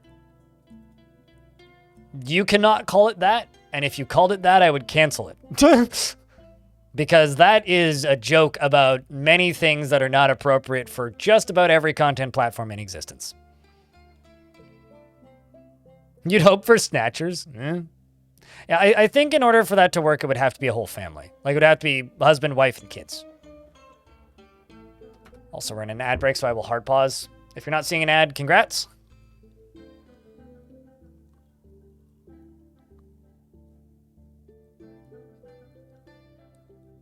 You know, the thing is, so a request that I've gotten a couple of times recently, which is never going to happen, by the way. Mostly on the Godly Tombs video. I got like 4 or 5 people saying this in different comments. Was, could you do this with Long Death, right? Now, the problem with Long Death is actually a problem that I actually had with Gore Tusk while editing it. This will never happen with Long Death because Long Death is like 4,000 hours of footage or something.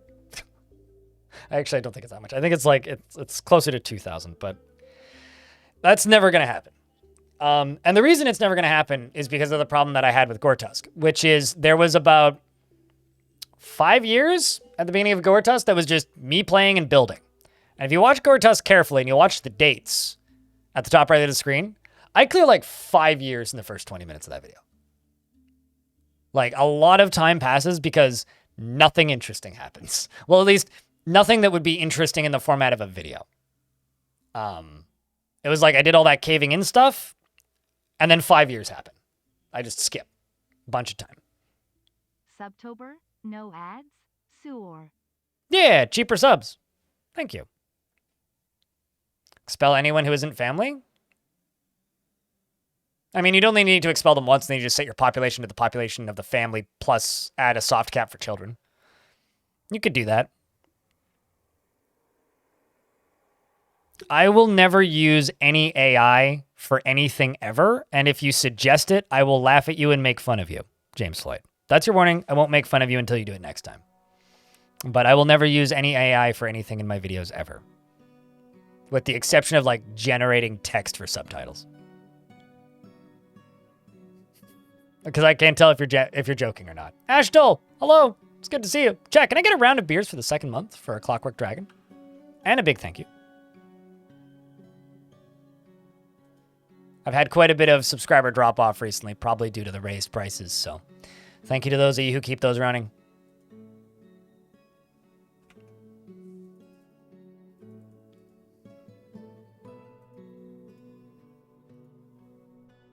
The mayor has mandated construction of certain goods. What's up, Ash? How you been?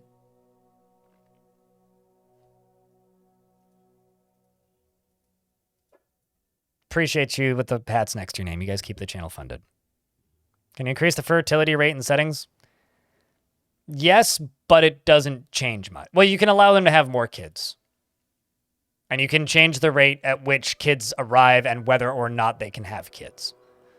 But you can't, like, make them have more kids without using DFHack.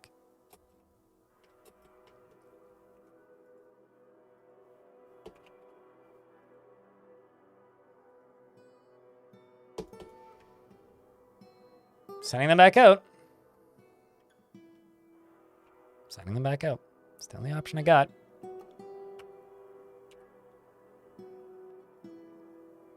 Yes. The discount doesn't change my profits. It comes out of Amazon's end. Which is why they have sponsors, because the sponsors pay the difference. Believe it or not. Which I've always thought is kind of funny. It's like, really? But yes, show.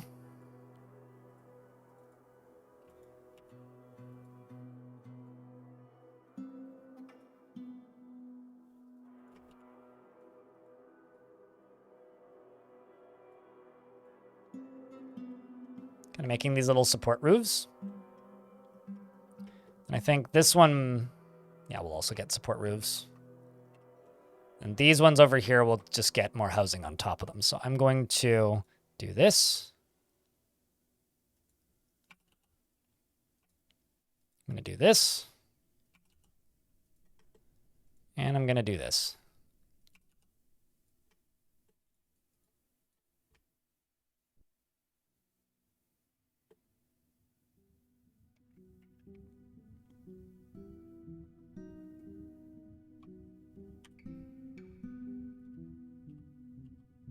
Oh, there you go. Glad to know that you're joking, James.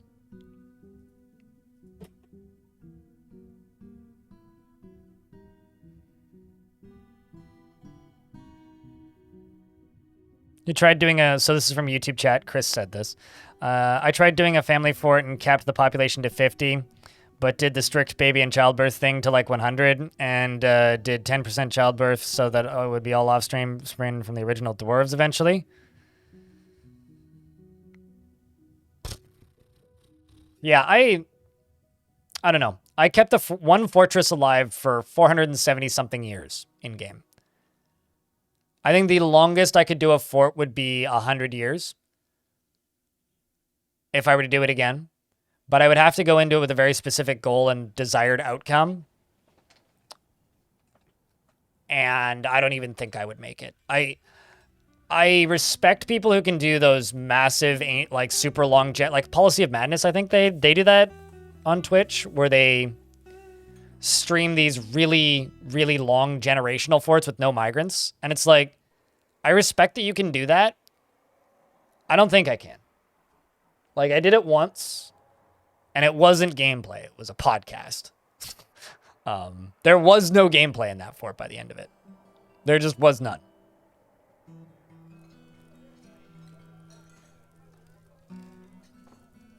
I mean, if this is like kind of dull gameplay, then like, God, don't ever try to do a generational fort. At least we have a population of like close to 200 dwarves when my squads are all here.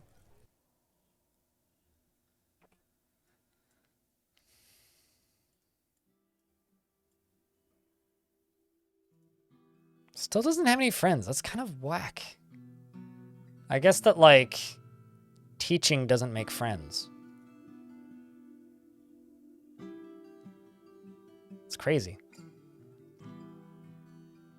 But not too much, Ashtol, yourself?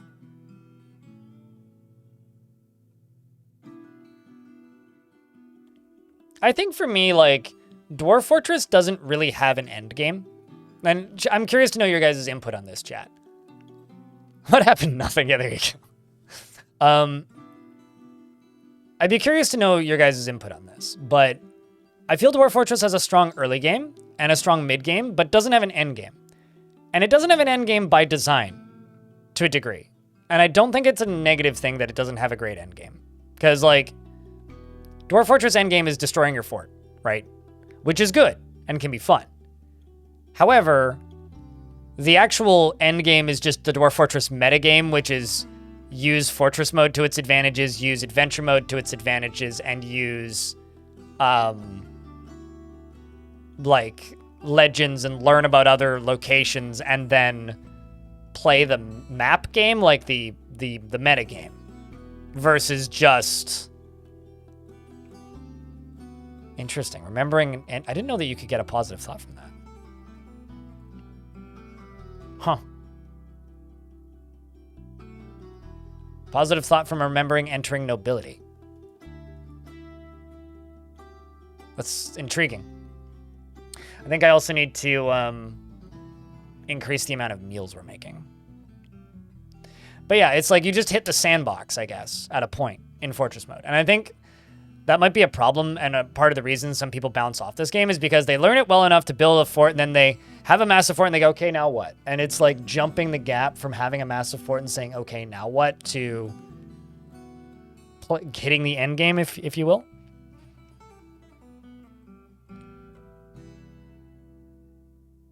I'm left feeling like, I guess I'll leave y'all to live in luxury, pretty much, right? But, like, then there's some people that will just build a fort and play it forever. And then there's people who will build a fort, not play it for very long, retire it, build a new fort, not play it for very long, retire it, build a new fort, not play it for very long, retire it, and then adventure. And I think I'm kind of that person.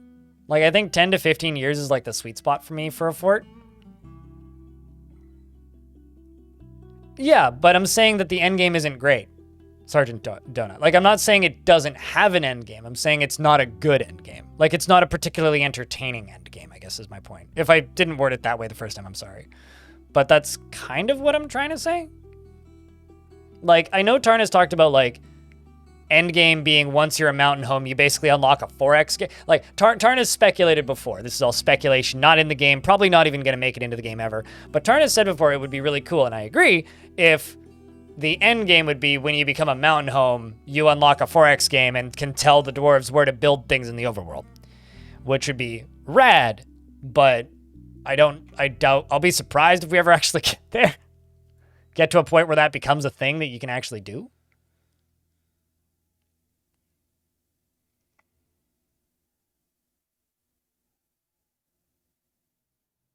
You want more filler, like cultural things, expansion to odd jobs like poets and musicians, and more customization in the artifact descriptions and flavor? Well, I mean, you can customize statues and things, which kind of gives you customization in artifacts. And same with like encrusting stuff and engravings. You can already customize all of those. It just requires some clever pausing with the engravings. Yeah, I mean, I think in that regard, I would like to see the procedural sports that appear in Legends show up in Fortress mode. They're back. I would like to see the procedural sports. So, like, I want to see the axe throwing competitions that the dwarves do. You know? I want to see the foot races that they do. That would be cool. I know that a while ago, me and Tarn, when he was on the stream, we talked about, like, what about the possibility of, like, we were just in speculation territory, but it's like, what if you could make a zone that's just a festival zone, and then once every 3 years or whatever, your dwarves would just congregate in the festival zone and do the procedural sport to the best of their ability, like dancing or something. Like, that would be dope if we could do that, but... Master of the Tower. Exploration of the Tower. Stole treasure? Really? Future of the Tower. Could it be the Tower? Maybe I'm just rating the wrong tower. What the heck did I get from it? That was loot. Really? Okay. Why? I'm attacking a tower. You're supposed to steal books. Oh my god, I've stolen all of their books. Alright. Well.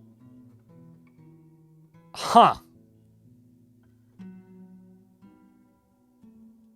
Okay. Well, I guess I just picked the dumbest tower on the map because they literally ran out of stuff to steal.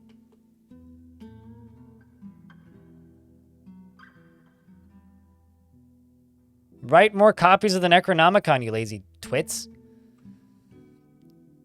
All right, well, that human tower has no contact in it and no items in it, supposedly. Looking for other ones. There's another one.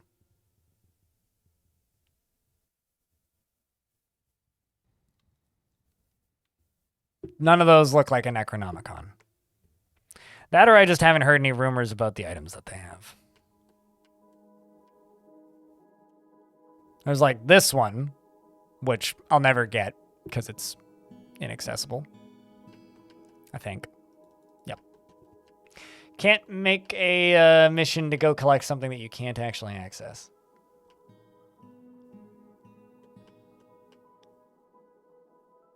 Is there any up here?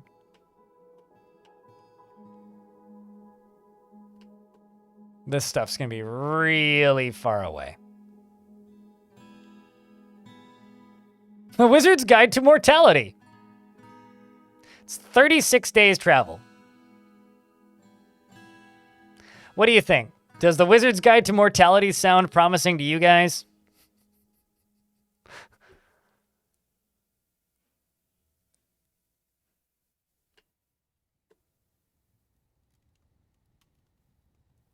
Against rest. That seems kind of possible. I'd buy that ebook to it for $1. It sounds like something you'd buy on in ebook format for $1 or free even, or $5 maybe. I'm just looking for closer ones, like this one maybe.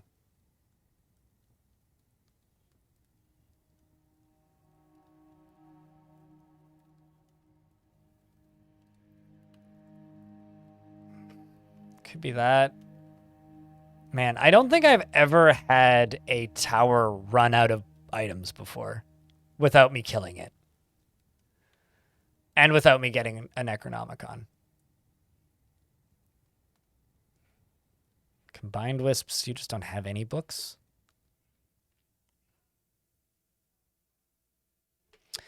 Well, how about this? Let's just go... wait for them to get back. We'll go attack those 2 caves that have random items in them. That is a big kobold cave.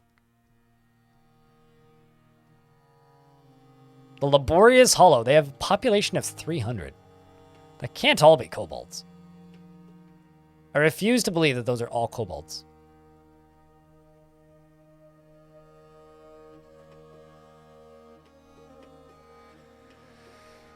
All right, well... I will wait for this dwarf to get back. If I have to keep following you, I will. Yep.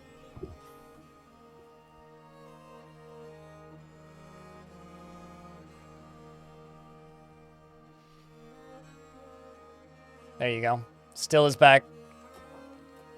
So now I have to wait until the 5th before I can send them back out. But that's a long enough walk up to that one that I'm a little bit worried that he'll get back next year.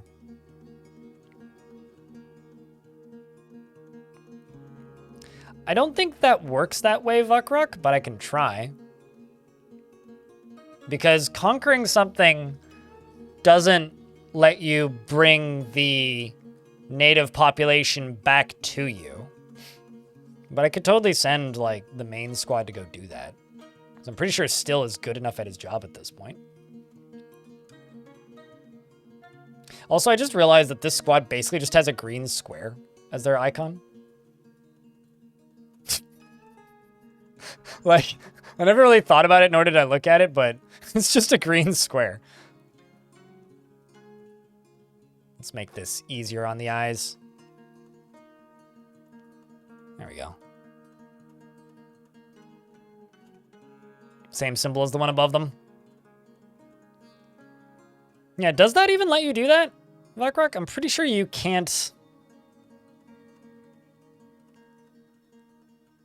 request the native population back, even if they're still there.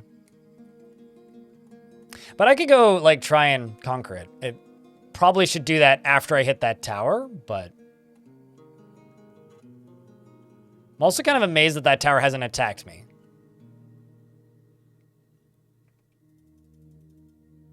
Quite amazed that that tower hasn't attacked me, actually.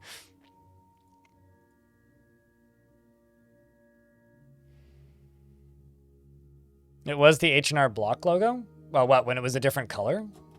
That's an H, though. It didn't have the R.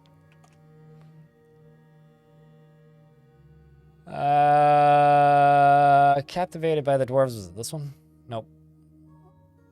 Wizard's Guide to Mortality. Okay. Send you there. And I'm going to send the secondary squad to go explore those other spots, which is Stone Hobo's squad with the champion in it.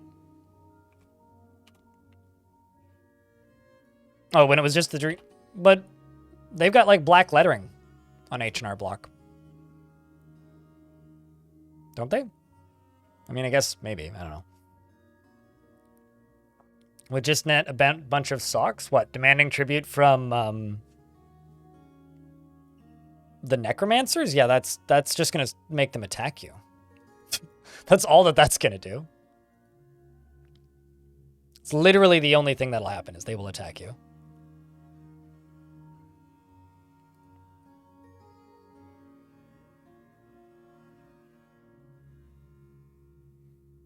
Singing and dancing are very important when creating a character if you want to be popular and make people like you. So if you want to convince people to join you, singing and dancing are very important adventure mode skills. Twitch chat. YouTube chat is giving me the false information that you shouldn't look at singing and dancing as important when creating a character in adventure mode. How do you feel about this? I think that this is a falsehood. Same with like conversational skills and speech skills.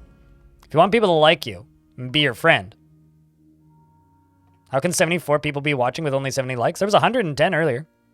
Man. Also, did you see that?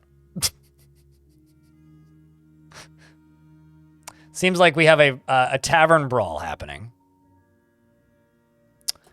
And a bunch of dwarves got into fights. Unib just got splattered onto the floor. And it appears that many dwarves are getting injured. Lots of dwarves are bleeding.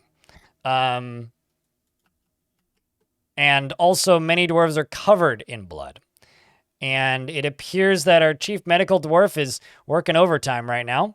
And we got several dwarves in hospital right now, including Aban, Fath, and lots of dwarves that are blissful after a bath. I think I need to make more soap. Because they're all covered in blood. And they all saw Unib Helmed Healer die, or a lot of them did.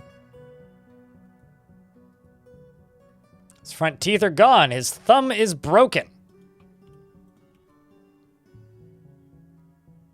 And it all happened right in front of Cog. I need quivers and backpacks. I have backpacks queued up. I don't have quivers queued up. Let's make 3 leather quivers.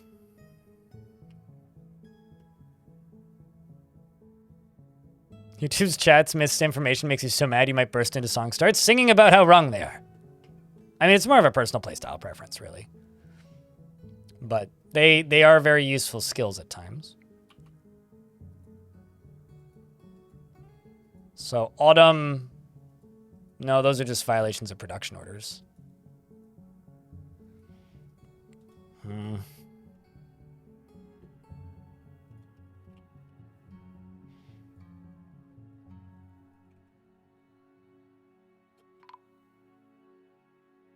Ashen, the animal caretaker, has been found dead. A dwarven child's been found dead. We got some experiencing trauma. I saw a dwarf recite the death and waste at the salty paddle. That seems like a very valid story to tell. Considering, what, 3 dwarves just died in a tavern brawl?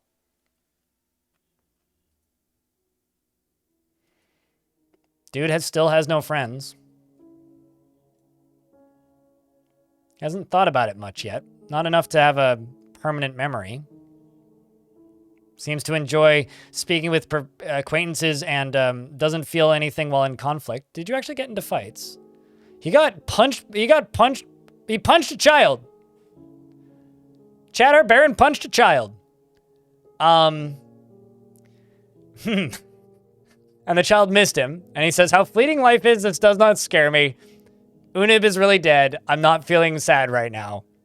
I saw a dwarf recite the beginning of the dish. But it is interesting. And then stood up.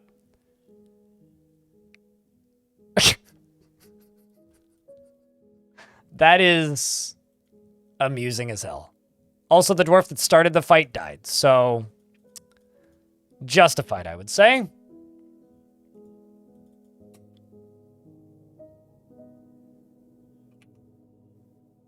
Child should punch him back. I don't think the child died. Nope, the child died. Child was probably too drunk, okay? Normal dwarven affair. Chat, can I get some Fs for the dwarves who just ceased existing? Please and thank you. Fortunately, it seems these bodies are getting taken away and put into tombs in a nice, quick series of actions.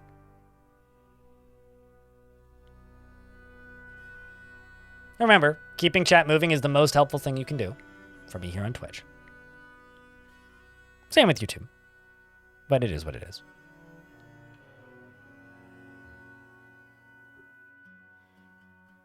Still listening to poetry. All right, let's pause.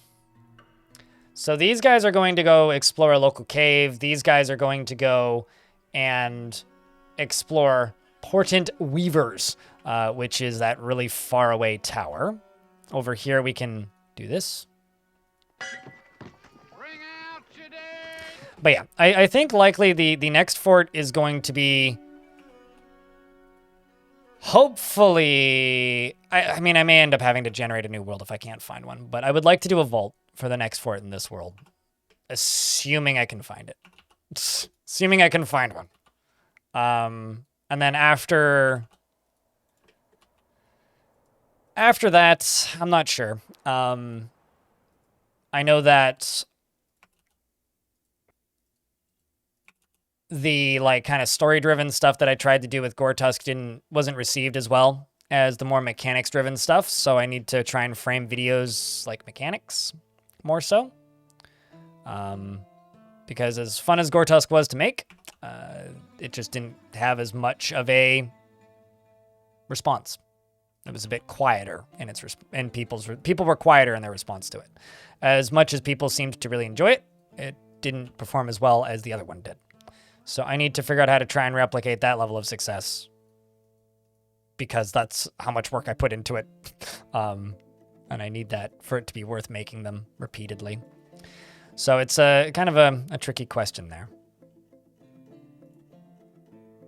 What's a vault? Vault is an endgame event, basically, for adventure mode primarily, which can be found in fortress mode, and they are basically a god's house.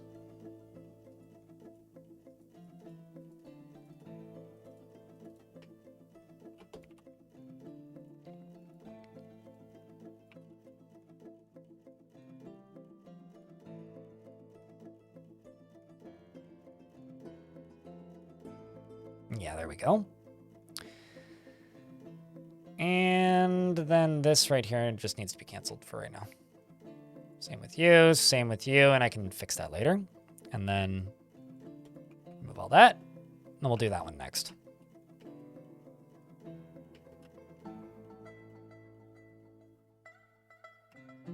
Whom are you welcoming back? Fraga. Because I never left, so are you welcoming yourself back? Because I don't know how to respond to that if that's the case.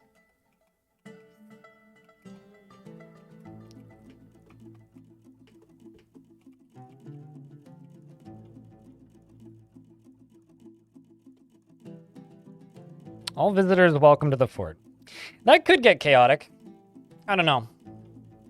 The thing is, I fear that might just end with, well, I guess, a forgotten beast arrived, and we're dead now.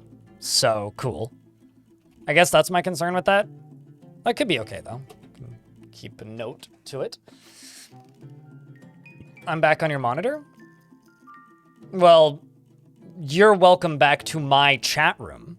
Just because you happen to be looking into my chat room on your monitor doesn't give you the right to welcome me back to your monitor, but I feel welcomed, I suppose.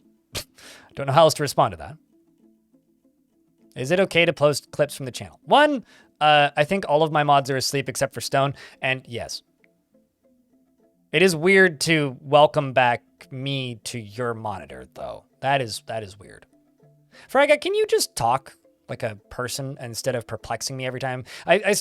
Sometimes I genuinely think that you just like get kicks just like perplexing me by saying odd things.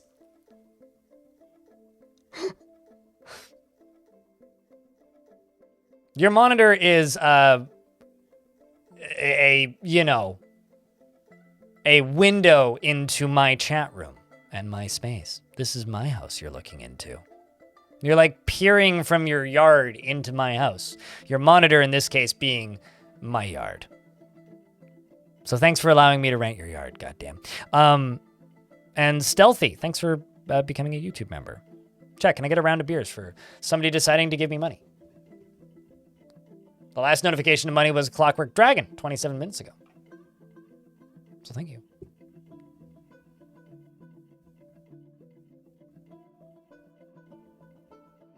Also, no, I'm not going to cut your lawn. You get to clear these icons yourself. This is a you problem, not a me problem. I'm not here to fix your problems. Just my problems.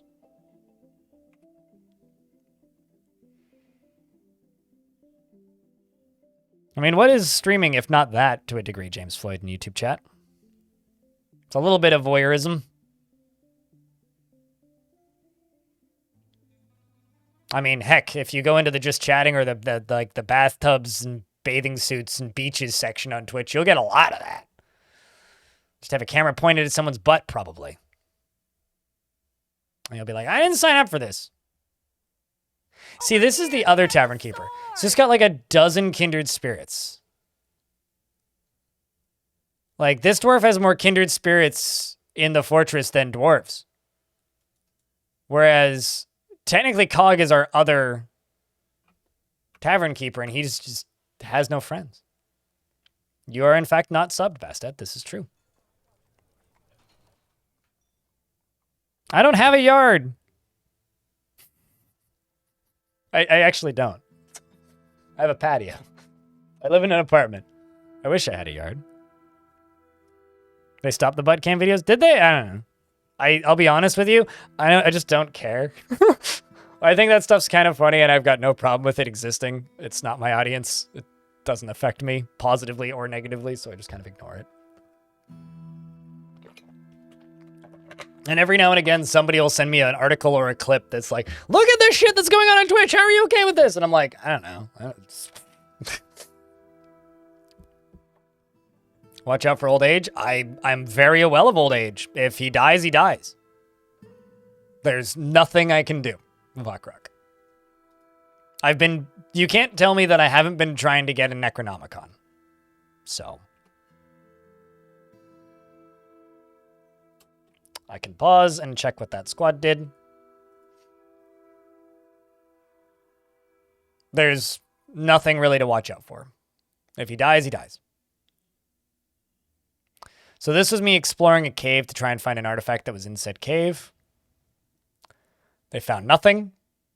Well, that's disappointing. The other squad is still on their mission, but I will... Ooh. What are these blank missions? They seem buggy. Let's send you here to the other cave.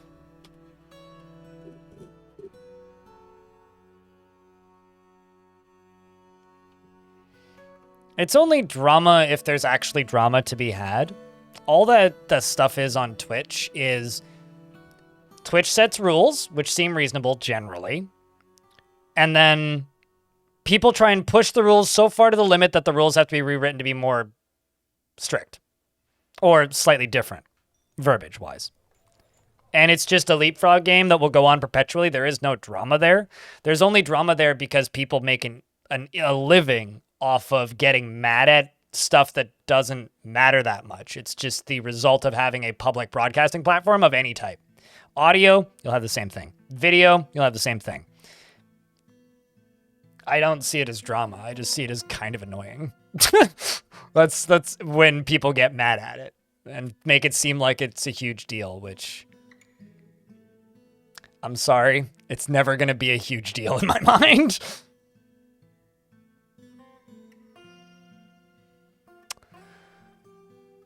All right, well, let's just keep following Cog. How's Cog's moods doing? It's doing okay. Continuing to serve wine. So chat, what do you think? Place your bets. Does Cog die in 4 days?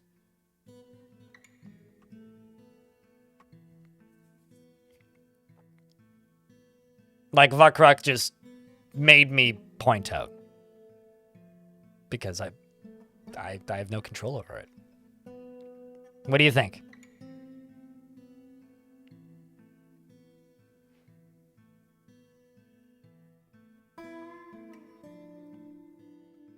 Yeah, because he has no friends. He has no next of kin. So I think that would be the answer, yes. We joked about maybe following his, ghost for a bit, but... realistically... I don't have any, meaningful way of continuing it. Because his wife isn't here. So... If the population drops, he's dead. So I don't know. We'll find out once the game's done saving.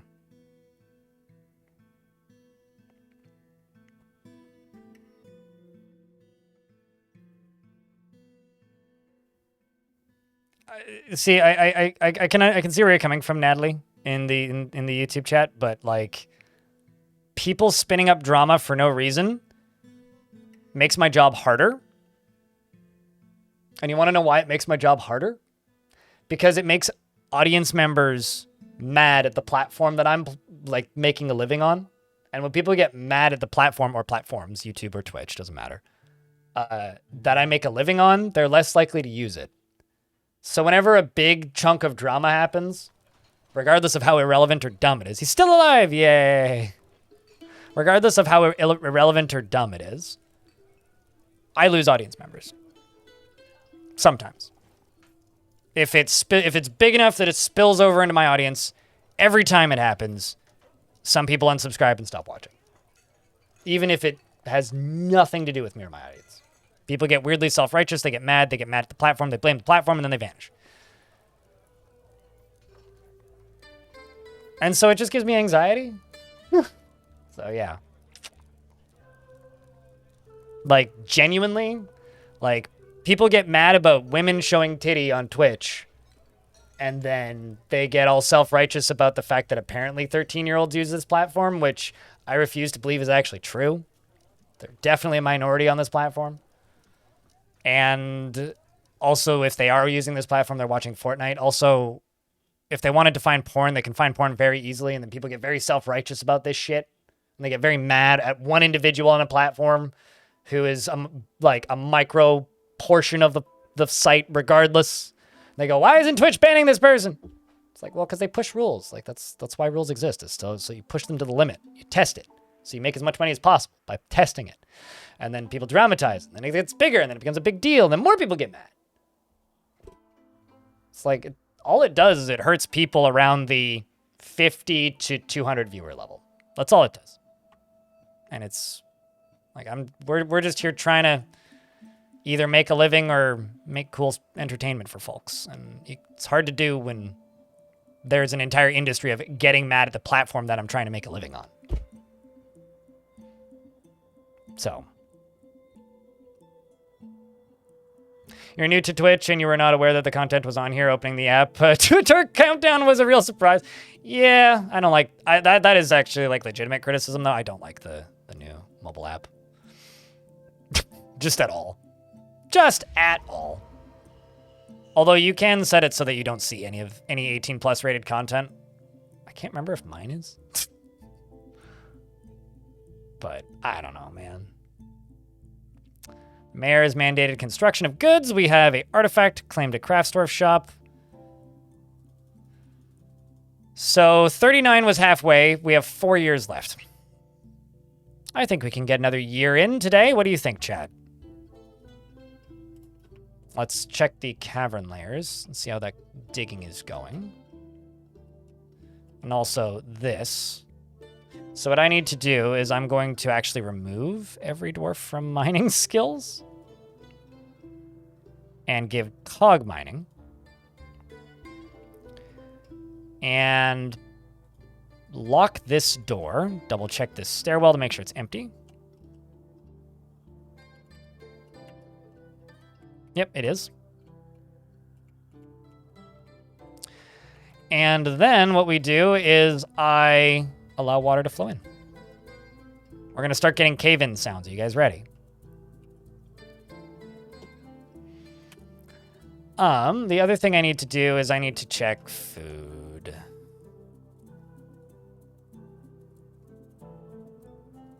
Just need to increase my plump helmet planting more than anything. And follow Cog. So Cog is going to go get a pickaxe, and Cog is going to go mine out that spot. And the reason I'm getting Cog to do it is so that I can lock the door on the way out. Show some interest or excitement, Twitch chat. I believe in you. Or could I just get a round of beers? I don't know. I highly doubt a Forgotten Beast is going to come flying in here, but... And there we go. So in a couple minutes, or less, we're going to start hearing things caving in. Probably. And it seems like my squad is returned from that tower. Oh, I missed the 10th. Well, rather, we're waiting for the 15th, not the 10th. So here's hoping that one of them brought back a Necronomicon. And then we can read all about the Aerocrombie. I don't know why I'm talking about Aerocrombie. Help, chat. I need a topic. Give me something. Because I don't think you guys want to listen to me babble about drama all the time. Or for any longer than I have to.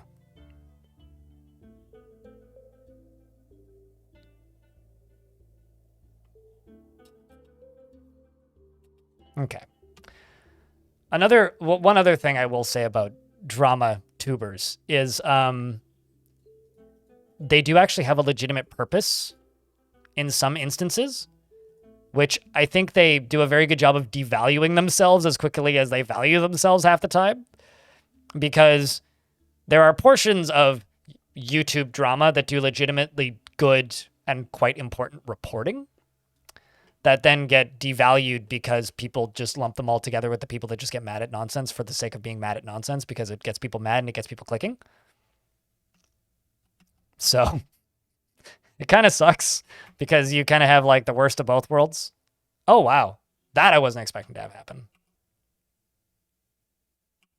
It just sealed up immediately. Huh. Well, shit.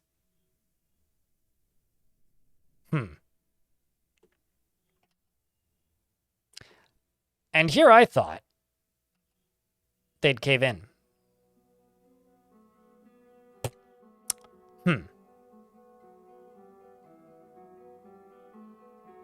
Topic, Doom. That video where a rat played Doom was pretty good. I don't really have much else to say about Doom.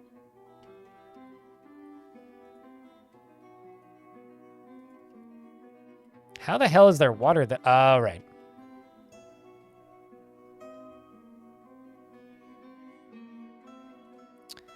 I guess what I'm going to do is this. Although this is all just going to be lava, so it's going to take forever.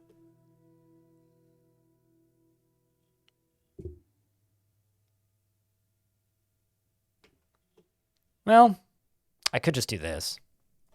Struggling to come up with a non-derailing topic. There's no such thing as a derailing topic, though. All topics are derailing topics, I would say. Okay, so instead of that, because I'm going to hit this, what I can do is... I think this will work.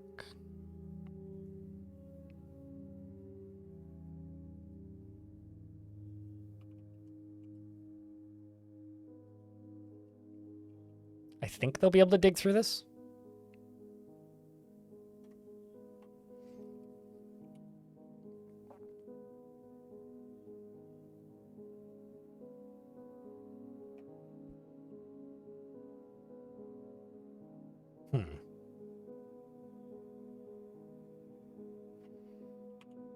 We need more Romeo and Juliet. Yep.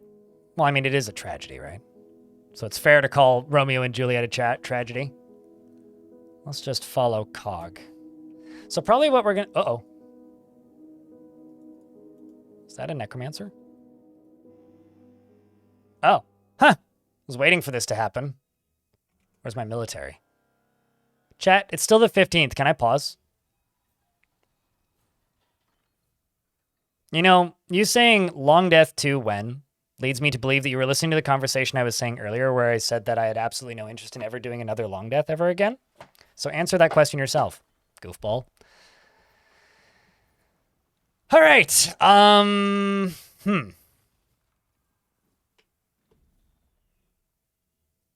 What are you holding? Oh, it's a whip. It looked like a basket. I was like, what the hell is this zombie wielding? Ah. Cool. Bronze helm. Well, they don't have any indicators of where they're coming from. So the main squad is here.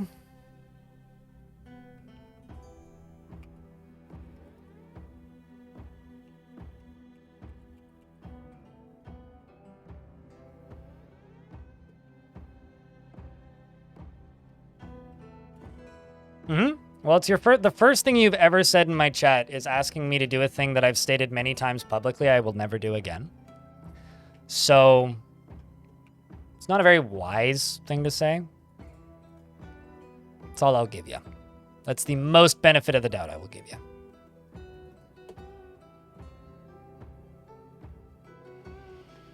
My favorite invaders are the ones that show up. Actually, hold on, let me check something. My favorite invaders are the ones that show up wielding... Like, I had an army of zombies once show up wielding coffins with bodies in them, which was very funny.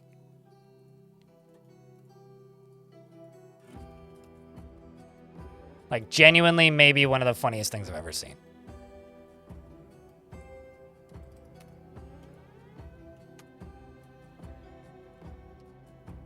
And let's also turn this on.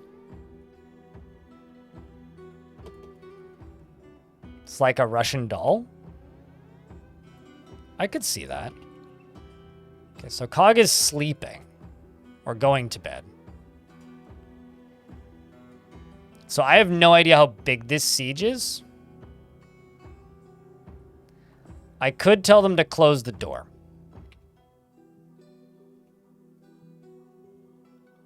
Should I tell them to close the door, chat? Yes or no? I have 4 days until I can pause the game.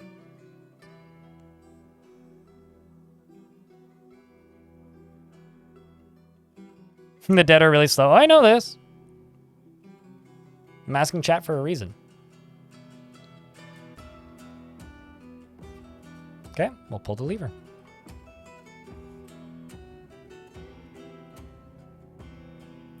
Also, the other squad is coming back. Actually, no, we'll pause it.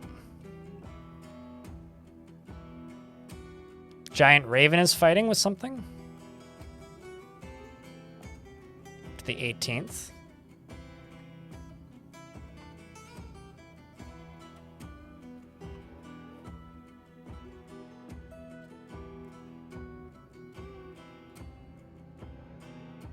To the 19th.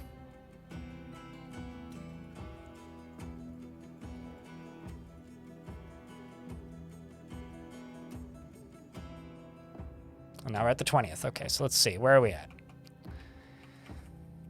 All the dwarves are in the hallway.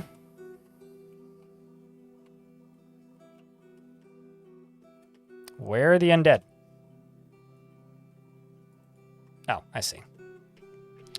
Okay, so is there any intelligent undead? Oh, shit. That's kind of cool. It's a peach-faced lovebird person corpse. I think my dwarves can kill these people. There's not that many of them. That's pretty rad.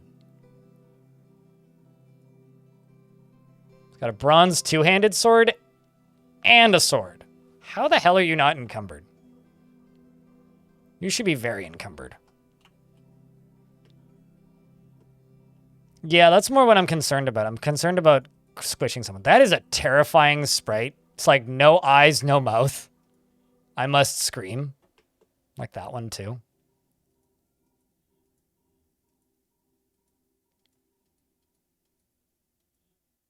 I think we can win this.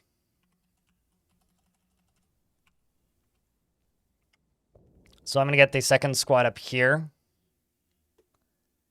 And I'm going to get this squad back here. Let's also just real quick check. Most of them have gear. I don't really want to tell them to update it, but I'm not going to tell them to update it just in case it's above ground. And don't I have a strange mood I should be watching? I do. You're working furiously? Okay, well, you got everything you needed, so that's good. The Explorer location order. Something about bird flying with coconuts? That would be a swallow. So let's see. How did they get to this location? Because I'm curious about this. So this is the tower that's not as far away, but still a tower. All the way at the other end of the map. They survived the goat psychosis, clearly. They snuck in undetected. Wow. They did get the Wizard's Guide to Mortality. The human necromancer Omud Viseroads saw them on the way out. So it wasn't perfect. Also got some random crap. Okay, so let's check this Wizard's Guide to Mortality, shall we? You know, I will be honest with you. I've seen Monty Python and the Holy Grail twice. The last time I saw that movie was easily 2 decades ago. I remember virtually nothing from that movie except for the memes, and people always try and get me into these quotes back and forth where they try and are like, African European swallow. I'm like, cool, I don't remember the next line. Like, sorry, nope, all I got is, what is the carry capacity of an unladen swallow or whatever? Yeah, basically, you lose me real fast. So I'm not even going to try. You're more than welcome to, but it's been a long time.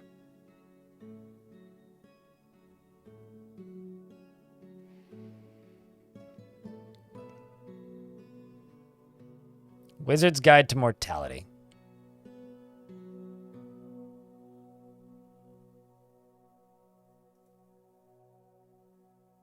It concerns the secrets of life and death. How poetic. Has anybody read it yet? Okay, so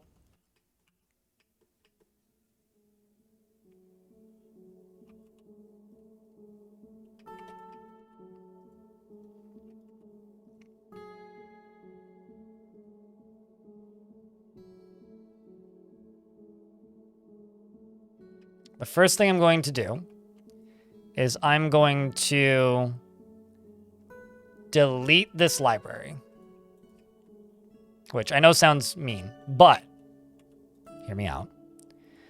I'm then going to add this and this and this and this and this to down here. I'm going to add a separate burrow to down here, which is going to be a... Okay, I need to make a display.